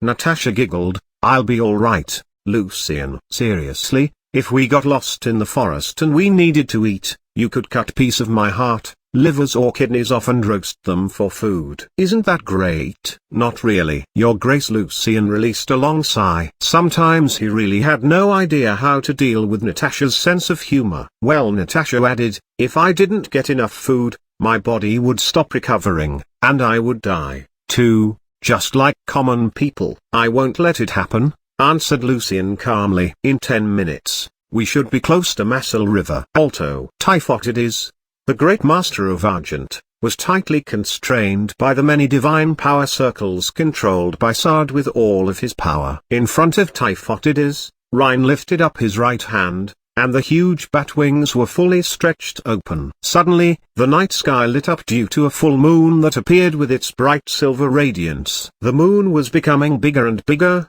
and also brighter and brighter. Typhotides saw a blurry figure with blonde hair inside the silver moon, and only the figure's scarlet eyes could be seen clearly. Slowly, the figure lifted up her sword. The great master of Argent was shocked. "You can borrow the power?" With an evil smile, Rhine tilted his head slightly to one side, and he suddenly dropped his right hand with great speed. Simultaneously, the blonde-haired figure hacked the sword downwards. The silver moonlight blinded Typhotides' eyes when it heard Rhine's words, "Remember me whenever you see the moon." Chapter 132, The Place. This chapter is updated by Novels PL. Leading the night watches, the several cardinals of the church came back to Alto. The city was still sleeping peacefully in the darkness, as tranquil as they left it earlier. At this time, the red-robed cardinal, Vila Hamilton, who was also one of the actual leaders of the Inquisition, suddenly stopped flying. A moment later, she turned to the cannon holder. "Salvador, go back and find Lady Camille right now. She's searching for the princess in Melza Black Forest." Before Salvador responded to the command, Count Hayward, the vice-commander of Violet Knights, burst out. "What happened to the princess?" "In collusion with the Congress of Magic, Verdi ambushed the princess and tried to kill her. Natasha broke out of their siege and is now hiding in the Black Forest." "What? Verdi?" Rafferty and Hayward looked shocked. They could not believe their ears. The several other noble knights present also looked very shocked. However, the reason that they were astounded was because of the fact Verdi failed. "Yes, Sard just informed me," Hamilton answered shortly. "I'll go with them." Hayward's brows knitted together tightly. Although he looked just like a 20-something young man, he was actually more than 160 years old. Hayward had witnessed countless conspiracies in his life, and now he had a sense of suspicion crawling into his mind. Hayward's intuition was telling him that the reason that they were sent to Elsinore Lake earlier tonight was much more sophisticated than he thought. Salvador crossed himself. "Yes, my lord." "Only truth lives forever." Hamilton also crossed on her chest. Following Aaron's special ability of communicating with the shadows, Todd soon noticed a cluster of ghost aloe missing a few leaves. "I knew they were going to use ghost aloe. We arrived just a bit too late." Todd was a bit pissed off, but then he turned to Aaron. "Any idea which direction they went?" "The shadow told me." Aaron scrutinized the surroundings carefully. "They're still around." "That doesn't make any sense." Todd fiercely hacked the plant with his sword. "There's only one explanation for this," Aaron said to Todd. "They jumped into the river." Ghost aloe often grew very close to water, and this cluster was not an exception. Not far away from the ghost aloe, there was a running creek connecting to Masal River. "Then we just have to follow the water." Todd nodded. "They were injured way more seriously than us. We can catch them." "What if they left the river and went back into the forest again?" asked Aaron. "I'm not a Grand Knight. I cannot get information from the shadows in the water." "Well then just pay close attention to the possible wet plants on both sides of the river. If they left the river, there must be a trail." Todd looked very confident, and the horrible, long wound on his face had almost recovered. Alright, although Aaron thought this strategy was relatively time-consuming, he could not think of a better solution. Then they started to search along both sides of the river. After floating in the river for a short period of time, Lucian and Natasha left the water and went deep into the woods again. When Lucian carried Natasha on his back again and was about to run away, Natasha reminded him, "Remember to hide our trail." Natasha's wet hair was dripping water, and so was his black robe. "Yes, you're right," Lucian nodded. He carefully put Natasha behind a tall and thick tree and then started to collect a kind of weird-looking bush that looked like hay to dry them out a bit. "I'm afraid they can still trace us grabbing the plant." Lucian was worried. This is not enough. Lucian was quite regretful that he never really paid attention to some of the first circle spells which were used for cleaning all kinds of trails when he was doing his magic structure analysis. At that time, he never thought they might be very useful one day. They're powerful knights. "I wouldn't expect that we could completely get rid of them with a bunch of plants." Natasha was analyzing with her clear mind. "I know all the knights who were on Verdi's side and I know all their blessings. Neither of them is really good at tracing. However, I can feel they're getting closer and closer." "You can feel it?" Lucian got nervous. "I thought I did a good job." "You did." Lucian. Natasha slightly patted his shoulders. "I guess that, very possibly, there's a dark knight tracing us. And I'm thinking when I recover a bit more, maybe we can try to fight back in order to kill this dark knight." "I don't agree." Lucian shook his head. "What if it is Todd who's chasing us, instead of some random knights? Or what if the dark knight is also very powerful? What if they're using some magic items to trace us?" Lucian knew very well that Natasha was a great risk taker, but he was not. "Well, I hear your many what if." Lucian. Natasha slightly lifted her purple eyebrows. "I know that any of your what if can easily kill us, but do we have another choice? Sooner or later, they'll find us." Lucian lowered his head. He knew that what Natasha just said was correct. "All right, we still have to be more prepared." Lucian looked up at the several faint stars in the sky and roughly estimated their location. "At least we'll wait until your power reaches the level of an ordinary knight." "I'm afraid we don't have this much time." Natasha carefully checked herself and said to Lucian, "Although the worst impact on my body caused by my blessing is gone, I still need a couple of hours to recover to the level that you just said." Lucian's eyes slightly opened bigger as he suddenly remembered something important. Reaching his hand into his wet robe, Lucian took out a bunch of magic ingredients for making potions that he got from the Archmage's storeroom and put them on the ground. "Can any of these help you?"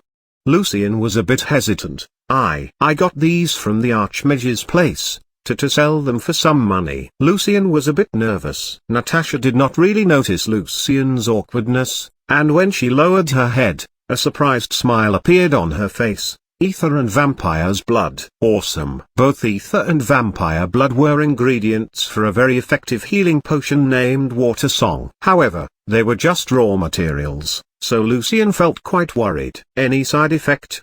he asked. Natasha already grabbed the tube of vampire's blood in her hand. "Vampire's blood. After taking it, I might be a bit afraid of sunlight for up to 6 months, and my blood might feel burning," answered Natasha casually. Then she pulled out the cork of the tube and smelled the blood. "Wow, it's a high-grade vampire's blood. Good for the Archmage." "Can you recover completely by taking it then?" asked Lucian. Well, Natasha took a deep breath. "Not really, but if I push myself a bit harder and activated my blessing again, I might get probably up to 3 minutes with the power of a level 5 knight. After that, I'm done." "Done?" Lucian was shocked. No, Natasha laughed. "I'm not going to die. I mean, I won't be able to walk at all afterwards, and you will need to carry me all the way home." "You'd better explain things a bit clearer in situations like that. You know." Lucian almost rolled his eyes. "Lucian," Natasha became serious, "if Todd was not among them, 3 minutes would be enough for me to kill the rest of the knights." "Then, what if Todd is the one coming after us?" Lucian needed to have a backup plan. "Then I'd cover you by distracting Todd and the other Grand Knights, if there was any," Natasha said to Lucian. "Meanwhile, you handle the rest of them." Natasha leaned her head against Lucian's shoulder to take a rest. Her purple eyes were bright, and her lips were pressing together in a thin line. "You want to sacrifice yourself to let me survive?" Lucian asked her. "Of course not." Natasha suddenly straightened up her back as if she got scared. I cherish my life a lot. Without thunder, you wouldn't be able to face the knights on your own. Besides, I'm not gonna really fight against Todd. My duty will be to distract him. That's all. And you gotta lend me your sword. Alert. That's too dangerous for you. I don't agree. Lucian refused Natasha's suggestion. You keep thunder. I have a plan which can possibly kill them all, as long as they have no more than 5 knights chasing after us, and we can get to the place before they find us. What plan? What place? Natasha was very surprised. You'll see when we get the Lucian looked at Natasha's eyes seriously. I cherish my life a lot as well. Trust me, Natasha. Natasha confounded a moment, then she smiled. I trust you, Lucian. Chapter 133, Lucian's Identity. This chapter is updated by Novels PL. My lord. The shadows say they're close. Aaron reported to Todd in a very low voice, grabbing his sword tight. Todd looked around with great caution. He saw tall firs, assorted kinds of bushes, and there was a unique smell of earth in Todd's nose. Everything here looked identical to the rest of the Black Forest, except for a strange-shaped huge stone. There's no river here and the shadow doesn't lie. Where are they? Aaron murmured. Watch out. In the next second, Todd fiercely pushed Aaron away, knocking him down. And at the same time he lifted up his left hand and produced a square-shaped iron shield with his blessing. When Aaron was slammed to the ground, Natasha had already jumped down from a big tall fir and attacked with her thunder with all her strength. Todd's shield cracked instantly, and he could not believe his eyes. However, Natasha's sword, whose momentum was greatly reduced by the iron shield, also did not go as far as she intended. A big dent appeared in Todd's armor, but he was not hurt. Damn it, my power's not full yet. Natasha swore a bit in her mind. She was very confident that she could kill the Dark Knight Aaron with that one strike, but she failed. Although he felt rather confused, Todd immediately produced a new iron shield out of the pieces of the previous broken one. Knowing that she had lost her chance, Natasha turned around and ran away at her full speed toward the other side of the Black Forest.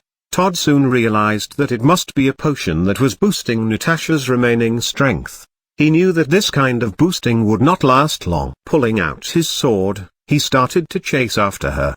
He did not care about Aaron. As soon as Natasha showed up, Aaron's job was done. With one running in the front and the other chasing after, soon they both disappeared among the tall trees. Using the momentum of the movement that knocked him down, Aaron quickly rolled backwards to get on his feet. He was also very surprised that Natasha could burst out that kind of power after being injured so seriously. When Aaron was about to follow Todd, a second black figure fiercely jumped down from the tree, and the sword lifted by him was shining with the terrifying light. After a bit more than 10 seconds, the distance between Todd and Natasha became smaller and smaller.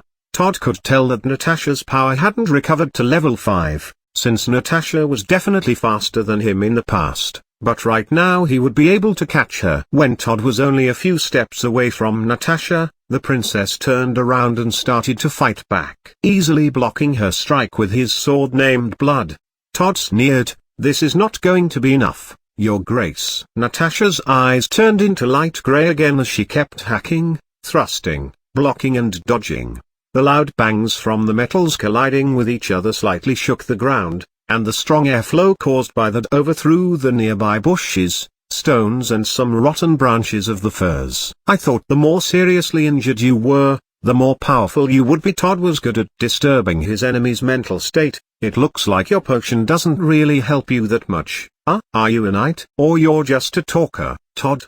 Natasha's thunder never stopped attacking. Her eyes were full of determination. After blocking all of the princess's fierce attacks, Todd started to fight back following the formal knight training he received. "There's nothing wrong with talking while fighting, Your Grace. After all, it is good that I can still spare the effort to talk, isn't it?" Natasha could not deny that. She felt that her boosted power had started to fade slowly. "Were it not for the annoying sword you're using, you'd be dead already."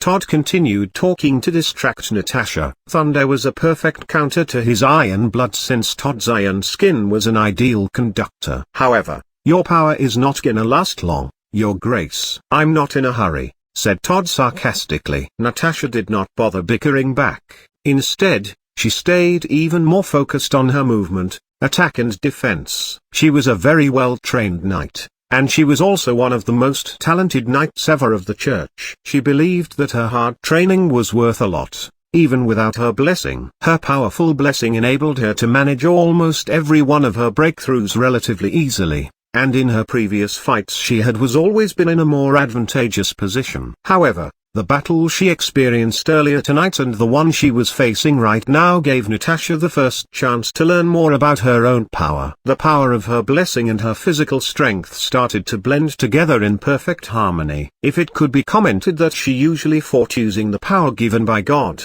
now Natasha was fighting as a human being, relying on her own willpower and the lessons that she learned before in her tough training. Todd noticed the difference in the way that Natasha positioned herself in this fight. Although she did not burst out any astonishing power, and neither her strength or speed were improved, Todd knew that he needed to be more cautious. Grabbing alert with both of his hands, Lucian jumped down toward Aaron from above, hacking with his sword. Aaron's reaction was fast. He raises the black dagger in his right hand to block the fierce attack, summoned his black fire on his left fist and aimed a punch at Lucian's abdomen. Glang! When the weapons touched, Lucian's sword left a small gap on the edge of Aaron's weapon. In the next moment, Lucian pulled back his sword and dematerialized his body into Moonlight to avoid Aaron's fist. Not even of a real knight's power.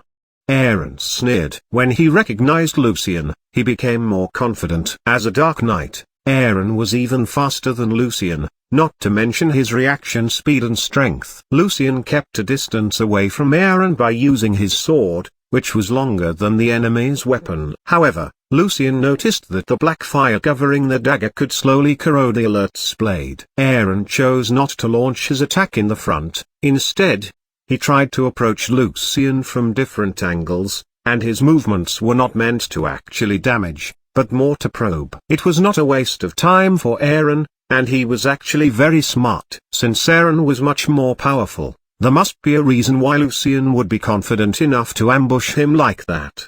The only possible explanation, based on what just happened to Verdi, was that Lucian had some magic items. Aaron needed to keep moving around, in case any of Lucian's magic item could lock him as the target. Lucian was not as fast as Aaron, and soon his body was covered by wounds left by Aaron's dagger. Although these wounds were small and not deep, they were covered with small clusters of black fire. As if they were alive, the clusters of fire were trying to enter into Lucian's body through the small wounds to suck his strength. With another quick attack, Aaron's dagger tore down a piece of cloth in front of Lucian's chest, revealing the amulet sun's corona that Lucian was wearing on his neck. Look at you. As he was swiftly moving around, it sounded like Aaron's voice was coming from all directions. You're nobody, but you have a fine sword, a nice magic ring, and even a badge from the church. I wonder if you are Natasha's secret lover. Ha ha. Lucian was still wielding his sword to block Aaron's attack as much as possible. But that's okay,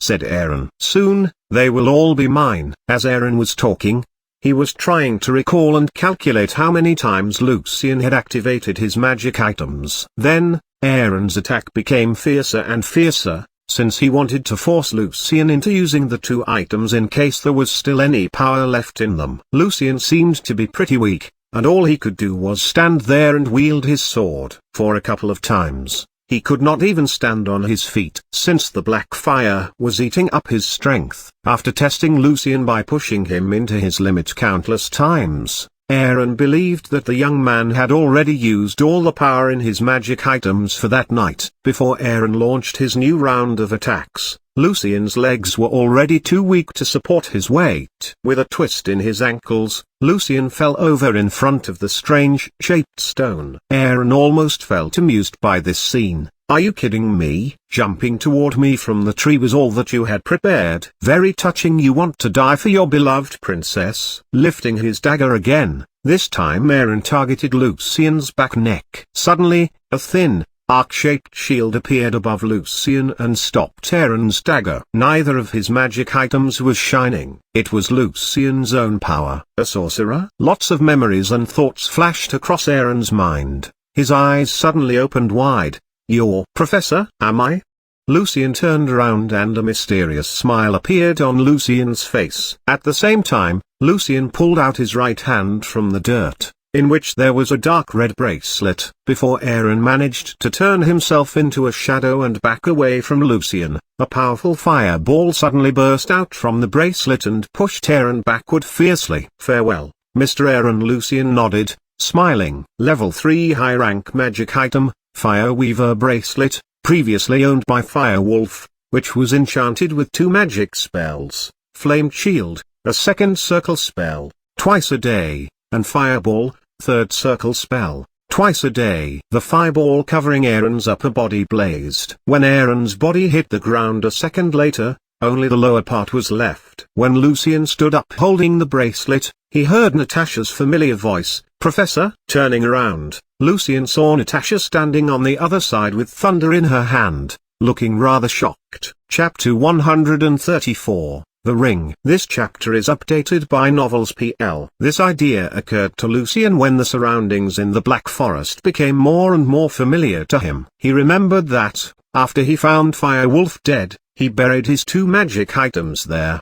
During the past couple of months, Lucian had gained a better understanding of the inner structures of the 2 magic items, Fireweaver bracelet, and the black iron dagger, called Grimsteel dagger, and had also become capable of properly using them. That was why Lucian was being that confident when he was talking to the princess. What was out of his expectation was that, although Aaron was only a level 2 knight, he was surprisingly cautious, and his carefulness forced Lucian to spend more time on killing him. Also, Lucian did not expect that Natasha would come back within such a short period of time. Although Lucian was not sure whether Natasha witnessed everything or just a part, he clearly heard Natasha repeat the word "Professor." A little while before Lucian pulled out the bracelet, Natasha gradually started to get an upper hand in this fighting. Although Todd's body was fully materialized into a ion, he felt the great power in each of Natasha's attacks, and he could tell that the aura surrounding her had changed. The princess' movement was becoming more and more aggressive, and her whole will was dedicated to this fight. Her attacks were as fast as raindrops hitting the ground. Even Natasha herself had no idea how many times she wielded her sword. She did not feel tired anymore. She could not feel it. The color of her eyes switched back and forth from silver gray to purple, and finally the 2 colors blended. At the same time, Natasha's soul and body integrated. With a sudden shout, the princess burst out great power. Her legs were bent slightly and then fiercely pushed off the ground with her maximum force. She bounced up high and, at the same time, lifted up her sword with both of her hands. Todd looked up and decided to fight back, since it seemed his tactic of attrition was not going to work anyway. He lifted the square shield in front of him and adjusted the angle of his wrist a bit, so his sword would target Natasha's waist. However, by the time Todd lifted his sword, Natasha's figure suddenly became transparent, and the great power of her sword was like from another world,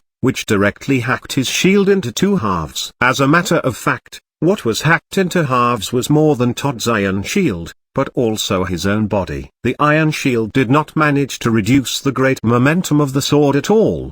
The astonished look on his face suddenly froze when he was split into halves. Bang! Todd's iron skin was still covered by metal when his body fell on the ground, colliding with his sword and making a loud metallic sound. Natasha landed heavily and quickly rolled over to the side. After gasping a few times for air, she stood up and started to rush back for Lucian. When she arrived, Natasha ran into the scene where Lucian was kneeling on the ground, looking rather weak, and the Dark Knight was about to stab his dagger toward Lucian's back. At that moment when Natasha was about to jump out to rescue Lucian, she saw that Lucian activated his magic shield again, and then, Lucian pulled out a scarlet bracelet from the dirt. She heard the Dark Knight calling Lucian, "Professor." Natasha's mind suddenly buzzed. She recalled that the church did mention a dark red bracelet missing in the case related to Professor. The potion that helped Lucian with activating his blessing, the missing heretic who was following Lucian from Argent Horn. Lucian's great interest in the ancient books and his great memory and the fact that Lucian suddenly showed up tonight from the magic lock.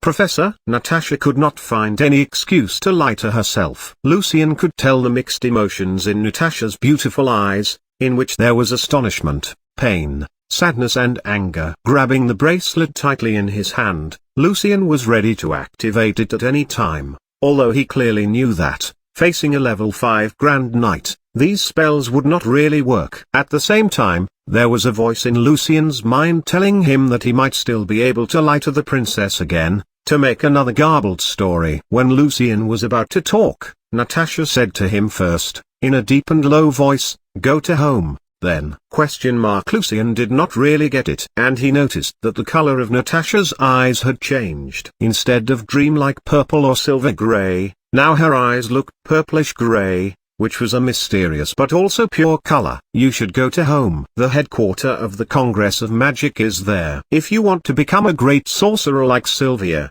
you should go there," Natasha repeated. Then she squinted her eyes a bit and slightly lifted her chin. "Or should I call you Professor? No one is a better actor than you. Do you know that? I never meant to hurt you." Lucian relaxed a bit, seeing that Natasha was not planning on killing him. "I admit that I lied to you many times, but I had no other choice. You're not the only one who was lying to me all the time, and I'm used to it already." The corner of Natasha's lips slightly curled up in a sad way. "But I could tell, when you were playing Pathetique. I could tell the pain and stress that you were suffering. After all, Alto is not a good place to study magic." "You don't hate me as a sorcerer?" asked Lucian. Although he knew that in the past, Natasha's attitude toward sorcerers was actually relatively mild compared with the church and other nobles. After Sylvia's betrayal, Lucian was not sure about the princess's standpoint now. Looking at Lucian, Natasha answered seriously, "My mom was a very talented sorceress, and she was the most beautiful and nice lady in the world. To me, one being a sorcerer does not mean they must be a vicious person. I don't judge a person based on his or her identity, but on the person's behavior." Then, she smiled gently, "Of course, I'm very angry and sad knowing that you were lying to me all the time, but like you said, you never tried to take advantage of me, or hurt me. Instead, you've been helping me all the time, and you saved my life tonight, carrying me on your back all the way here. I regarded you as my friend all this time, although you're the honorable princess, and although there were lies between us," said Lucian sincerely. "I know," said Natasha, and then she slightly shook her head. "Honestly, the moment when I heard that you were the notorious professor, lots of details flashed across my mind, those details about you that I felt suspicious, but refused to dig into them. Even when I met you earlier, when we were besieged, I was almost certain that you were a sorcerer, and I still believed that you'd be on my side and fight for me. I would never link you to Professor, though, who killed so many night watchers. I think I trusted you even more than I knew. I killed them because they wanted to kill me," Lucian confessed sincerely. "I never wished to kill, never. But, again, like I said, I did not have another choice." Then both of them fell silent. After a long time, Natasha released a long sigh. "You know what?" said Natasha, "although your hands are covered with blood, I still want to be your friend." Lucian suddenly became speechless. "Thankfully, you never hurt my royal knights, or I wouldn't be able to have you as my friend anymore." Natasha started to walk toward Lucian. "But you never, and you never tried to hurt me, so why shall I care?" A sweet smile appeared on Natasha's face, as if she had got rid of the negative emotions from the shock. As she stopped in front of Lucian, the princess asked, "Dear Mr. Professor, accept your identity. Did you ever lie to me about something else? Say your love experience. I've always felt you're pretty experienced." "No, I'm totally not experienced." Lucian's face flushed. Then, Natasha took a small step backward and started to look at Lucian up and down. "Actually, your face is quite good looking. You would be a very beautiful girl if you were a girl." "Huh?" Lucian was confused. He could not really follow the way Natasha changed the topic. "I mean, magic is sure wonderful and powerful. Although it's hard, it's not impossible to change your gender. I heard that a grand arcanist once made a girdle that could help people do that, and maybe you want to give it a shot." Lucian rolled his eyes and said seriously, "That's not gonna happen. I'm a man." Noticing that Lucian did not like this kind of joke, Natasha's sense of propriety made her stop. Then, she said to Lucian seriously, I have something to give you. She took off an old ring from her right hand and handed it to Lucian. This is Lucian took it over. You don't know anything about home crown prize? Said Natasha. It looks like you never received any formal sorcerer training following a mentor from the Congress. If you did, you would certainly recognize this ring. I'm pretty much on my own when it comes to studying magic, unfortunately, Lucian answered. Well, I told you that my mum was a very talented sorcerer, and this ring was the award she received for winning the home crown prize in her early 20s. Should be 23, Natasha explained. Honestly speaking, Lucian felt this ring was very ordinary, which looked just like a common iron ring people wore for practicing archery. I know it doesn't look any different, right? Looking at the ring, Natasha's voice became softer, and there was a gentle smile on her face. The ring was a very powerful level 7 magic item back in the days. But now it is damaged and is beyond repair. It was once called the finest ring across this continent. Lucian turned the ring around, and he noticed that there was a small word "Mo" on the surface of the ring, and a small line of letters carved on its inner side. Year 781. Home Crown. To Ems Meredith Hoffenberg. Home Crown Prize is the award co-established by Home Royal Magic Academy and the organization named the Will of Element from the Congress of Magic.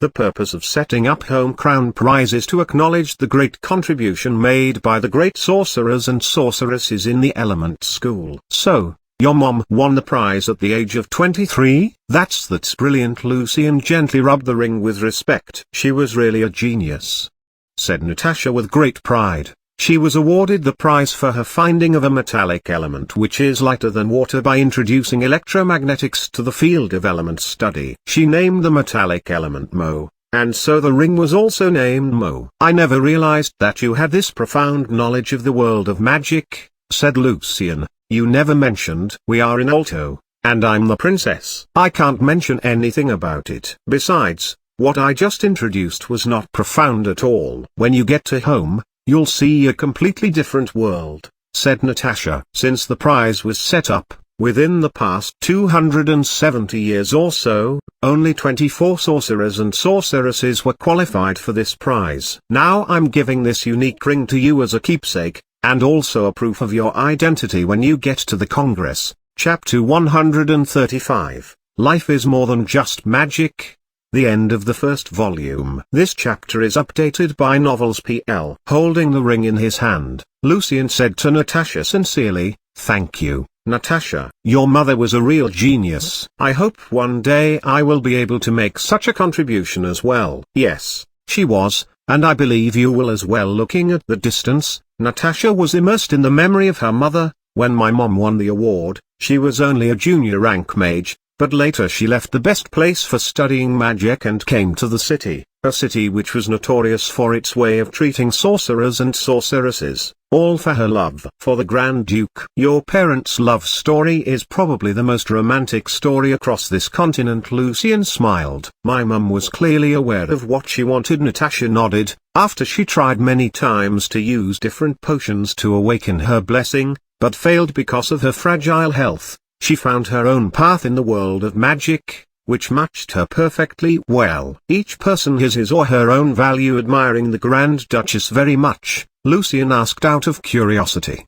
"May I know what happened later to your mom?" "I've mentioned my mother's health was fragile, and it was not getting any better after my mother and father got married. Her body and soul had been corroded by many magic elements over the years, and when my elder brother died in battle, her health condition took a sudden downwards turn, and since then she never really managed to recover from it." "I'm very sorry, Natasha." "I believe she must be very proud seeing her daughter becoming such an outstanding knight in heaven," said Lucian sincerely. Natasha slightly shook her head and grinned. "You're a sorcerer. Do you really believe in heaven?" "I'm not sure." Lucian was speechless for a while before replying, since this question never occurred to him. "I wonder if my mum believed in heaven." As a sorceress, Natasha looked up in the sky, but I know that after she got married with my father, she was still secretly studying magic. "Really?" Lucian was very surprised. "What about the church?" "She missed home so much, the wonderland for learning magic, and my father loved her too much to forbid my mum from doing her magic experiments. Besides, Her health condition didn't really allow her to do something else too much. And the church, she put on an ambiguous smile. This ring must mean a lot to you, Natasha. Knowing that Natasha somehow could not explain the reason for him, Lucian switched the topic. I don't know if I should accept it. It's okay, Lucian. Natasha also lowered her head and looked at the ring. The object is not important. What's really important is my love for my mom. Whether the ring is with me or not, my love for her is lifelong. Lucian nodded and put the ring back into one of the pockets of his robe. By the way, Natasha reminded him, don't casually just show this ring around. Sometimes an extra help can also bring you trouble, you know. I understand, said Lucian seriously. Is the vampire's blood affecting you right now? Let me carry you back to Alto. I appreciate it, but look at me. I'm fine now. Natasha waved her hands. You'd better leave as soon as possible. People from the church might be on their way here right now. Then, Natasha, you take care. Lucian suddenly had no idea how to say farewell, especially he was not sure if they would see each other again. In contrast, Natasha remained relatively calm, and something just occurred to her. Lucian, you want to keep using your current identity, Lucian Evans, the musician, after you leave? Can I? Lucian was very surprised. He was planning on changing to another brand new identity when he arrived at home, in case the people he knew would get into any trouble because of him. I believe it's fine. After all, your name's not unique at all, even in Alto. Just don't tell people in home that you are a musician. Natasha shrugged. I suggest that you continue to publish some new music pieces. If you can send any to me, which will be a pretty good disguise for you, I'll try my best. Lucian also did not want to just give up his music completely after leaving Alto. After agreeing on how to send letters, Lucian took the Fireweaver bracelet, Aaron's Asthenia dagger, Grim Steel dagger and alert with him, and left the triple-headed flail to Natasha, since it was too clumsy for him to carry. I'll take care of your friends. No worries, Lucian. Natasha smiled. Thank you. I'm so lucky to have you as my friend, Natasha. Lucian expressed his heartfelt thanks. Then he turned around. Lucian. Natasha called his name from behind. Yes? Lucian looked back. Remember, life is more than just magic. You have music, and you have friends. Natasha waved her hand. I'll keep that in mind. Lucian grinned. After a while, when Lucian had completely disappeared in the woods, the smile on Natasha's face faded, and she commanded seriously, show yourself. You've been listening for quite a while. As you wish. Your Grace. Salvador, the leader of the Night Watchers, slowly appeared in the sky and landed in front of Natasha. His hand was tied with a piece of white handkerchief. Why didn't you take any action right away? Asked Natasha directly. Apparently, you care for this guy a lot, Your Grace. I wouldn't have any chance of killing him in front of you, although, yes, I wanted it very much. This damned professor. I see, said Natasha coldly. Then why did you choose to stay? You want to talk to me? Yes, Your Grace. Salvador answered. I want a deal for keeping this secret for you, Your Grace. Ah?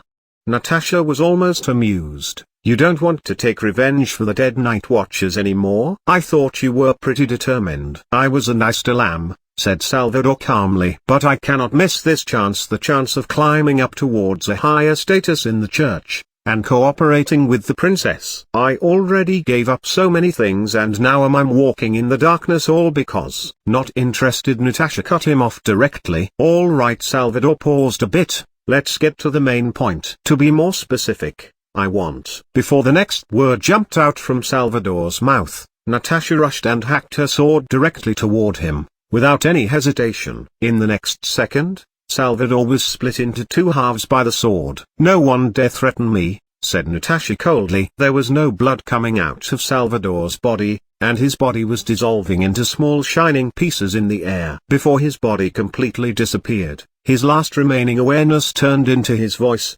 Radiant Night. After another 10 minutes, Camille showed up from the other side of the forest, carrying Yin and Cashel under her arms, who were both unconscious. Natasha, you're a Radiant Knight now. Camille recognized Natasha's change right away. It seems like this bitter fight turned out to be your great chance to make this breakthrough. Congratulations, Natasha. I'm very proud of you. Natasha smiled, but in a sad way. When Natasha and Camille came back to Alto, The sun was rising above the horizon. After comforting the Grand Duke, who had been tortured by his worry and anger for the whole night, Natasha went directly to the Golden Cathedral. In a confessional, Natasha found Sard, who was praying silently there. "Grand Cardinal, I need to confess," said Natasha in a low voice. "God's here." Slowly, Sard opened his eyes. "I killed a night watcher. I killed Mr. Salvador." Natasha crossed herself. "I don't see your penitence." Hearing that the leader of the night watchers was killed, Sard showed no emotion. "I feel no regret. This was my choice, and I'm willing to accept the punishment for the choice I made," answered Natasha seriously. "Why did you kill him?" Sard asked. Natasha did not answer. Sard slowly stood up. Compared with yesterday, he looked much older. "I'll report to the Pope. He will be deciding the punishment to your sin. You stay here, Natasha." After Sard left, veins in Natasha's face and her hands started to swell and burn. Her beautiful face contorted out of the great pain. However, she kept kneeling on the ground in front of the big cross without giving out a single groan. In a bright, simple study, there was a white-haired elder sitting in front of the desk. He said to the cardinal gently, "Natasha confessed her sin, and God forgives anyone who's willing to confess. Natasha's honest, and now she's a radiant knight. The punishment shall not be too harsh. Send her to the lowest abbey in Alto for 3 years." "Yes, my Pope." The cardinal slowly left the room. The Pope picked up a small pile of paper in front of him, on which there were a bunch of fractions of words which did not really make sense. He seemed to be okay with my speech. He often looked confused. Maybe he started to vacillate now. Following the instruction for anti-tracking given by Natasha, Lucian came back to Massawa around 9 in the morning. The sun was already shining brightly in the air. Before entering the small town, Lucian took out all the stuff from the pockets and burned down his black sorcerer robe. Lucian did not see Joyce and his coachman around. After talking to the owner of the hotel, Lucian got to know that they all fled away because of the chaos happened in Bonn last night. Putting on a worried look, Lucian was actually cheering in his mind. He said to the hotel owner, "That's too bad then. I gotta hire another coach and some guards on my own. Can you please send word to the association that it was me who terminated the contract with them on my own? This way, the association won't trouble them. After all, I understand their fear." "What a kind gentleman you are." The owner of the hotel took out a pen and paper and praised Lucian. "And it won't be too difficult for you to hire some new people, sir, since lots of adventurers and residents from Bonn are right now staying in our town." After signing his name on the letter written by the hotel owner, Lucian went back to his room and started to prepare for his new journey. The end of the first volume, chapter 136. Dragon-Tooth Tavern. This chapter is updated by Novels PL. The second volume, The Feast of Death. Bang! The heavy door of the tavern named Dragon-Tooth hit the wall as it was suddenly opened by someone with brute force. The grumbling drunkards, bragging adventurers and shouting mercenaries who were enjoying the well-known roasted beef of the tavern suddenly quieted down. A black-haired young man walked in, dressing in light blue, with a fancy sword at his side. The midday sunlight came in behind him and outlined the young man's silhouette. "Wow, wow, a young lord. Is your fancy sword able to kill a wild dog?" A drunkard shouted and whistled. Another young man got deceived by those best-selling night novels. An adventurer whispered in the ear of his buddy, seeking those exciting stories with a ritual sword. However, he dared not speak too loud. What if this young man was someone important? After all, he dressed very decently. Lucian did not care. With a stable pace, he walked directly to the tavern counter. After 2 months of traveling, Lucian arrived at this small border town named Dragon-Tooth in the Duchy of Djibouti, located in the middle south of the continent. Look at his arm. No big muscles. A robust adventurer lifted and bent his right arm. Under the skin there were lean and big chunks of muscles. Look at his build. I bet he's not even of a knight squire level. Young and stupid lad. You think everyone can awaken the blessing? You have to be kidding me. A stout man, probably with the blood of dwarf, said in an arrogant way, "I've been traveling across the continent for more than 10 years, and I'm still only about higher level knight squire level. But if this young guy can have a chance to receive my instruction, maybe he can still awaken his blessing. After all, It was because of my training that Lord Nuvolino finally awakened his blessing. Some guys sitting around him gave him an admiring look, although Chris had boasted about that many times in the past, which made him even happier. Lucian just ignored them, came to the counter and sat down on a stool. The owner of the tavern did not look young. Seeing this decently dressed young man in this small tavern, the owner did not behave any different. "My friend, what do you want today? Wine or meat, or both?" friendly asked the owner. "Water, roast beef, and a salad." Lucian slightly nodded to greet him back. "And I want to ask some questions." The middle south of the continent was surrounded by mountains and canyons. The isolated land produced no resource except wood, and it was the poorest and the least developed area across the continent. Often, there wouldn't be even a single person who was literate in a village. For the people who were striving to awaken their blessings there, the effort they had to make was way higher than people in Alto. It had been a lot of years since the last war broke out here, and therefore, even if one managed to awaken his or her blessing, the person still couldn't obtain a title and would not be given land and field, unless they could save enough money to buy the land on their own. Ha ha ha. Water. You heard that? Water. A drunkard nearby laughed aloud. Innocent, naive young boy. And all the people in the tavern started to laugh. Lucian remained very calm as if nothing was going on there. He was just looking at the owner. "No problem, my friend. Information is not free." Though the owner poured a cup of water for Lucian, and asked the kitchen to prepare the food. "I know. It's fine." Lucian took a sip of the water. Before he entered here, Lucian had found out that the town's Adventurers Association was just in this very tavern, and the owner was also the person in charge of it. "Then, go ahead." The owner nodded. "I want to know, where is Mr. Taylor Hunt living right now?" He was an official in Bonn from the Duchy of Orvarit, and 9 years ago, he was invited by Baron Eric to come to Djibouti to be the civil servant here. Taylor Hunt was the father of the little revenant girl that Lucian encountered in the world of souls. Lucian rerouted his trip in order to fulfill his words, and also, since he was not in a rush, he also appreciated the unique and exotic cities he visited on his new route. "We don't charge for something like this. It's not called intelligence." The owner waved his hand a bit. "I'll just tell you for free. The civil servant on Baron Eric's land is not Mr. Hunt. I'm guessing the person you're looking for might have accepted another offer. If you want, you can go to the nearby city, Corsa, to see if there is any record in the town hall, since Corsa belongs to Baron Eric's lord, Viscount Stanley. And if you can't find it there, you might need to go to Baron Eric's land and ask for local information. Thanks." "Any news across the continent recently?" It took Lucian 10 days sitting in a coach and going through mountains and hills to arrive here, and he felt he was as isolated as this place right now, maybe even more. "One news for one hour. Is it okay?"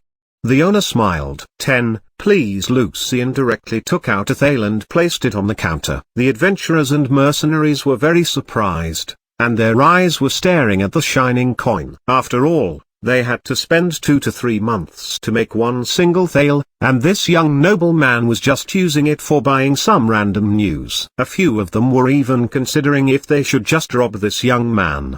The beef was ready. Lucian picked up the fork and took a bite.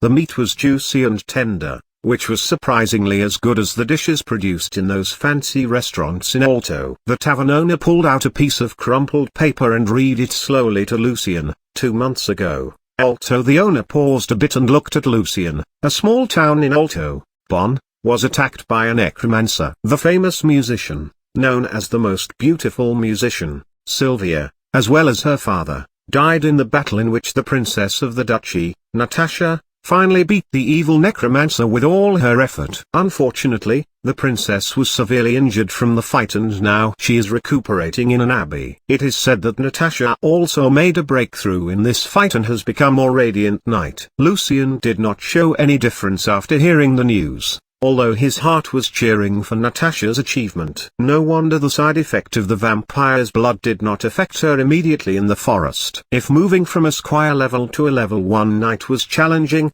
upgrading from a Grand Knight to a Radiant Knight was even more difficult. The great power of a Grand Knight came from the person's physical strength. In other words, a Grand Knight would need to boost or overly stimulate his or her body to get the power, and that was why some of the Grand Knights lived even shorter than the knights of lower ranks. Even with the help of some precious herbs and potions, most of them could only make it to around 100 years old, while becoming a Radiant Knight meant that the person already broke the limit of human body, and he or she could at least live for more than 200 years. The rest of the intelligence was of nothing really special. Generally speaking, the North and the Heresy again had some new conflicts. Several major lords in down in the south were raising mercenaries for the possible coming civil war, and some adventurers found some ruins in the southern margin of the Dark Mountain range, where they obtained a great amount of fortune. After hearing the news and finishing his meal, Lucian wiped his mouth with a white handkerchief and said to the owner, "Sir, can you find me some guards and a coach? I need to go to Corsa." Although Lucian was already strong enough to travel along the east side of the continent, he did not want to bother dealing with those minions, goblins, and other beasts, which were not even of Knight Squire level. Lucian would rather spend his time in his coach studying the first circle magic spells. Within his 2-month traveling, Lucian constructed another 5 first circle spells in his soul, and right now his soul had reached the current limit for that level. For the rest of the first circle spells, if Lucian wished to use them, he needed to rely on some magic reagents and materials, or their special runes. The 5 first circle spells were Magic Missile, Sleep, Grease, Featherfall and Color Spray. Because most of the adventurers and mercenaries were not willing to leave their own base of operations for too long, they would only escort their client within a certain range, what also applied to the coachman. Thus, Lucian had to hire new people every now and again. Smart choice. We have lots of dark tales about vampires and black sorcerers. The owner put several glass cups back onto the counter. I can take care of your coach and coachman, my friend. It will take you 11 days to get to Corsa. As for your guards, I recommend those 3 adventurers sitting on the other side. 2 of them are warriors of the same level as high-level Knight Squires, and the archer is also around Knight Squire level. All of them have a pretty good reputation. You can talk to them. Following the direction of the tavern owner, Lucian looked toward the other side. There were 2 women and 1 man sitting over there. The short-haired man's arms were masculine, and the 2 females looked a bit alike, although one was mature and glamorous, and the other was young and pretty. From their appearance, especially their pointy long ears, Lucian guessed that they might be sisters from the half-elf race. All of the 3 adventurers were listening carefully to the bard playing in the corner, and from time to time, they were beating out the tune. Chapter 137, Strangers as Companions. This chapter is updated by Novels PL. The nightingale is singing. In the air, her voice was floating. The bard singing, although in that small border town, was actually pretty beautiful and alluring. Thus, when Lucian came to sit down on the other side of their table, the half-elf girl with light brown hair was a bit surprised and her back straightened up immediately. When Lucian explained his intention, the elder elf-looking lady was amused. "You want to hire us?" Her fair hand was gently knocking on the wooden table in a fixed rhythm. Looking at Lucian sitting in front of her, the sophisticated lady also took him as a young noble lord who had read too many adventure novels and was acting on the impulse to explore the continent. "Yes," Lucian nodded calmly, "I want to go to Corsa. I wonder if you 3 are willing to be my guards." The lady did not answer Lucian directly. Instead, she started her introduction. "I'm Joanna, Great Sword Warrior. This is my husband Simon, Sword and Shield Warrior. Both of us have the same power of a high-level Knight Squire. This is my younger sister Betty, a well-trained archer. Her rank's a bit lower than ours, but not by much. So, as you can see, my distinguished client, we're a bit pricey, but our reputation is pretty good." "I heard that from the owner already," said Lucian. "That's why I came to you directly." "Ha ha. Hansen really promotes us very well." Joanna laughed aloud. Lucian could tell that a bunch of the adventurers and mercenaries sitting nearby looked a bit irritated when Joanna was talking. However, they could not deny that they were very good guards and the arrangement of their team was very reasonable. 2 for the melee, and 1 for the ranged attacks. "Joanna, let's take the job. I'm planning on going to Corsa myself anyway." Betty looked pretty excited. I heard that the talented musician named Bert from the Duchy is gonna host a concert in Corsa these days. Joanna rolled her eyes toward her younger sister. Betty simply could never tell when she was supposed to talk, and when she must not. Betty stuck out her tongue toward Joanna for a second and then shut her mouth up tightly. However, her eyes were looking at Lucian, and her pointy ears slightly trembled. "How much do you want, Joanna?" asked Lucian directly. He did not really care about the price since he still had 8 thales with him after the 2-month travel. Joanna squinted her eyes a bit when she was considering the price. "1 na for each of us a day." Smiling, Simon represented his wife and stated the price to Lucian. Staring at her husband, Joanna was a bit choked. "Simon," she complained. This price was way lower than what she had thought. "We shouldn't charge our client more just because the client's wealthy." Simon grinned to Joanna. "It's about our reputation. Also, my client." Simon turned to Lucian. "I have a couple of requests." "Yes?"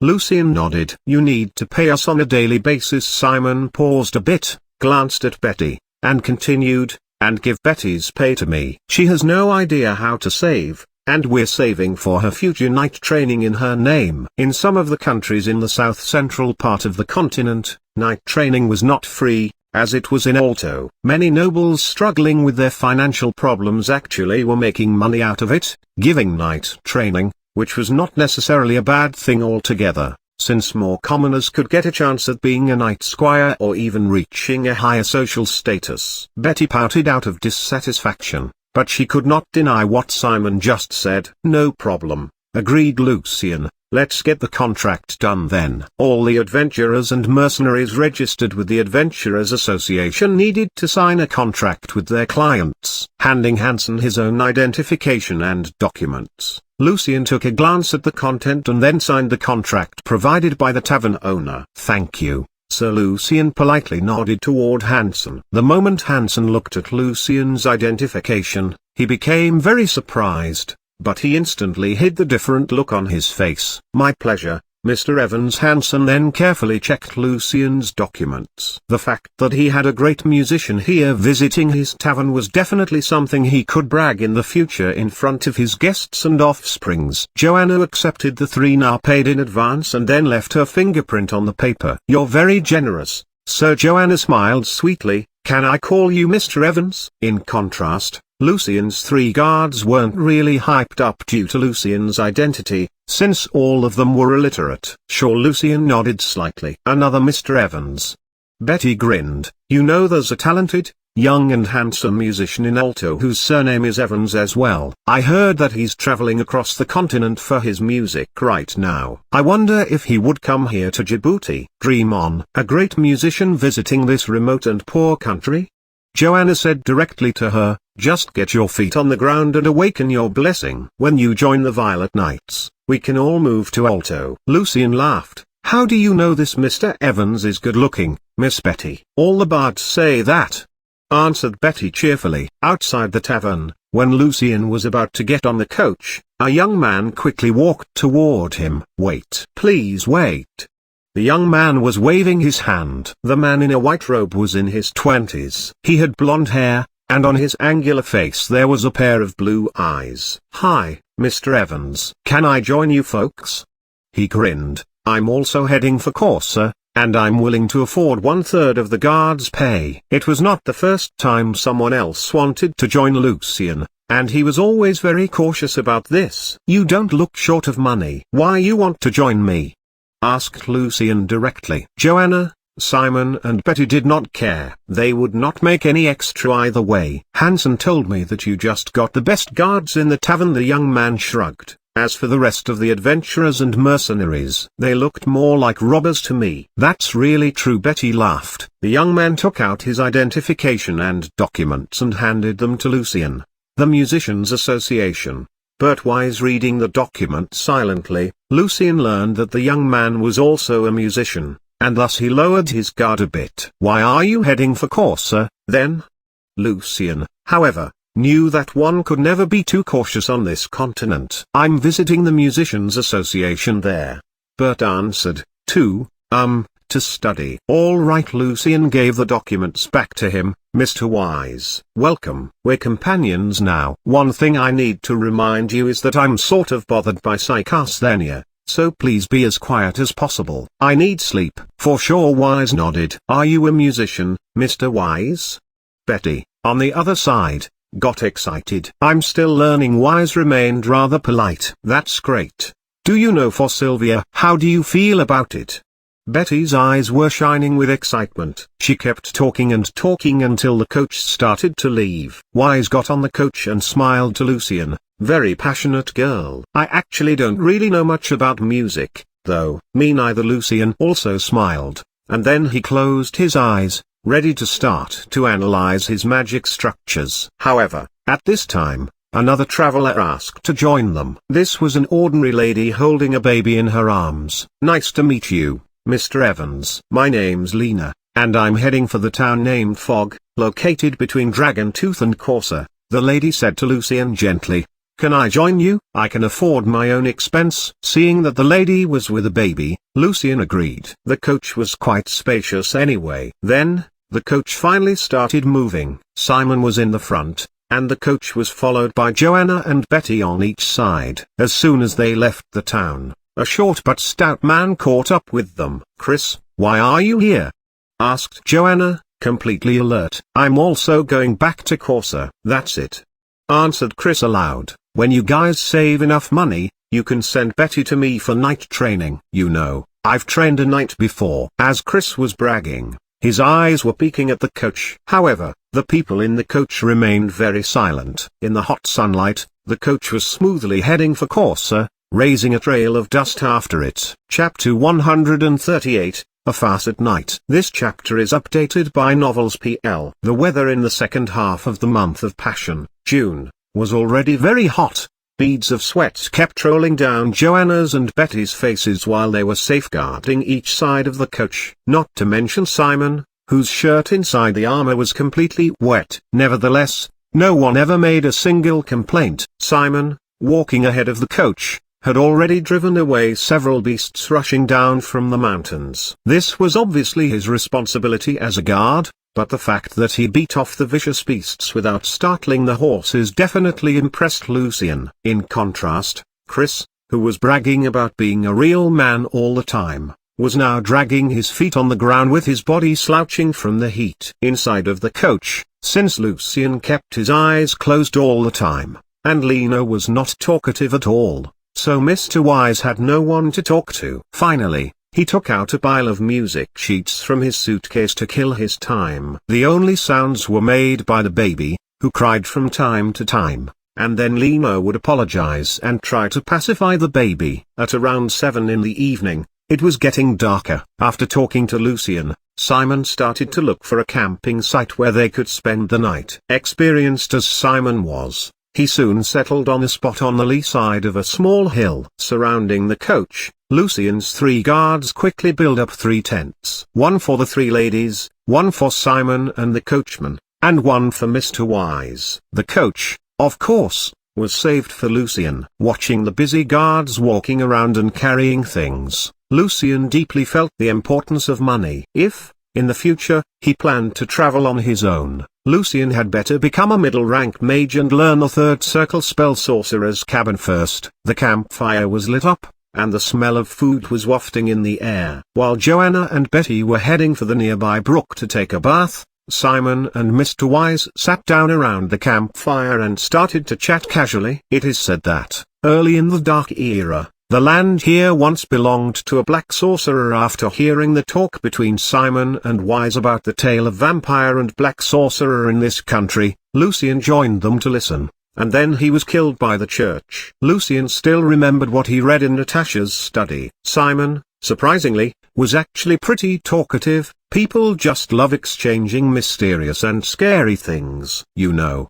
they're always ear-catching and they can be used for frightening kids who are not willing to go to bed at night. Mr. Wise did not really believe the rumors. Every town and village has a chapel, but people just like the feeling of thrilling. While they were talking, Joanna and Betty were coming back. Their wet hair still dripped a little and was a bit messy. The 2 ladies, while walking back to the campsite, immediately caught the eyes of the two bards who were camping nearby, and Chris was with them as well. The guys started to heckle Joanna and Betty with loud whistles, and one of them even took out his lap harp and started to play a romantic and flirting folk song. As they were eyeing the two ladies up and down, it was definitely not the first time that something like that happened to Joanna, and she remained quite calm. However, in contrast, Betty was pissed off. "Betty, just ignore them." "Come here." Joanna sat down beside Simon and lightly stirred the soup in the pot hanging over the campfire. "But they're not stopping."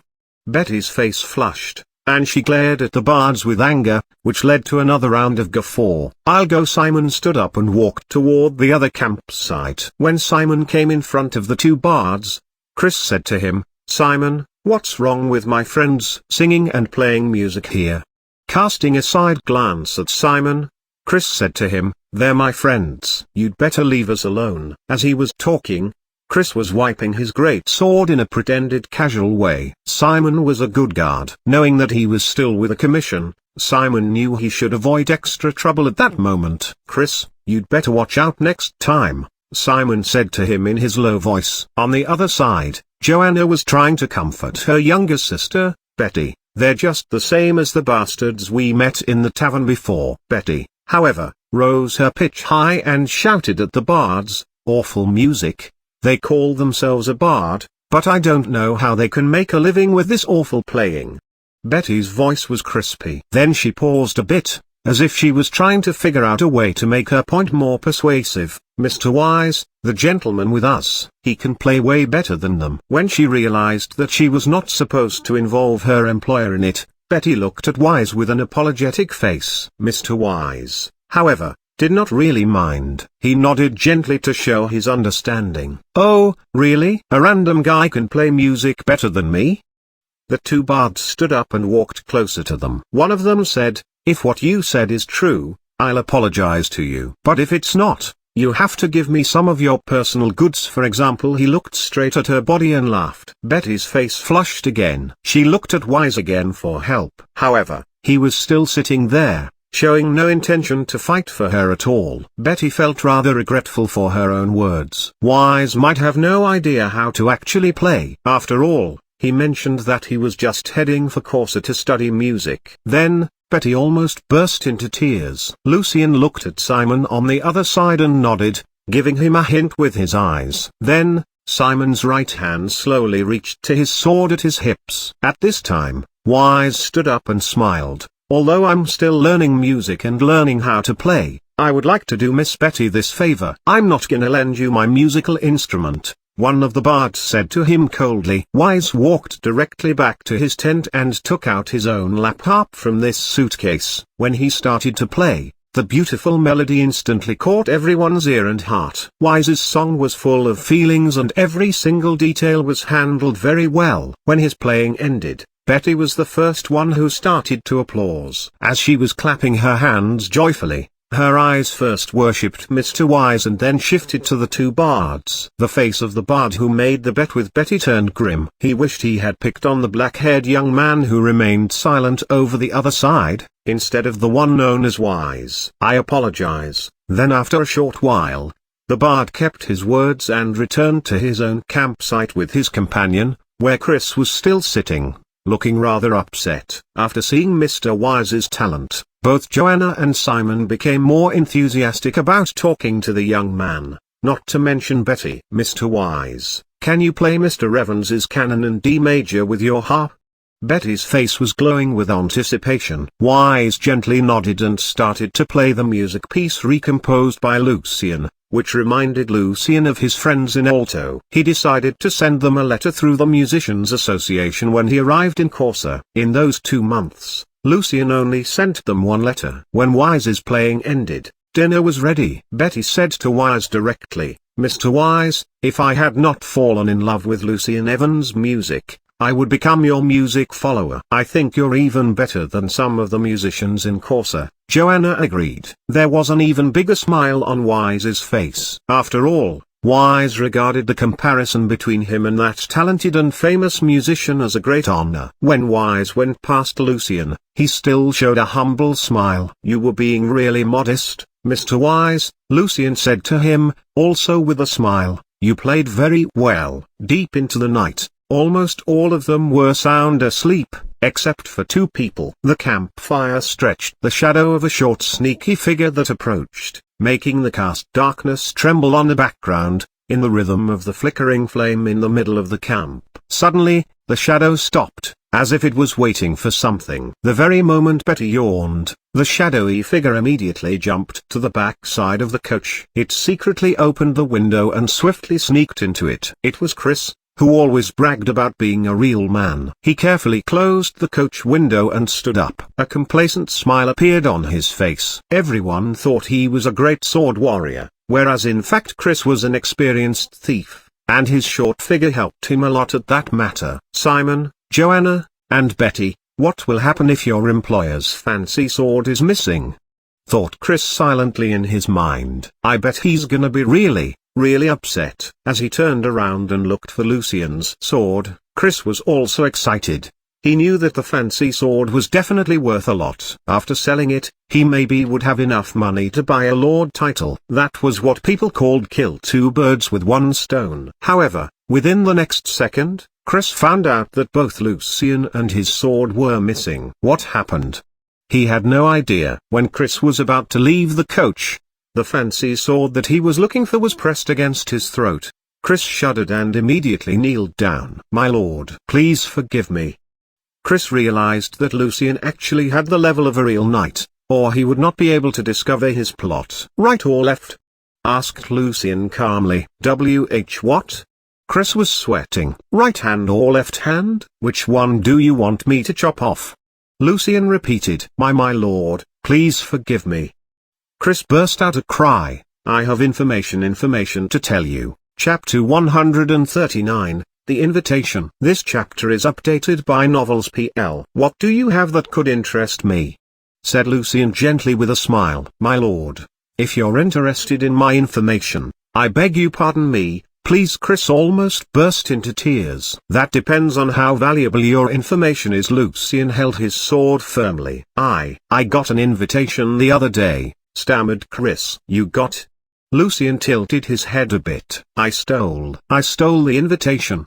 Chris corrected himself awkwardly, but he then explained hurriedly, it looks like an invitation for a gathering of black sorcerers. Lucian did not respond, although his heart suddenly missed a beat. My lord, it is a gathering of black sorcerers of low rank, and it's a great chance for any knight to establish a great, heroic feat. Show me the invitation. Lucian hid his excitement and commanded sternly. Under Lucian's watch, Chris took out a small piece of neatly folded paper from his pocket. Here it is, my lord. Several days ago, a mysterious traveler came to the town and the way he spent money was pretty indulgent. So I followed him when he left the town and I witnessed that he killed a bunch of beasts which were trying to attack him, using vicious, frightful black magic. Lucian took the piece of paper and unfolded it with his left hand. Only with a short glance, he registered the invitation in his spiritual library. The second Friday in the month of fire, when the silver moon is in the sky, we invite you, sorcerers and sorcerer apprentices, to come to the land previously owned by Wilfred, to attend a feast of death that will be held in Car India Castle to welcome a mister from the headquarter of the Congress of Magic. No salutation, no signature. It was a strange invitation. However, it sparked off Lucian's great interest as a sorcerer himself. Seeing that Lucian did not cut him off immediately, Chris resumed talking to provide more information to please him. When I was following him, I didn't realize that he was also the target of another group of adventurers. After several rounds of fighting against the beasts, they attacked the traveler. The traveler was not at a disadvantage at the beginning, since his black magic was even more powerful than they thought, until all of them got besieged by a group of robbers when they were exhausted, and both the traveler and the adventurers were killed. Listening to Chris's words, Lucian was quite certain that the traveler was a sorcerer apprentice. So you took an advantage of it and got this invitation? Asked Lucian. Yes, that's right, my lord, answered Chris obediently. Why you did not report to the church, then? The name, Wilfred, was not strange to Lucian.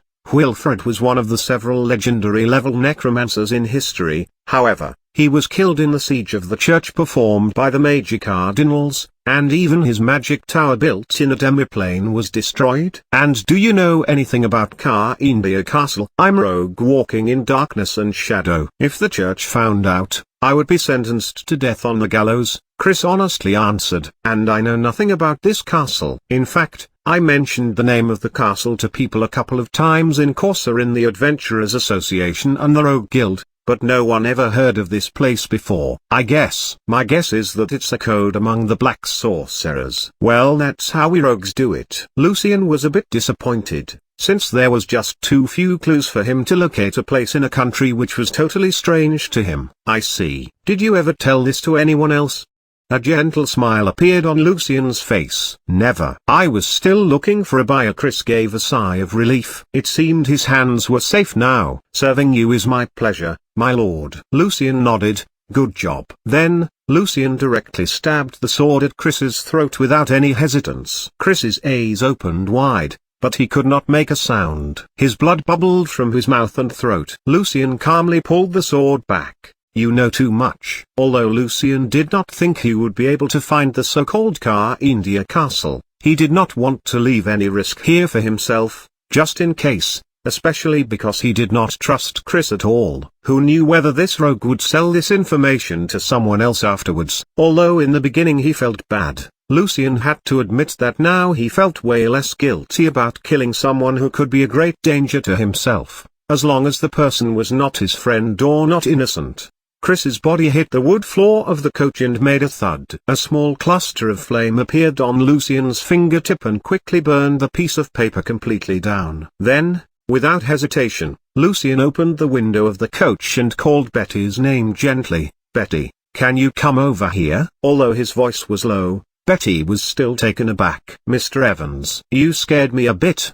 Although she was complaining, there was a sweet smile on her face. Then Betty stood up and walked toward the coach, and at this time, what was mentioned once by Joanna and Simon suddenly occurred to her. It was not uncommon to have some clients who would ask for some extra services if his female guard was good-looking or had a nice figure. If the client was generous enough and was not annoying to the guard, some of them, who were quite open-minded about sex, would be willing to have an intimate relationship with their clients. After all, they also had physiological needs, and there would be a decent amount of money for them. However, Betty regarded herself as quite conservative, and although Mr. Evans was quite handsome and generous, she was still not going to agree. When Betty was considering how to refuse Mr. Evans, the young lord said to her calmly, "A thief sneaked into the coach." What? Betty raised her tone and immediately covered her mouth. Luckily, none of the others were woken up because of her shout. She quickly got on the coach and saw a body lying on the floor. Chris, he's a rogue. Betty's eyes opened wide. Is he dead? I think so, Lucian answered in a plain tone. Mr. Evans. Betty turned around and looked at him. You killed him? Yes, Lucian smiled. He was trying to steal my sword, and he failed. I woke up during the process and killed him. Since Betty had always regarded Lucian as just a young noble who wouldn't even dare to kill a chicken, Lucian's reaction after killing a person and the smile on his face sort of scared her, but soon she calmed down. Mr. Evans, you're stronger than I thought, said Betty. She now believed that this young nobleman sitting in front of her should be about the level of a high-level knight squire. Can you deal with the body, Betty? Lucian did not respond to Betty's comment but pointed at the body on the floor. Of course, this is my fault. I should apologize for letting a thief sneak into your coach. Betty lowered her head, and then looked at Lucian again with her big eyes. Mr. Evans, can you keep this as a secret from my sister and Simon? She would be quite disappointed and mad if she got to know that I was not doing a good job at protecting our client. Lucian titled his head and smiled. I won't tell your sister. Just be careful. Don't wake her up when you're dealing with the body. Thank you so much, Mr. Evans. Betty was very grateful, since this kind of fault could be very bad for their safeguarding record in the Adventurers Association if the client decided to complain to the organization. I promise it won't happen again. Betty started to pull the body out of the coach. She had disliked Chris for a long time, and no guard would hold sympathy to a thief who was trying to attack his or her client. Wait a second, Betty. Lucian asked, Did you ever hear about a castle named India? Betty frowned her eyebrows a bit as she was thinking, but then shook her head. No, never. I see. Lucian nodded with a bit disappointment. Although Betty was still a young girl, she was relatively experienced as an adventurer in her age. With great caution, she did a great job with the task given by Lucian. In the following morning, although the other people, including the two bards, were quite surprised that Chris left the campsite without telling anyone, no one really cared. On the other hand, Betty, who felt rather grateful to Lucian for keeping her secret, was now showing more respect and enthusiasm toward him. In the evening of the third day, the coach arrived at a fork on the road, whose northward road led deep into the woods to Fogtown, known by people in this area for its lumbering, and the northeastward one to a mining town named Nice. Both roads could lead them to Corsa, although the northward one was way less busy, but also more bumpy. Because Lena needed to go to Fogtown, they chose the northward road. Chapter 142, Lucian's Decisiveness. This chapter is updated by Novels PL. The finely decorated bathroom was in the corner of the dining room. Locking the wooden door from inside, Lucian did a careful check around and then took out his morning light crystal ball and the grim steel dagger. Lucian cut his finger with the dagger, making a drop of his blood splash onto the surface of the wash basin. Dipping the blood with his right index finger, Lucian started to write in the air, leaving scarlet symbols floating in front of him in the shape of a relatively simple magic structure. This structure was meant to hide the magic waves that the crystal ball would cause. The crystal ball named Morning Light slowly rose,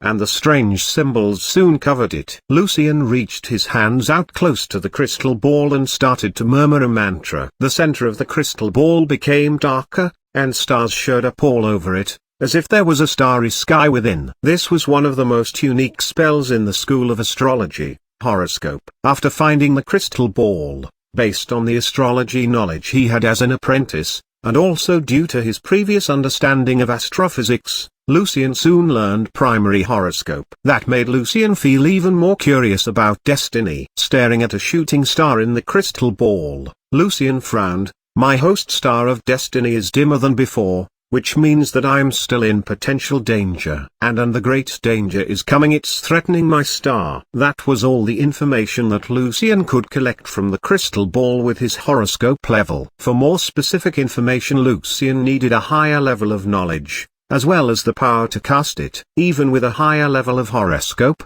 the result wouldn't always be accurate and could still be changed. Putting the crystal ball back, Lucian took out Fireweaver's bracelet and wore it on his wrist, as well as his Ice Revenger. Lucian took them off earlier before he met the Baron, just in case Hebero could tell his identity. The uneasy sense of foreboding was becoming more and more intense, which was burning Lucian's guts. Although he was still not sure if the danger was actually from the Baron, Lucian decided to take the initiative and to be decisive. He could not just wait for the danger to come at him. By then, any action would be too late to be taken. Opening the wooden door, Lucian walked out of the bathroom as if everything was just fine. When he came back to the dining table, both Hebero and Kellen were not there. Where did the Baron and Mrs. Kellen go? Lucian tried to ask in a casual tone. The Baron was not feeling very good, and Mrs. Kellen just accompanied him to go back to his bedroom to take some medicine. They'll be back soon, Betty answered. Then I shall take a look at the Baron to make sure he's fine. Lucian nodded and said coldly, but Mr. Evans, the Baron will be back soon. Betty and the other guests were a bit surprised. Without any further explanation, Lucian turned around and walked toward the door of the dining room. Mr. Evans, the Baron wants us to stay here, Joanna said behind him. You shall stay in the dining room, like the lady said. The two guards beside the door crossed their spears in front of Lucian and said in a polite but cold manner. Lucian slightly nodded and smiled. However, in the next second, Lucian suddenly pushed one of the guards away, drew his dagger and stabbed it right into the other guard's arm. Mr. Evans! Betty screamed, what are you doing? As soon as the dagger was stabbed into the guard's arm, a putrid liquid burst out instead of the expected blood. spreading a horrible smell through the room. Lucian's movement was very swift. He pulled the dagger out and cut the guard's throat open while he rolled forward on the floor to avoid the spear of the other guard. Evans. Mr. Evans killed the Baron's guard. All of the guests were startled.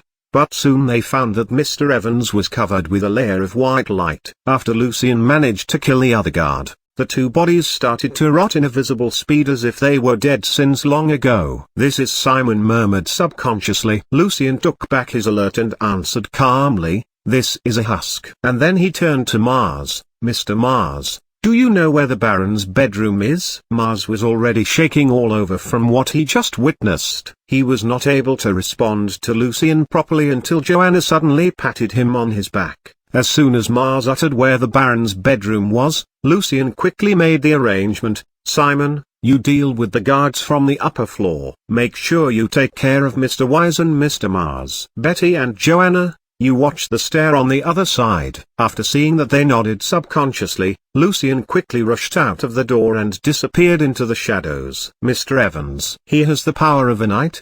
Betty cried out. "Betty, get your bow and come here," Simon commanded. Lucian was running at full speed in the dark corridor. After killing several husks, Lucian stopped a few steps away from the Baron's bedroom. Staring at the door, Lucian activated Sun's Corona and released the magic waves which were extremely detrimental to undead creatures. The 4 husks guarding the bedroom were instantly purified and fell to the ground. At the same time, Lucian banged the door open with all his strength, tightly holding alert and the grim steel dagger. A couple of black magic circles showed up in front of the door but immediately broke into shining pieces. When the door was knocked open, Lucian quickly stopped the momentum to prevent himself from running into anything by accident, and simultaneously activated a magic structure in his soul and summoned 2 black magic missiles. In the bedroom, Baron Harbero, whose face was covered with deep and horrible wrinkles, was sitting in the center of a black magic triangle. His appearance indicated his condition was worsening and he was about to die at any moment. On the tips of the triangle,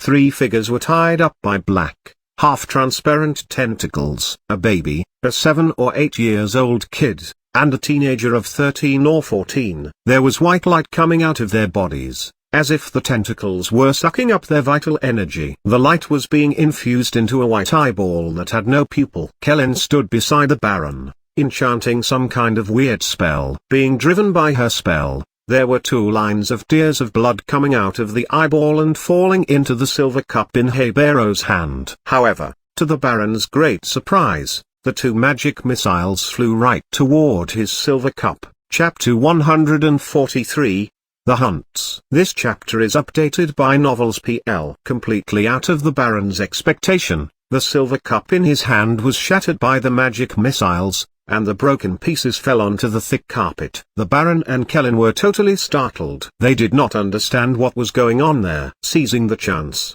Lucian cast Palmera's frost blades, and 3 icy blades were shot straight at the Baron. When the blades were about to hit the Baron, Habero released an angry roar and fiercely reached out his fossilized right fist to punch one of the blades, while at the same time he put his left hand on his neck to protect himself, since it had turned into stone as well. One of the blades was smashed by the Baron's stone fist, but by then the other 2 blades hit him, one in his left arm and one in his leg. Although they did not cause much damage, the ice temporarily froze him on the spot. When Lucian was about to cast another spell, a black magic ray directly hit the invisible star shield covering him. As soon as the shield was hit, the previously invisible shield radiated starlight and protected the person within it. Lucian did not expect that Kellen was actually a sorcerer apprentice. Although Kellen's spell was not powerful enough to hurt Lucian, a real sorcerer, it bought time for the Baron to get rid of the ice. In the next moment,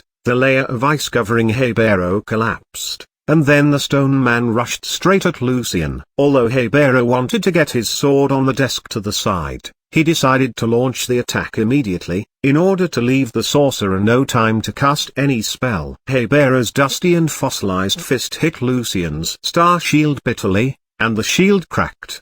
Being experienced in fighting with sorcerers, Hebero changed the angle of his attack. Lucian did not panic, making the best use of the time the shield granted him before shattering to pieces. Lucian cast the first circle spell, Sleep. Surrounding Lucian, green light waves expanded outward in circles. As soon as the light waves touched Kellen, her eyes became languid, and then, right in the middle of the fighting, she yawned and fell on the floor to start sleeping. Even strong as Hebero's stone body was, he was heavily struck by a sense of tiredness, as if he was experiencing a sudden process of aging, and his movement also paused a bit. Within this pause, a bright light showed up above Lucian's left hand, and he threw a head-sized fireball at the Baron. Although Hebero's instinctive reaction freed him from the tiredness instantly, it was still too late for him to fully avoid the fireball. Together with the explosion of the fireball, Hebero's right arm was devoured by the fire. The blast fiercely threw the three dead bodies,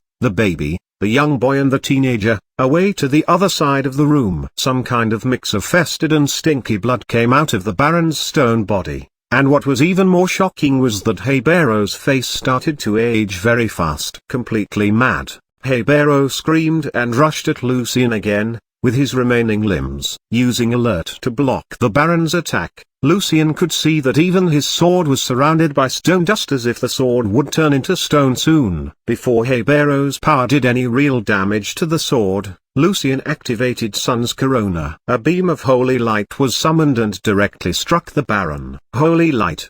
Hebero cried out. The light was burning the Baron's skin and finally peeled off the stone covering his body. Seeing that his own body was rotting in a visible speed, the Baron looked very scared, but then, became calm and relieved. Bailing in the holy light, aging and dying in the holy light, he murmured as if he was dreaming, "My skin was losing its glory, like dried fruit. My face was fully covered with wrinkles, and so did my body. My strength and agility were fast declining and could never come back again. I couldn't see beautiful sceneries, couldn't taste cuisines. My passion was fading. Even having a young beautiful woman in my arms was." Hearing his words, Lucian frowned, but the Baron continued, "Why people age? Why when people age, all the happiness is gone. Where's God's heaven?" Although Lucian couldn't really understand the pain of aging, he was still sort of shocked.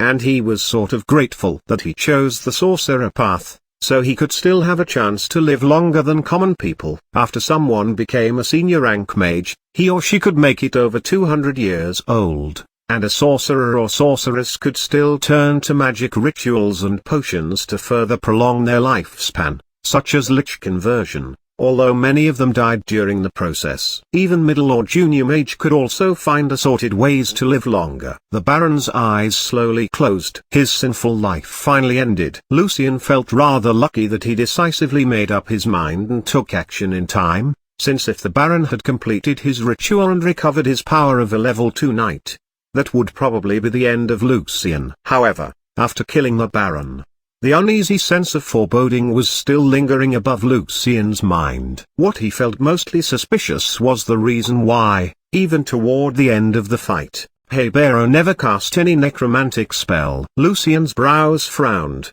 since he knew that there was only one possible explanation for this. The Baron himself was not a necromancer, and it was someone else who was instigating and enticing Hebero to use young lives to keep his own youthfulness using black magic. So, after binding Kellen's arms, Lucian woke her up. As soon as Kellen opened her eyes, she saw a pair of black pupils in which there was a starry sky. Lucian used his hypnosis on her. "Mr. Evans, what do you want me to do?" asked Kellen, like a little girl speaking to someone she admired. She just completely ignored the loud fighting sound on the other side of the castle. To be more specific, what Lucian was using right now was the first circle spell called Charm Person, which could control a person's mind whose spiritual power was less strong than the spellcaster's. Unless the given order conflicted greatly with the will of the person being controlled, in most cases, the person who got controlled would just follow the spellcaster's orders. "Tell me, who taught you magic, and who taught the Baron the black ritual?" asked Lucian directly. "My husband, Hunt, or say, the Baron's steward, Mr. Cork." Kellen smiled, as if she was very glad that she could provide any useful information to Lucian, Several years ago, when he was invited to be the Baron's civil official, Hunt started to teach Hebero to use the power of the death of young lives to extend his own life, and at the same time, he could use the dead bodies for his experiments afterwards. In order to better disguise what they were doing, Hunt became the Baron's steward. Cork Hunt. Kellen Hunt? Lucian was quite shocked. Are you the Hunts from Bonn? Kellen Cork was actually Mrs. Hunt, who Lucian was looking for to fulfill his promise to the Revenant girl. What happened to them? Lucian wondered. As soon as Lucian mentioned Bonn, Kellen's mood started to become very unstable, and her great emotional pain freed her from Lucian's spell. How do you know we were from Bonn? Who are you? People in Bonn told me that Mrs. Hunt was a nice and beautiful lady, who was always willing to offer help, especially taking care of kids. Why have you become like this? Why are you helping your husband to kill other kids? Lucian did not answer her questions directly. Kellen was shocked, as if Lucian's words stabbed her in the heart, and a few seconds later she started to laugh like she was crazy. I was nice and beautiful. I was willing to help people. Ha ha ha ha. You see what I got from my kindness? My daughter got kidnapped and she's been missing for 10 years. And my husband turned into a monster. Now, when I see how heartbroken these parents become when they lose their kids, I feel I have companions who can understand my pain. Where is Hunt? Then Lucian remained calm.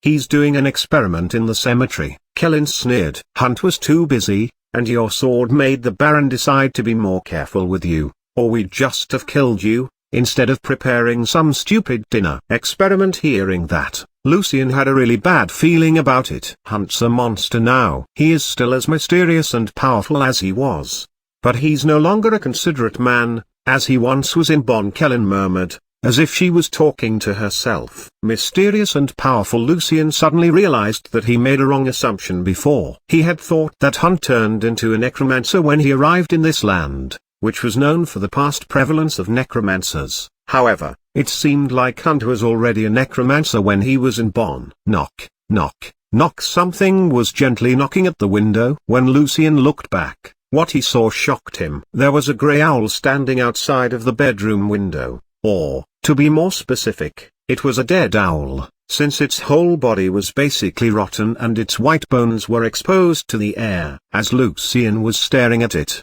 the owl also looked at Lucian and Kellen with its cold eyes, but kept knocking at the window with its beak. Facebook, Twitter, Google+ them. Chapter 144, The Burning Cemetery. This chapter is updated by Novels PL. 2 magic missiles broke the window and flew directly toward that creepy-looking owl. The grey owl did not move, but some kind of black gas instantly covered it. The magic missiles strongly disturbed the gas surrounding it. As if the owl just realized that the person who was talking to Kellen was an enemy instead of a friend, the owl opened its beak and started to scream, although no sound was produced. All of a sudden, lots of black tentacles crawled out from the carpet. As soon as they touched Lucian's body, Lucian felt a mix of numbness, weakness and pain. Lucian had never experienced that before. Among all the apprentice spells and first circle spells, he never found anything that had this mixed effects. Even the second circle spell,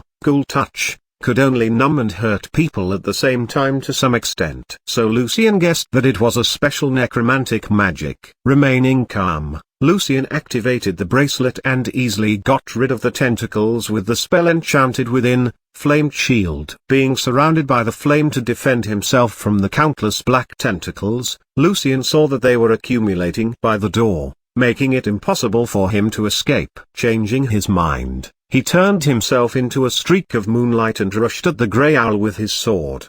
The owl flew up as Lucian directly broke through the window and started to rapidly fall from that floor. However, instead of heavily hitting the ground, Lucian's fall slowed down, like that of a feather. First circle magic, feather fall. When Lucian was close to land, he heard a crazy laughter coming from the cemetery close by. Ha ha ha, I'm almost there. Just one more step. Kellen, where are you? As the laughter was getting closer and closer, Lucian saw the creepiest thing that he had ever encountered. Lucian could barely tell from the creature's face that it had been a human in the past. However, the other parts of its body were just rotten flesh, from which disgusting eyeballs, lips and pale arms were growing out of its body. Furthermore, the thing was surrounded by some kind of grey gas that was blighting and killing the plants that it passed by. As soon as the monster noticed Lucian, it released a bitter scream. Those black tentacles grew out again on the ground and crazily reached toward Lucian. Seeing this monster, Lucian almost threw up. He immediately activated Death Resistance, a level 2 divine spell within Sun's Corona, and was quickly surrounded by a layer of white light, which could protect him greatly from necromantic power. The black tentacles were frightened, as if they were facing their biggest bane, which bought Lucian some time to safely land and adjust his position to hack at the monster. Lucian was pretty much certain that it was Hunt. What Lucian did not expect was that, as Hunt pointed at his sword alert, the sword hacked backwards at Lucian and left a deep wound on his shoulder. It was the first circle necromantic spell, Backbite. Taking a deep breath from the pain, Lucian grabbed the sword again and activated the magic structure in his soul. Instantly, a layer of oil covered Hunt and extended to the ground. First circle spell, oil. Taking a step ahead, Hunt almost fell over. So he stopped and started to use some ranged spells to attack Lucian. Negative energy ray, shriveling, chill touch, enfeeblement ray. All these spells were attacking Lucian crazily as if there was no buffering time at all. However, Lucian had learned quite a lot from the tactics that Aaron and Hebero used to fight against a sorcerer.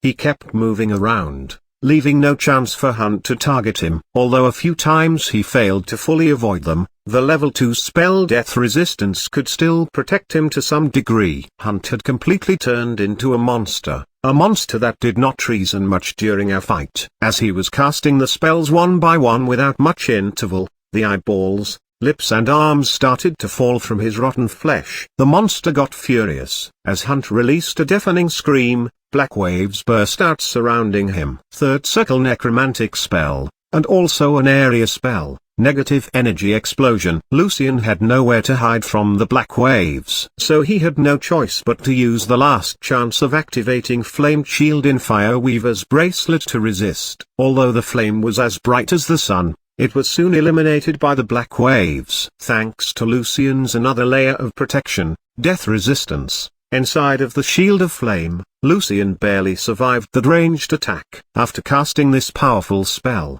Hunt was temporarily still from the overconsumption of his power. He needed some time to recover. At this time, Lucian cast oil again, covering Hunt and the place he stood with a second layer of oil. However, when Lucian was about to attack Hunt again, 3 magic missiles flew directly at him. It was the Grey Owl. While its owner could not cast any spell, Hunt's summoned familiar distracted Lucian. Dodging aside swiftly, Lucian avoided the missiles. However, he didn't dare to stop moving. Lucian had no idea what spell was useful right now to kill this filthy thing up in the sky except magic missile, but as the owl was flying around, it was also not easy for Lucian to target it. Besides, the owl was protected by Death Shield, and Lucian would have to hit it several times with his missiles to break it down. I should have learned how to summon a flying familiar as well, Lucian thought to himself when he was moving around, trying to break the owl's magic shield with magic missiles. When Lucian was about to throw his dagger toward this filthy evil bird when its shield was almost gone, Hunt started to move again. Damn it! Lucian burst out a swear when he saw that, as the rotten chunks of flesh started to fall from Hunt's body again. On the other side, there were bodies climbing out of the graves. Some of them were skeletons, while others were partially rotten. All of them were waking up and dragging themselves out of the black soil. Furthermore, there were even several revenants floating in the air. Lucian was their target. Like a tsunami, they were coming at him. Lucian's heart was beating fiercely. He did not know what to do for a second. Should he kill the owl first, or deal with the army of bodies and revenants? Suddenly, an arrow shining green light shot fiercely out of the castle and directly punched a hole through the owl's eye. It was Betty, followed by Joanna and Simon. After beating all the husks, they found 2 precious standard bows in the castle. When they rushed to come to help Lucian, they saw the big crowd of walking corpses surrounding Lucian, and a creepy dead owl flying around and attacking him.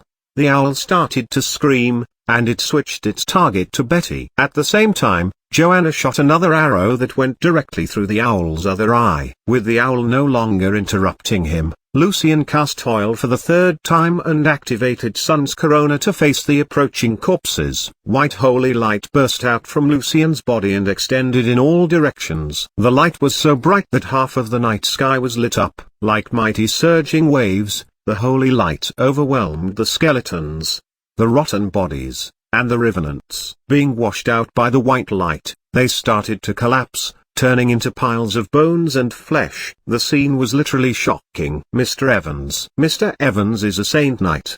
Betty cried out. That's his power. There were only a few zombies and skeletons still struggling and screaming on the ground.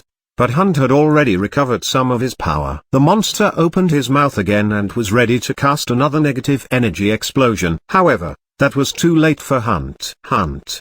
It was Kellen's voice. She was screaming at the top of her lungs. Simon got her, pretending that he was about to throw her out of the window. Hearing the familiar voice, Hunt slightly turned his head to the side and stared at Kellen, although most of his consciousness was already gone. Seizing the chance, Lucian threw the big fireball summoned directly toward the monster. Bang! The sound of explosion was deafening. Being covered with oil, Hunt instantly blew apart and his rotten flesh, eyeballs, and arms fell all over, making disgusting, sticky, jelly-like sound. The remaining major part of Hunt was still writhing on the ground like a moving torch. The burning parts that flew out of his body ignited the other bodies and bones on the ground. The whole cemetery ended up in a horrible fire. Betty, Simon and Joanna were totally shocked. Turning around, Lucian directly threw his dagger at the owl and the weapon pierced through its head. The owl fell to the ground and could not move anymore. Hunt. Kellen screamed her husband's name and struggled to free herself from Simon's control. She jumped right through the window and fell hard on the ground, dragging her legs. Kellen slowly crawled toward the fire with all her effort. Chapter 145. Hunt's Experiment. This chapter is updated by Novels PL. When the chunks of rotten flesh and limbs covering Hunt on the outside were burned down to ashes, the original look of the man was revealed. Both of his legs and one arm were missing, but his eyes once again looked like that of a human being. Moaning, Hunt was crawling toward Kellen, dragging his remaining body with parts of it still being burned by the fire. Lucian took out a glass tube filled with white ashes and handed it to Kellen, and then he carried Kellen closer to her husband. This is Kellen's heart missed a beat. Surprisingly, the ashes in the small glass tube felt familiar to her, and tears rolled down her cheeks. Is that Mary? Hunt's voice trembled from both pain and shock. Kellen, it's Mary, our daughter. Mary was trapped in a magic lock.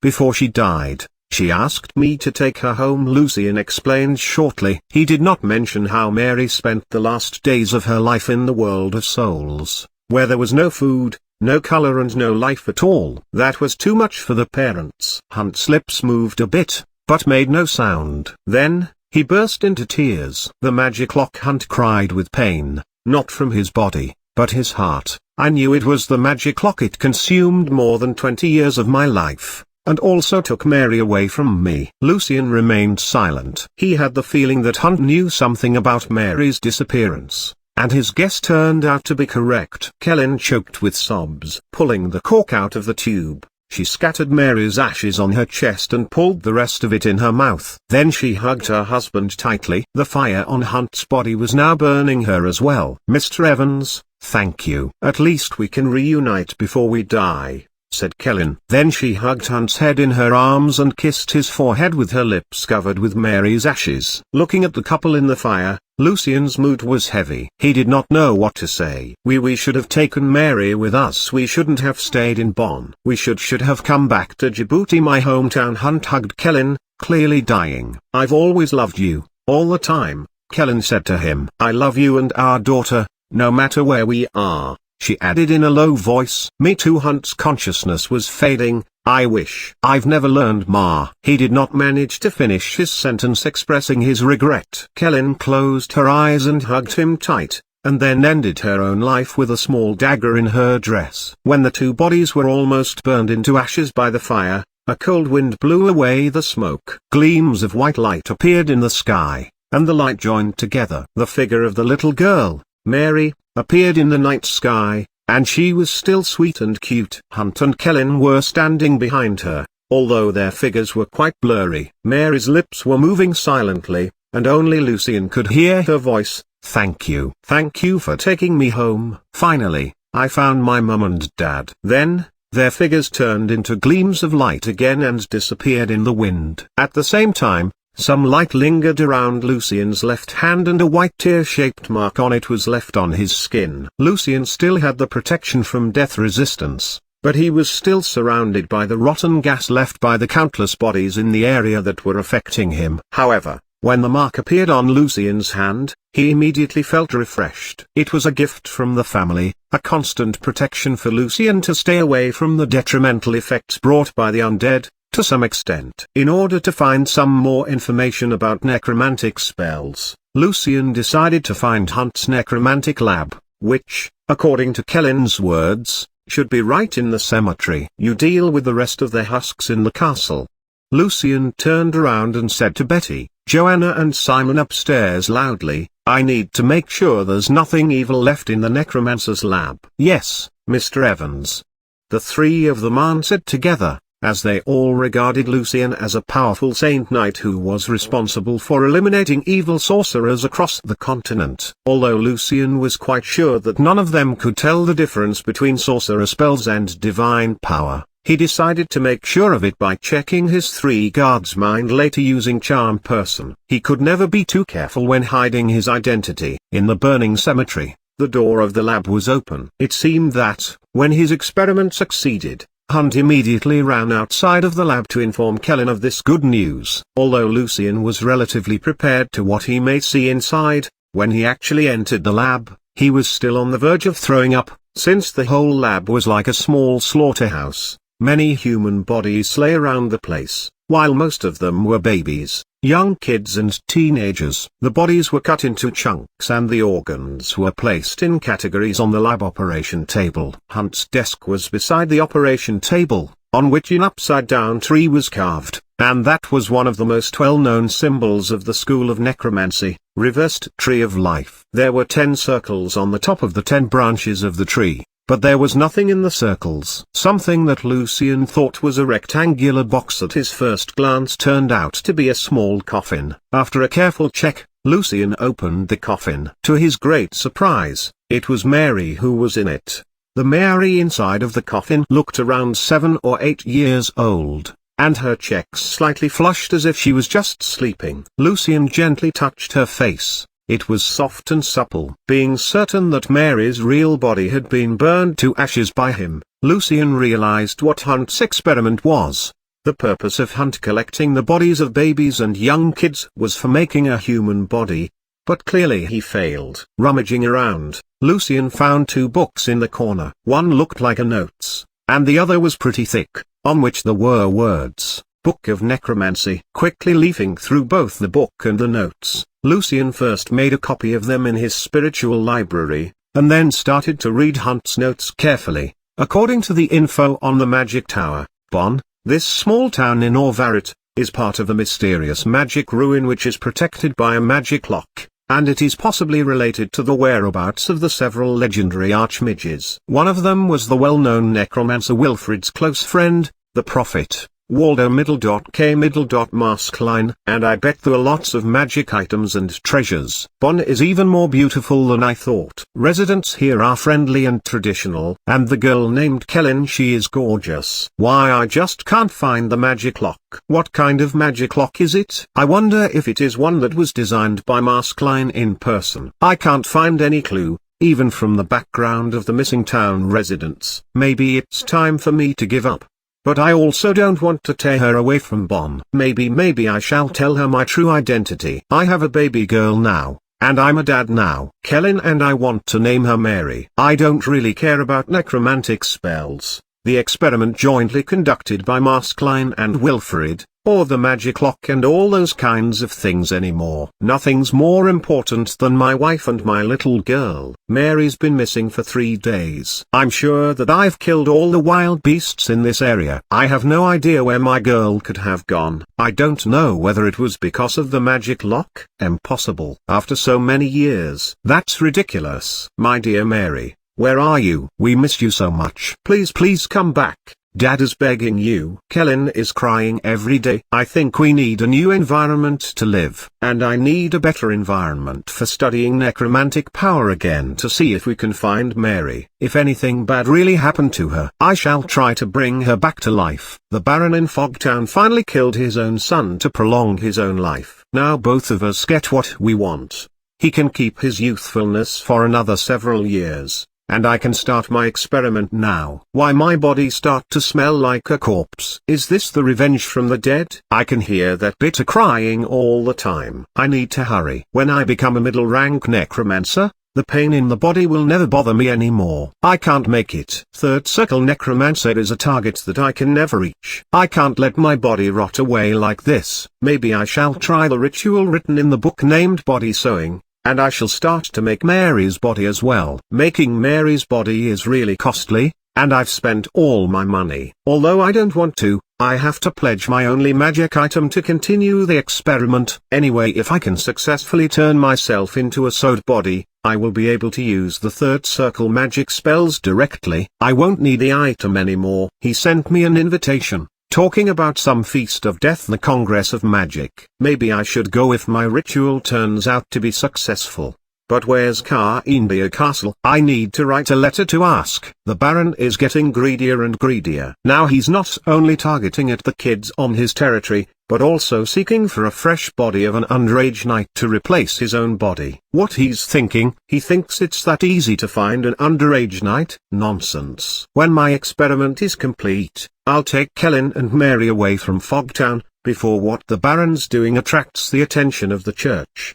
India Castle. I never expected it would be the deep in the mountain named Aron next to Corsa. Interesting. I wonder why they picked such a place. This information really surprised Lucian. He never expected that he would find the location of the castle in Hunt's notes. And the invitation was also in between the 2 pages. The rest of the note was mostly about the body sewing ritual and the record of the process of making Mary's body. The statistics and the records were precious to Lucian. Picking up the other book, Book of Necromancy, Lucian roughly browsed through it. The book was left by one of Wilfrid's students, the legendary necromancer, and it recorded most of the necromantic spells and rituals taught by Wilfrid. But there was nothing related to how Wilfrid made the breakthrough and became the legendary Archmage, being respected as the great master of paleness, which was quite unfortunate for Lucian. Finding no other valuable items in the lab, Lucian took the invitation with him and left the place, and then set the lab on fire, burn it to the ground. Staring at the great flame burning all the dead bodies, including the Marys, into ashes, Lucian slowly turned around, and different thoughts filled his mind. Ancient necromancers believed that the body of a human being who died before coming of age is the best and the purest material for conducting necromantic rituals and spells. That's why the Baron was so obsessed with young human bodies. But why Maskelyne, the great legendary astrology sorcerer, would conduct an experiment with Wilfrid,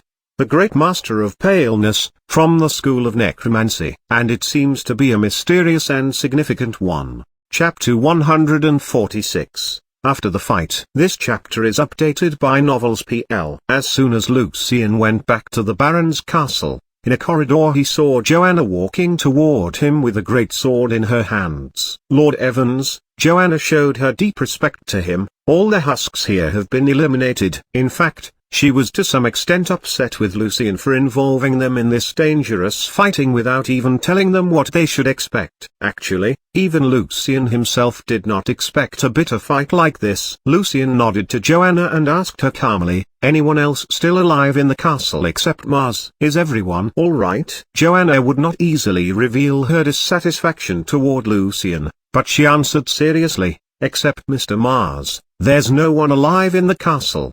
They're all husks. Simon is dealing with some chaos happening in Fogtown right now. It might have been caused by some escaping husks. Mr. Mars and Wise are still hiding in the storage room. Betty is vomiting in the bathroom. Is what?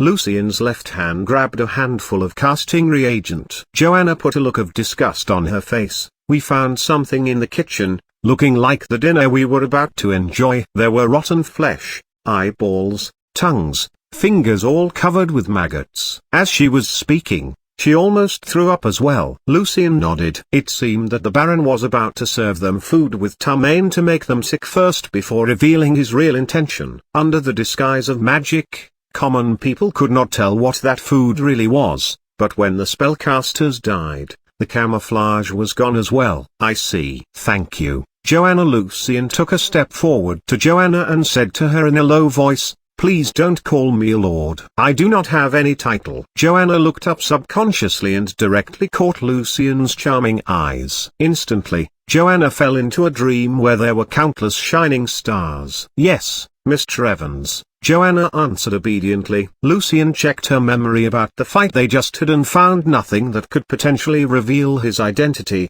but he still made some tiny adjustments with Joanna's memory. I'm fine here. Go to find Simon and help him. Joanna, can you? Lucian dismissed the spell affecting her. Joanna was suddenly startled and her checks immediately flushed. She could not believe that she was just standing there, staring blankly at Mr. Evans' face, and felt that he was so charming that she could not move her eyes away. Sure, yes? Sure. I'm going right now. Joanna quickly touched her face with her hands and turned around, heading for the gate of the castle. After Joanna left, Lucian adjusted the memory of the rest of people one by one and erased any evidence of magic in the fight in the Baron's room. Under the dim light provided by the candles placed around the living room of the castle, Lucian said to Simon, Betty and Joanna, thank you for helping Fogtown, and, of course, thank you for helping me. As a convention, you take 1/10 of the Baron's wealth, and I shall take 1/3. The rest of his belongings should be handed to Viscount Stanley and the church. Lucian still wanted to maintain his identity in their mind as a knight, and that was why he did not take all the Baron's stuff on his own. Besides, he also felt a bit sorry that he involved his guards in far more danger than what they would commonly encounter. The Baron's place was actually not that full of jewelry and gold as most people would think. Except for the castle, the manor and the land that Hebero owned, there was only 60 thalers left in the Baron's place and a level 2 great sword of extraordinary quality named Rock. Since Hebero needed to handle the expenses generated by Hunt's experiments, buy babies and kids, maintain his luxury lifestyle, and pay for different things to hide his sinful behavior. That's about 6 thalers. Simon's eyes were full of excitement. No, it should be 20 thalers, Lucian corrected him. What? That's too much, Mr. Evans. How does that work? Simon's pitch rose. According to the convention, the value of the great sword, Rock, should be calculated into the whole value as well. I'll say the sword is about 140 thalers based on its level, Lucian explained. Although he did consider keeping the sword to himself, it turned out that the sword was too heavy for Lucian. Thank you so much. That's so generous of you, my lord. Joanna cut in with a big smile on her face. Although I know that we did not really help much, we all need money to receive formal knight training. Especially Betty. 20 thalers was for sure a lot of money for them. For Joanna, Simon and Betty, their whole year income was not even close to 10 thalers. Lucian smiled and nodded. After they put the money in their own pockets, Lucian said to them, I can teach Betty some knight training skills before we get to Corsa. You two can watch as well. On one hand, Lucian appreciated their help, and on the other hand, when the church questioned them, which was very likely to happen after he killed the Baron, the idea that he at least knows something about formal knight training could possibly hide his real identity. Really? Betty was so excited that she almost burst out a scream. Thank you so much, Mr. Evans. Joanna and Simon were very surprised with Lucian's generosity. Except for saying thank you to Lucian over and over again, they did not know how to express their gratefulness. Lucian waved his hand. I'm actually not a saint knight, and not even a noble. I once served a princess, and my power mostly comes from my divine items and magic items granted by the princess, which is not really my power. I hope you three can keep my power as a secret to avoid unnecessary trouble. For sure, Mr. Evans, they answered. Very well. Lucian nodded and said to them, the fight was intense and I need to get some rest now. Do not let anyone disturb me tonight, please, even including you three. I'll try to recover by tomorrow morning. And tomorrow we're heading for Wolftown to report to the church. All of the priests here in Fogtown had been turned into husks by Hunt's necromantic power, so they needed to visit the nearby town to find the priests there. Yes, Mr. Evans. The three guards answered cheerfully. The night was getting darker. Lying in the bed in one of the guest rooms in this evil castle, Lucian remained rather calm and thoughtful. Switching the invitation which Hunt received between his hands back and forth, Lucian was planning something important tonight. By comparing the invitation in his hand with the one that he saved in his spiritual library provided by Chris, Lucian noticed that the only difference between the two was that there was a small symbol of reversed tree of life on the former invitation, while a black hexagram on the latter one. His guess was that the symbols were corresponding to the identities of the invitees for security concern. Black hexagram represents sorcerer apprentice, and the reversed tree represents a necromancer. Then how can I get in there? Lucian murmured to himself silently. In fact, Lucian had a plan in his mind, but the plan was so risky that he could not make up his mind right now. Also, Lucian was almost certain that the time and location of this gathering would be changed after Hunt's death. After all, he was a level 2 necromancer who received formal invitation. And this meant that Lucian needed to find the clues as soon as possible, or he would definitely miss the gathering. Making another divination with his crystal ball, the result was very blurry and of no help at all. Lucian's brows frowned. He knew that he had to take another risk again. Although it would take the coach more than 7 days to get to Corsa from Fogtown if it followed the rugged mountain road, cutting corners through woods and cliffs using a knight's speed could save a lot of time, and Lucian was confident that he could get to Car India Castle within 3 hours on his own. Opening his suitcase, Lucian put on his black robe and then sneaked out of the castle through the window. Chapter 147. The Castle. This chapter is updated by Novels PL. Close to the lake, there was an old castle covered with thick vines standing beside a precipitous cliff, and the high towers of the grand castle were so tall that they almost looked like aged, big cedars in the darkness. Staring at the castle from afar, Lucian took a deep breath and put both Ice Revenger and Mo, the ring that had once belonged to Natasha's mother, on his left hand. He carefully turned the word, Mo, carved on the ring toward the inside of his hand. Facing unknown dangers, the powerful and mysterious sorcerers and necromancers, Lucian needed to utilize everything he had to protect himself. Trying to stay focused, Lucian was ready to cast spells at any time. So, he slowly walked out from behind a big rock where he was hiding and headed for the gloomy castle. The cool night wind in June drove away the heat in the day, and the surroundings were quiet, except for the crickets chirping. Lucian safely came in front of the thick wooden gate of the castle. Raising his arm calmly, Lucian knocked at the gate. After a while, the great gate slowly opened. Lucian heard the coarse sound from the friction between the wood and the ground. Although the gate appeared to be too heavy for even 2 to 3 male adults to open, a senior man wearing a white shirt and black suit easily pulled out the door and said to Lucian in standard continental common tongue, "Who are you, sir? Why are you here?" Seeing that the person opening the gate did not directly try to kill him, Lucian's nervousness was half relieved. So, he lowered his head and said to the senior man politely, "You must be the steward of the castle, sir. Nice to meet you. I'm a sorcerer traveling through Djibouti right now." Lucian paused a bit and quickly took a glance at the facial expression of the old steward, and then continued seriously, "A bunch of robbers tried to rob me outside Dragon Tooth Town, and I killed all of them. What surprised me was that I found a letter from one of the robbers, inviting all the sorcerers, necromancers and apprentices to gather to join the Feast of Death and to meet a sorcerer from the headquarter of the Congress of Magic." The old steward's eyebrow rose slightly but did not say anything to respond, as if he was still waiting for Lucian's further explanation. "I know it's not proper of me to come to visit the castle directly, but I was very lucky because the apprentice who was unfortunately attacked by the robbers actually left the location of Car India Castle on the invitation, or I would never be able to find my way here. Please forgive my impertinence, Lucian continued politely. May I know what's the symbol on the invitation?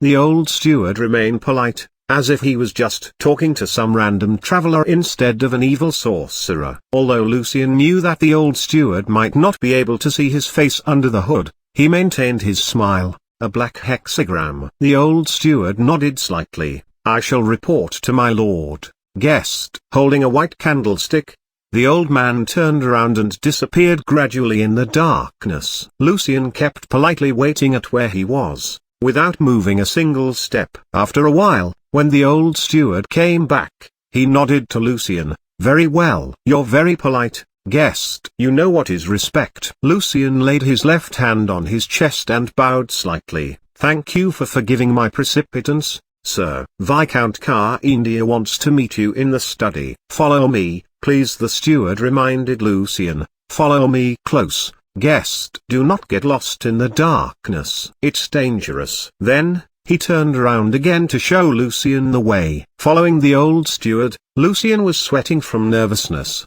His host Star of Destiny, his own intuition and also alert were warning him silently that there were lots of dangerous and mysterious things hiding in the darkness, especially when Lucian just stepped in the castle and when the gate closed behind him. Lucian felt that the darkness in the castle was somehow alive, which gave him goosebump. However, Lucian decided to remain silent and ask no question but just follow the old steward. When Lucian started to get a bit irritated from walking in the darkness for a relatively long time, the old steward stopped and reached his head into the darkness. He pushed his hand forward and opened a door. As soon as the door opened, bright yellow light came out and drove the darkness in this area away. Please, guest. The old steward bowed slightly and politely let Lucian get into the room first. Thank you very much, Sir. Lucian nodded, and then entered the room without any hesitation. The dark yellow carpet in the study was thick and luxury. Even the hat stand was gilt. The table, the bookshelf and the armchairs were made from precious rosewood. Based on many details of the decoration of the room, Lucian could tell the pursuit of extravagance of the owner of this place. In a red couch in front of a coffee table sat a young man wearing a black shirt and red coat. He had blonde hair and deep eyes, matched with an attractive smile. The line of his chin was defined, looking handsome and also manly. Nice to meet you, Mr. Sorcerer, the blonde young man greeted without standing up from the couch. My lord, please adhere to your noble manner. The manner-oriented old steward walked to the young noble in a fast pace and whispered in his ear to remind him. Nice to meet you, Viscount Car India. Thank you for seeing me. Lucian bowed slightly. You see, the guest doesn't mind me sitting. The Viscount turned his head to the steward and smiled. Take it easy, Nide. If the Count was here, he would be your model of being elegant and noble. The old steward murmured in a low voice and then stood behind the Viscount. Come on. I don't even really remember my grandpa. How am I supposed to learn from his manner?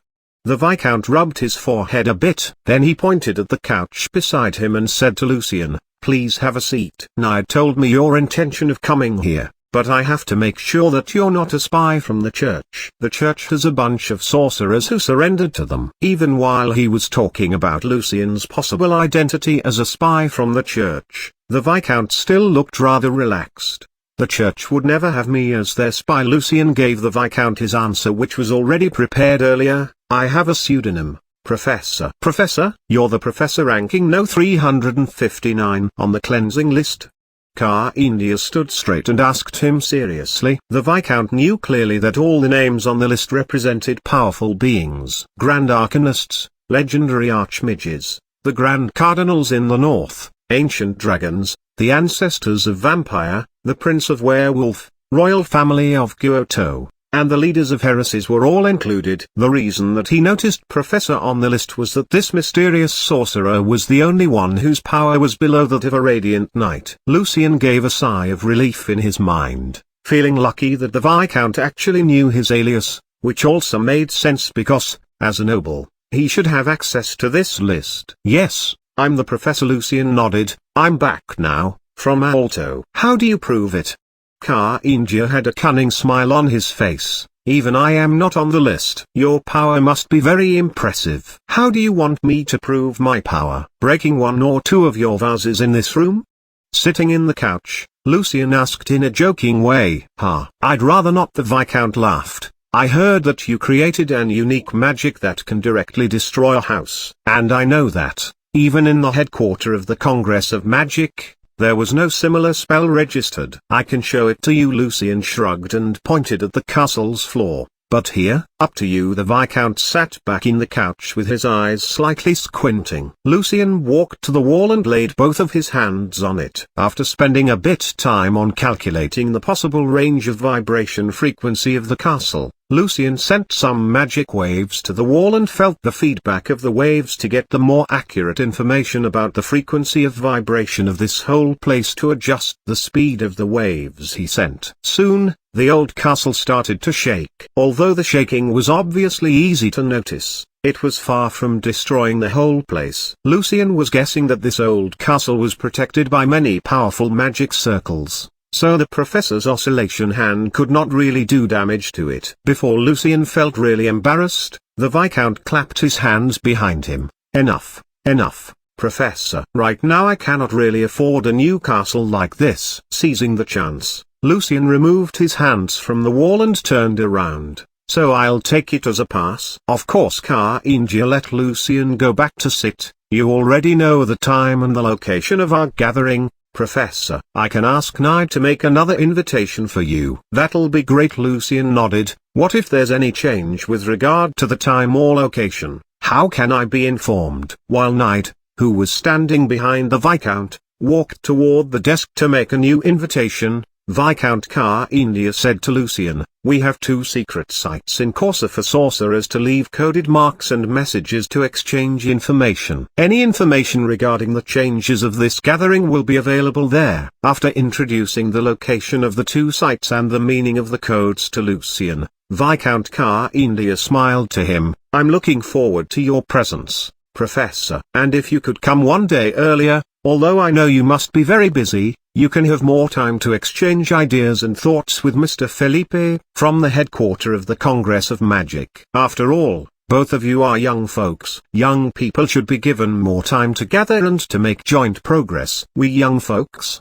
Looking at the Viscount, Lucian was confused. Chapter 148, The Inquiry of the Church. This chapter is updated by Novels PL. Yes, of course. I can feel the energy of youth in your body, Mr. Professor. The corner of the Viscount's lips curled up. The power of life. I never get it wrong. Since Mr. Douglas defined Arcana, the Congress of Magic was revitalized like a young person, full of hope and vitality. Lots of outstanding young sorcerers and arcanists are giving new life to the Congress. It's beautiful. Lucian wondered why the Viscount was speaking in the tone of a senior and elder person. After all, India was still very good-looking and energetic, but by the fact that the Viscount could sense the young power of life made Lucian guess that the noble might be a powerful vampire, since the sensitivity toward life power was especially known as an unique advantage of this bloodthirsty race. I wish, although I never heard the name of Mr. Felipe, I'm looking forward to meeting him. Lucian did not show his suspicion toward the Viscount's identity,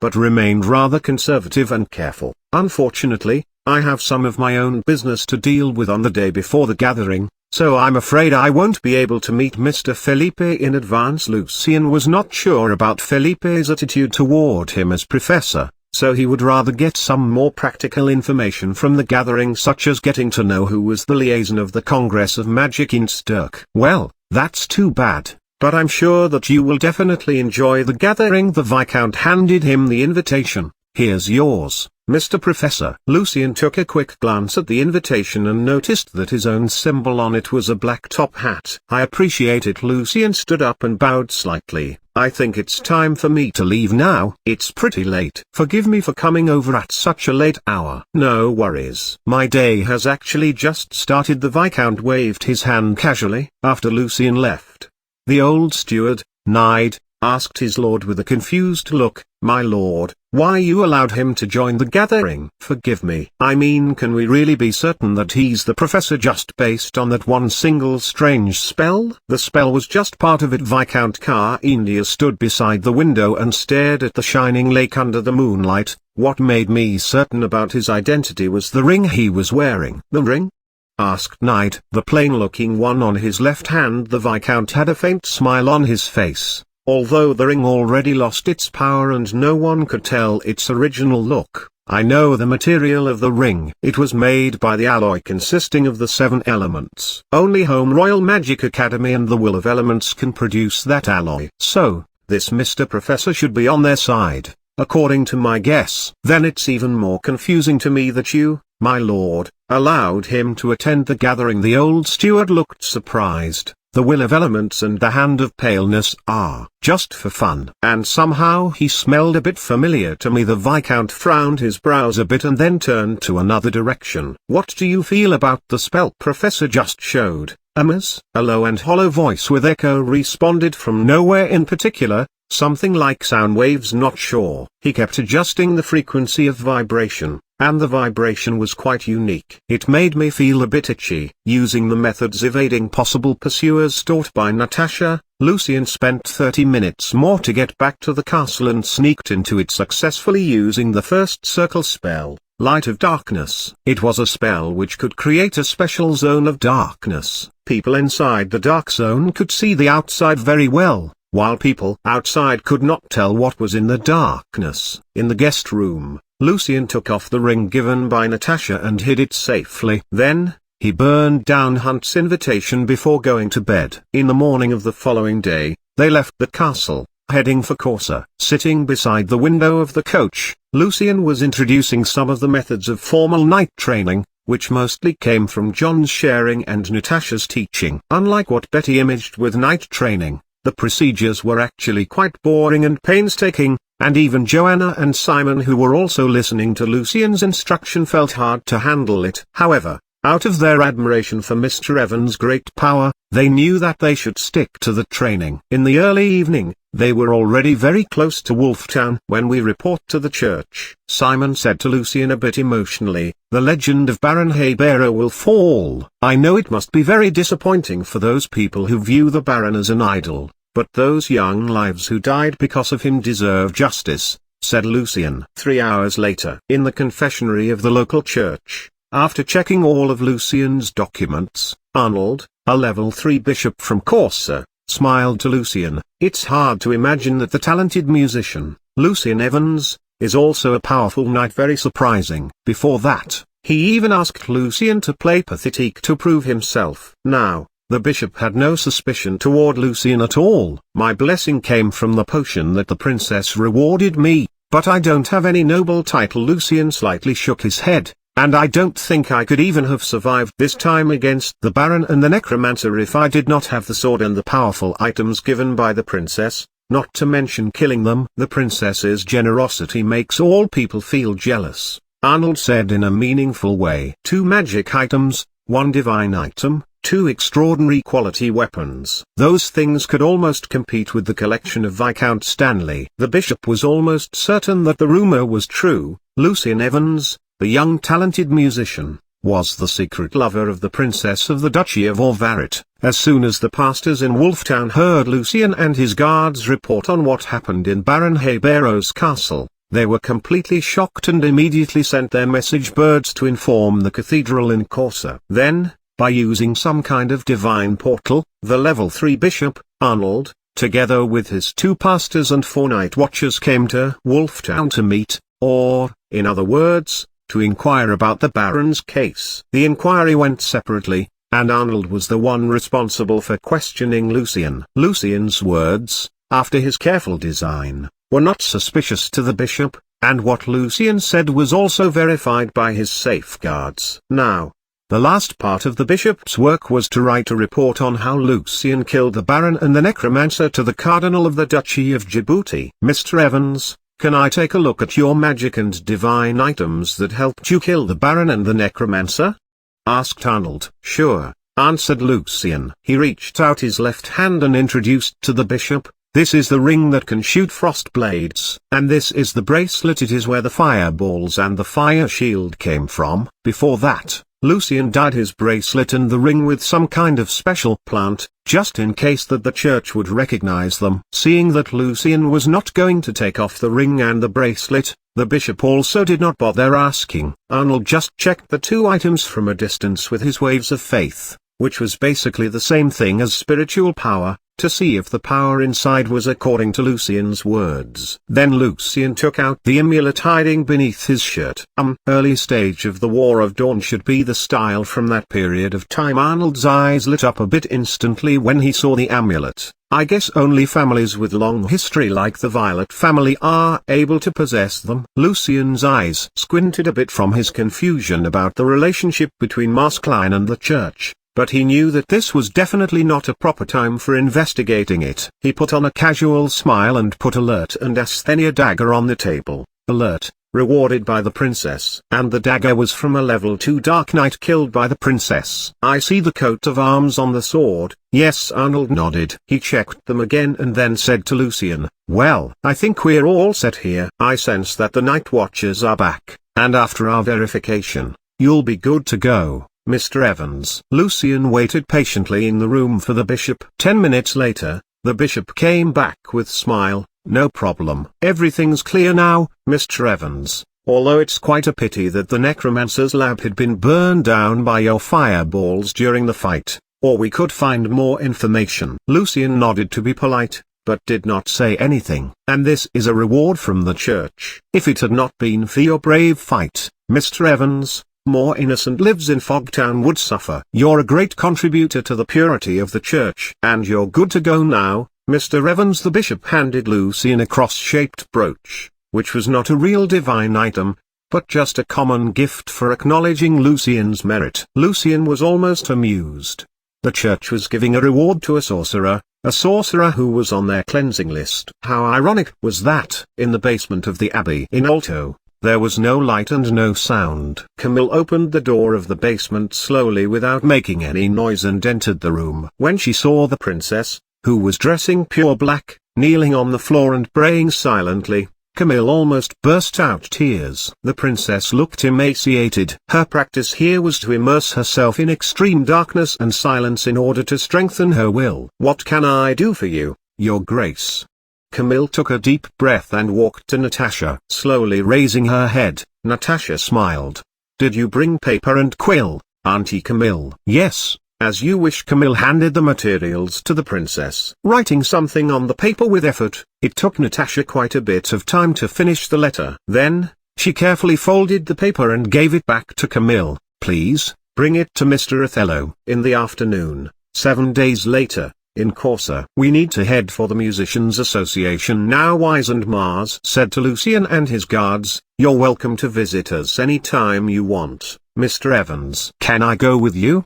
Lucian smiled. I have some personal things to deal with in the association as well. It would be lovely if you two could show me the way. Not a problem. Wise and Mars grinned. Lucian was planning on sending letters to John and Natasha from there. Chapter 149. The newspaper. This chapter is updated by Novels PL. Can I get a ticket to your concert?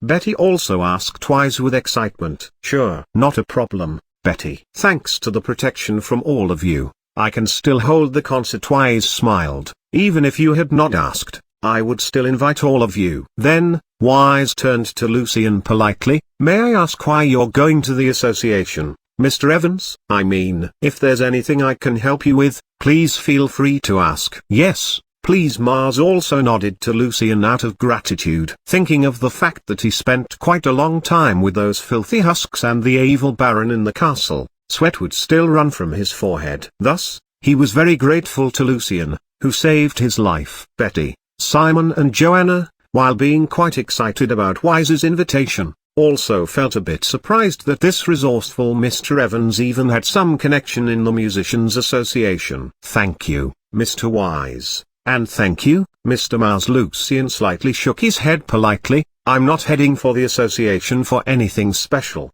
but just sending some letters to my friends. After all, The branches of the Musicians Association across the continent have the most frequent communication between different countries, and sending letters through them always takes way less time than through a common messenger. Although there were messengers in that world, no convenient postal system could be found there, especially between different countries. Ordinary people could only rely on caravans and travelers to send letters. Mars smiled and nodded. That's really true. Although the association definitely will not refuse the request from a knight serving the princess in the Duchy of Orvarit, they will still charge you a lot. More importantly, they will not send a Hearthmere to deliver your letters, Mr. Evans. Hearthmere? What is it?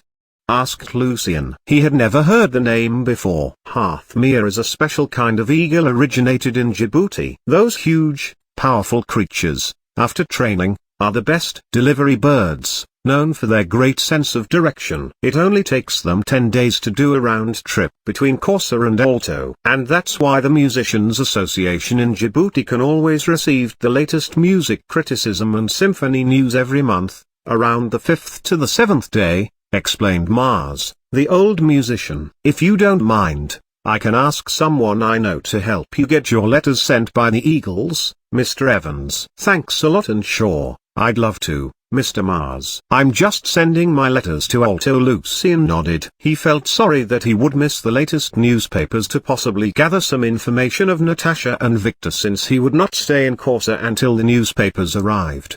The honor is mine, Mr. Evans. Mars smiled. When Lucian was about to pay Simon, Joanna and Betty the last day's salary, Betty said to Lucian cheerfully, I think it's not the time to part ways yet, Mr. Evans. Then she turned to the two musicians, Mr. Wise, Mr. Mars, can I have the chance to visit the association as well? Although both of Wise and Mars were a bit surprised, they soon smiled and nodded. Sure, welcome. Mr. Simon, Mrs. Joanna, would you like to come as well? Asked Wise. Well, yes, sure. Although Joanna was a bit pissed off with Betty, she was curious about the association as well. Although Corsa was a major city in central southern part of the continent, it was only about 1/5 of the size of Alto. The architectural style of the four-story building of the Musicians Association was older and simpler than the one in Alto. Furthermore, the guards there were also more strict than that of the association in Alto. Standing in front of the iron railings, they would not let any stranger go in unless the visitor was some well-known musicians such as Mars. One of the guards was sent by Mr. Mars to report to the director of the association because Mr. Wise, the invited musician, also came. A variety of beautiful crystal ornaments, huge pictures of different famous musicians, soft dark red carpets, and a bright and wide space together constituted the hall of the Musicians Association in Corsa. While Betty, Joanna and Simon were looking around out of curiosity, a middle-aged man dressing in black showed up, followed by a couple of his colleagues, to welcome them. Nice to meet you, Mr. Wise. Thank you so much for having your concert here in Corsa, and welcome. I'm the director of the association, and my name's Casper. These are my colleagues and some of our musicians. Welcome. Casper shook hand with Wise with great passion. After all, Wise was known as one of the most talented young musicians in the duchy. Wise, in contrast, remained quite calm. Thank you, Mr. Casper. You already make me feel the passion of the city. The musicians following Casper also surrounded him, with the same passion and eagerness to welcome Wise. They even started to exchange their ideas about music directly in the hall and discuss the repertoire that Wise prepared for the concert. Lucian, Mars, Betty and the rest of them were just ignored. Wow, it's so great. Although being ignored, Betty did not mind that at all. Her eyes were shining. It feels really good seeing them talking about music like this. When we awaken the blessing, Joanna murmured to her husband, we will go back to our hometown. We'll receive this warm welcome as well. Everyone loved the feeling of being respected, and Simon was not an exception. He nodded seriously. I'll follow Mr. Evans' words and stick to my practicing. Lucy exchanged a smile with Mars. Mr. Mars, I'm going to the counter to write my letters. Can you help me there? I'll go with you to talk to Christy, said Mars, pointing to the 17-year-old black-haired girl, who was standing on tiptoes with her neck stretched, trying to see the young and talented musician. Wise, who was surrounded by a bunch of people right now, Christy Mars called the girl's name when they got to the counter. The girl did not turn around but waved her hands. Wait. I'm busy here, Christy. It's me. Marzi coughed a couple of times, feeling a bit amused. Ah, sorry, Mr. Mars. Good to see you. Anything I can do for you? Noticing that it was the well-known musician standing behind her, she quickly stood straight and asked nervously. Mars had just survived in the fight against the husks and now was in a pretty good mood, so the girl's impoliteness did not bother him. Ma pointed at Lucian. Provide Mr. Evans with some paper, pen and envelopes. When he finish his letters, send an eagle messenger as soon as possible to the Musicians Association in Alto. An eagle eats a lot of meat. Sending an eagle is expensive. Christy handed a pen, some paper and envelopes to Lucian, whispering, "Not your business." Ma's face looked serious. Christy quickly stuck out her tongue for a second but did not say anything. And then she took out a stack of newspapers. "Mr. Mars, would you like to get the latest issue of Music Criticism and Symphony News?" The latest issue?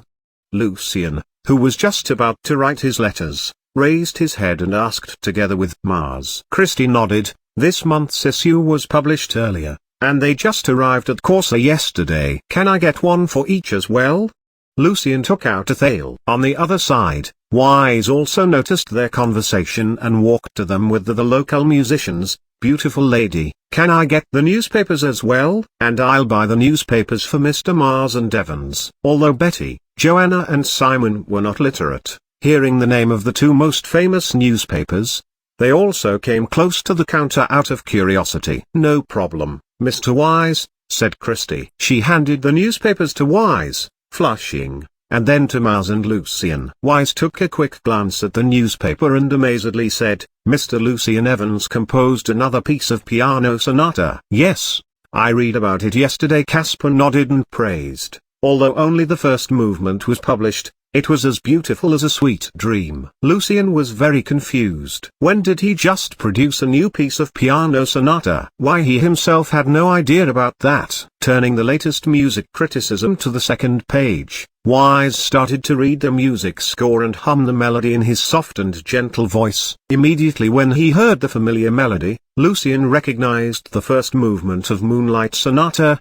and realized who published the sonata for him. A smile appeared on Lucian's face. This piano sonata was from the famous musician, Mr. Lucian Evans, during his trip. Although only the first movement was published, the combination of wonderful melody, the tranquil atmosphere created by the fingerings and the innovation made in the genre of piano sonata still catches everyone's mind instantly without difficulty. Mr. Lucian Evans's new music piece breaks the fast arrangements of the music genre, and brings us to the peaceful night, where the dreamlike moonlight shines on a sparkling lake. Below the review article, Lucian saw the familiar name, Natasha or Varit. Although Lucian was glad to have some of his friends' information from the newspaper, he was confused why, all of a sudden, Natasha published the first movement of Moonlight Sonata for him. Beautiful but a bit sad. Listening to Wise's humming, Betty praised sincerely, "Mr. Lucian Evans' music is amazing." No wonder the major newspapers would publish earlier than usual. Earlier than usual something occurred to Lucian and he hurriedly turned the newspaper to the front page,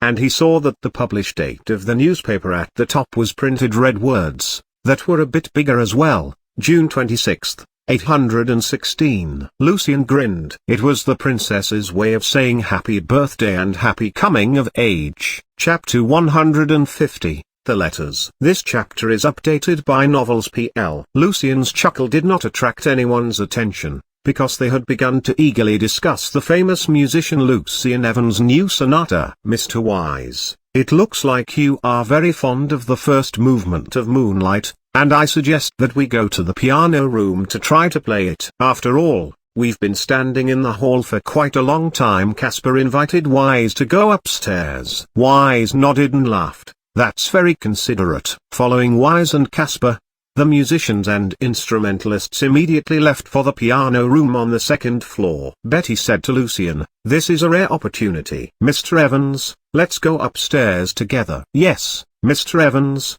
let's go." Holding hands, both Joanna and Simon were quite excited. Lucian shook his head and smiled. "For me, Writing my letters is more important. All right then, said Betty with a bit disappointment, but soon she cheered up and said to Joanna and Simon, hurry up. They were guessing that Mr. Evans, as a princess knight, must have met too many good musicians in alto, to the point he wouldn't get easily excited like them. Seeing Betty, Simon and Joanna going upstairs hurriedly, Mars also apologized to Lucian. Mr. Evans, excuse me, I don't want to miss this precious opportunity as well. Please just feel yourself at home in the association. When you finish your letters, just give them to Christy, and I'll take care of the rest of the procedure. Thank you, Mr. Mars. I will. Lucian slightly nodded and watched Mars leaving. As the hall did not have tables, Lucian just stood next to the counter and began to write. Looking at the second floor, Christy sighed, why do I have to stay here? I'm gonna miss Mr. Wise's playing then. She started to walk restlessly behind the counter. Lucian just ignored Christy and wrote down his 2-month traveling experience in detail, mainly about the beautiful scenery along the way, the unique national customs, and the monsters and robbers he had met. Lucian did not stop until he realized that his words had already filled up more than 7 pages. Putting the first letter in the envelope, Lucian carefully wrote down Joel's address on it, and then started to write his second letter. The second one was for Natasha. On the basis of the first letter, Lucian added lots of knowledge of folk music in different nations that he encountered during his trip. The second letter had more than 20 pages. Christy slightly frowned her brows and thought to herself, what a wordy man. At the end of the letter, Lucian wrote down the last paragraph with a big smile on his face. Your birthday is coming, Your Grace. May I send my happy birthday to you in advance from afar? After the second envelope was loaded, Lucian got himself some more papers to work on the third letter for Christopher, the previous president of the Musicians Association in alto. Seeing that Lucian was still writing, Christy, who was feeling very bored, started to get curious. She wondered how many more letters this young man was still going to write and where would the letters be sent to. Taking a glance at the envelopes beside him, Christy noticed an eye-catching name, Natasha Orvarit. Wait, is this the Natasha Orvarit, the princess in alto?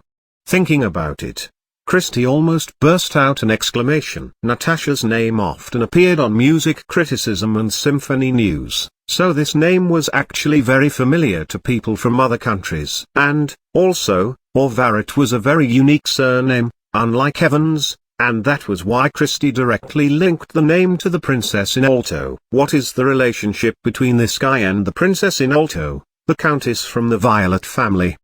Christy wondered with great curiosity and surprise. Hold on, just now Mr. Mars called him Mr. Evans. Is he the Evans? The famous and talented musician, Lucian Evans? Evans, even in Corsa, was not a rare surname. Actually, Christy also had a friend whose surname was Evans. However, there was only one Mr. Evans who she could link to the princess in the Duchy of Orvarit. She almost released a scream out of excitement. Christy's careful tiny movements were all caught by Lucian's eyes. He was a bit amused but did not say anything. At this time, Casper's voice came from upstairs as they were walking out of the piano room. Very impressive. Casper praised, Mr. Wise. You're genuinely a music talent. It only took you a couple of times of practicing to present the complete first movement of Moonlight Sonata to us. Moonlight Sonata is definitely beautiful. Wise smiled. I feel the emotional connection in the movement. Honestly speaking, I did not put too much skills in the playing. The music itself is gorgeous enough, isn't it?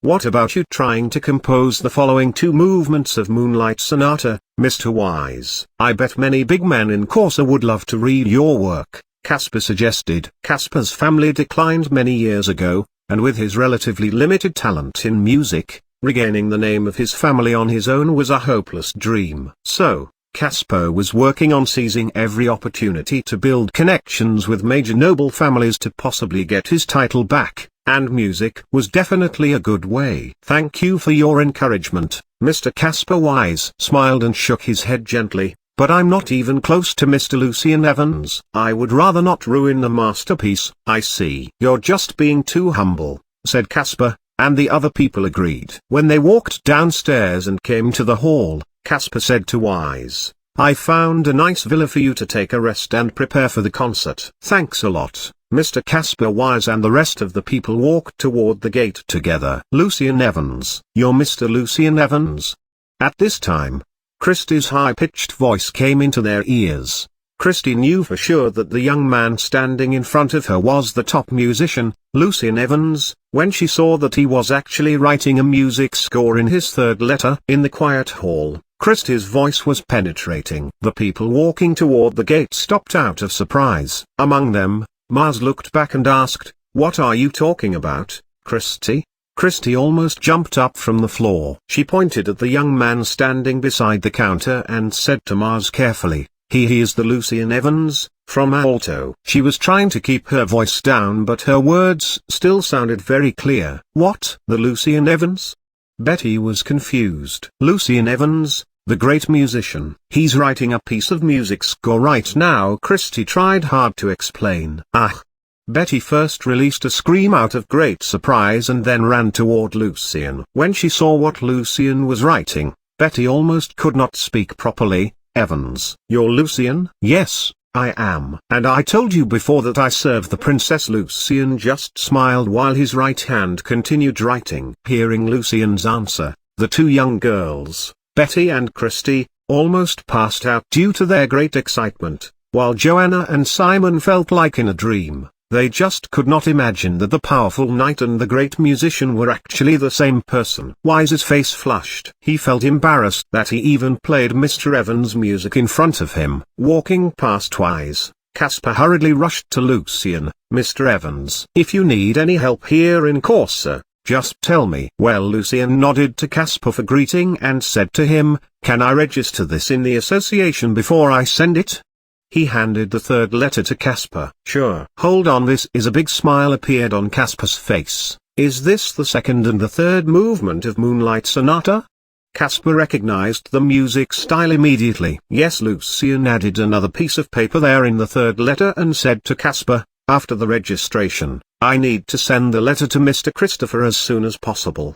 The final piece of paper was a note from Lucian to Mr. Christopher. "Please make sure that the rest of the sonata will be published on the 7th issue of Music Criticism on July 30th. Many thanks, sir." "We'll take care of the registration immediately." Caspar tried his very best to please Lucian. "Mr. Evans, is it possible that we can invite you to hold a concert in Corsa?" "Sorry, I got another appointment already, and I'm leaving tomorrow," answered Lucian. Only Lucian himself knew what the appointment was: the Feast of Death.